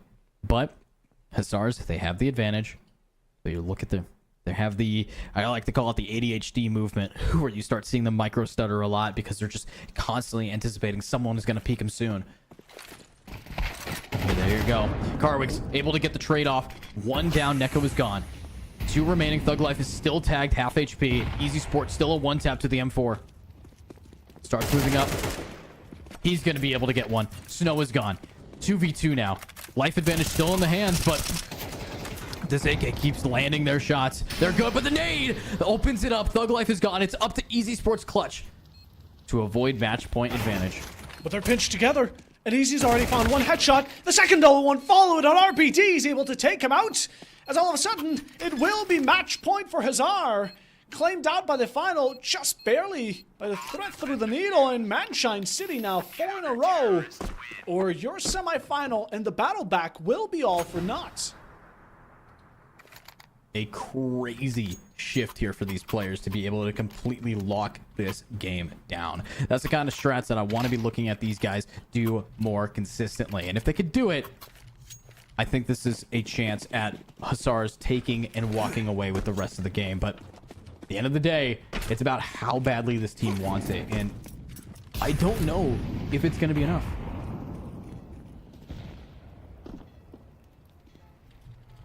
Peeking in, Marquette's been spotted. Shot is going to be there, and Ladge with an opening here for the side of Manshine. 12 to 8. 1 more round. Hasars are fighting to finish it out as soon as they have. It's been a game of survival just to try and crawl up to this match point, and now they're finally within a reaching distance.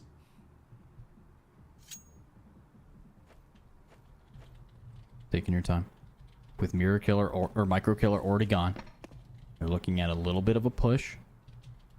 Shensko trying to find that opening, trying to get some information. Unfortunately, Manshine, even though they've managed to lose 1, they haven't really given up much info here. They have no idea where Manshine is right now, and that's all you got to focus on.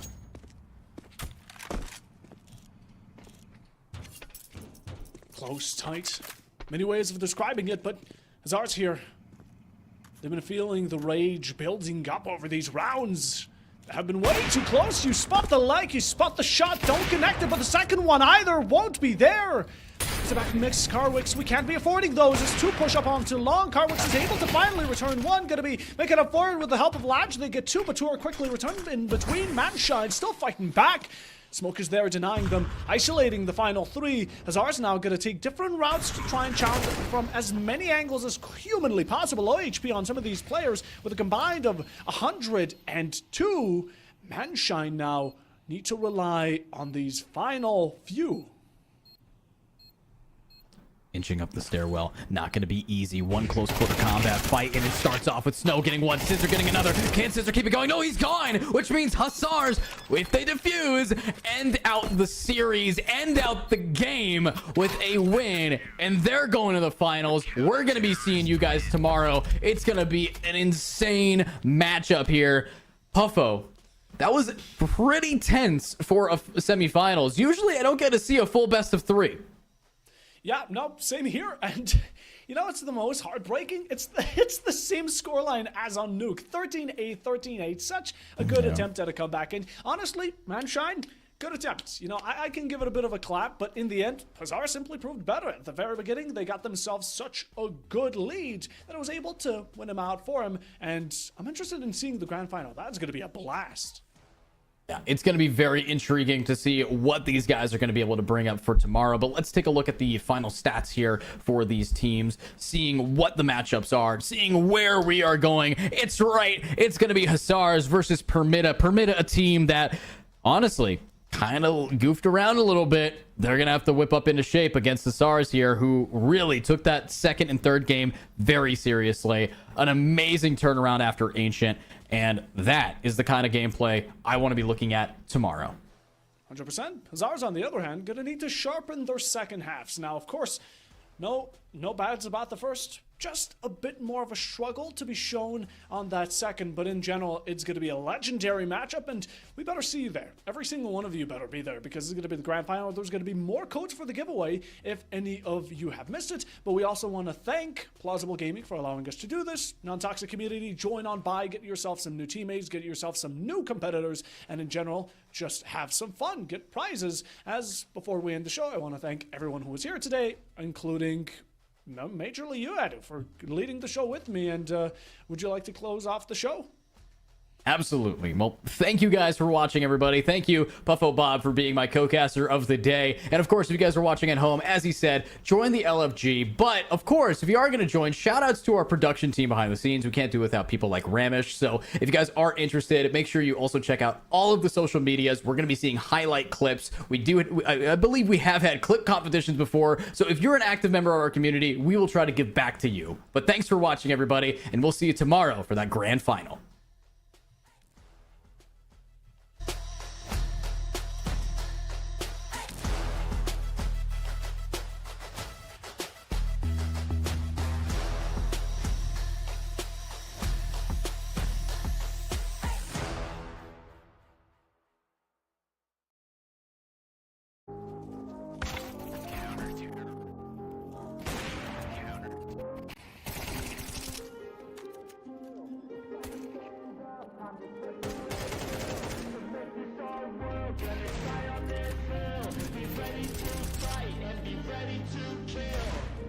You cannot stop me, I'ma make it to the top spicy. Caught a coming in, not cocky. You cannot break me, this was mine for the taking. Got an itch, man, I'm making. I'll keep my head down and grind and be patient. I'll take a stab at the top and the sailing. They can all try, but you cannot contain it. Cause I see the things that I want and I take on my goal. Push myself to the brink, no limit. Do what it takes to be free, committed. I'm a little obsessed with things, I'll admit it. But that's what it takes to get a freedom ticket. Got a killer instinct and it's just the beginning. Breaking down walls and the hurt start thinning. And the more you push it, the fast start tripping. Till you're the only one getting off straight with it all. No, we never sit still. It's time to stand up, time to take the red pill. To make this our world, gonna die on this hill. Be ready to fight and be ready to kill. Never give up, no, we never sit still. It's time to stand up, time to take the red pill. To make this our world, gonna be ready to fight and be ready to kill.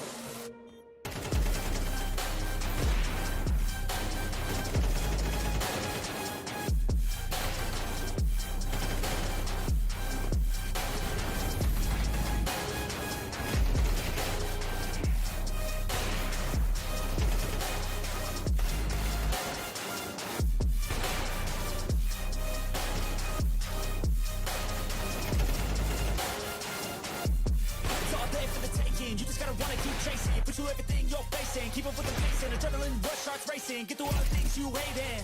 Don't let the others in charge of your dreams. They just don't know what it takes to be seen. You see the ship take control of your team. And if you're alone, then a one-man army. So you better be starving. And you better be carving. Through the hate, keep marching. And every day keep charging ahead till you get what you want, what you dream. Regret is the thing of the casting you'll see. That you always had it inside is the key to make the most of this life for me. Never sit still, it's time to stand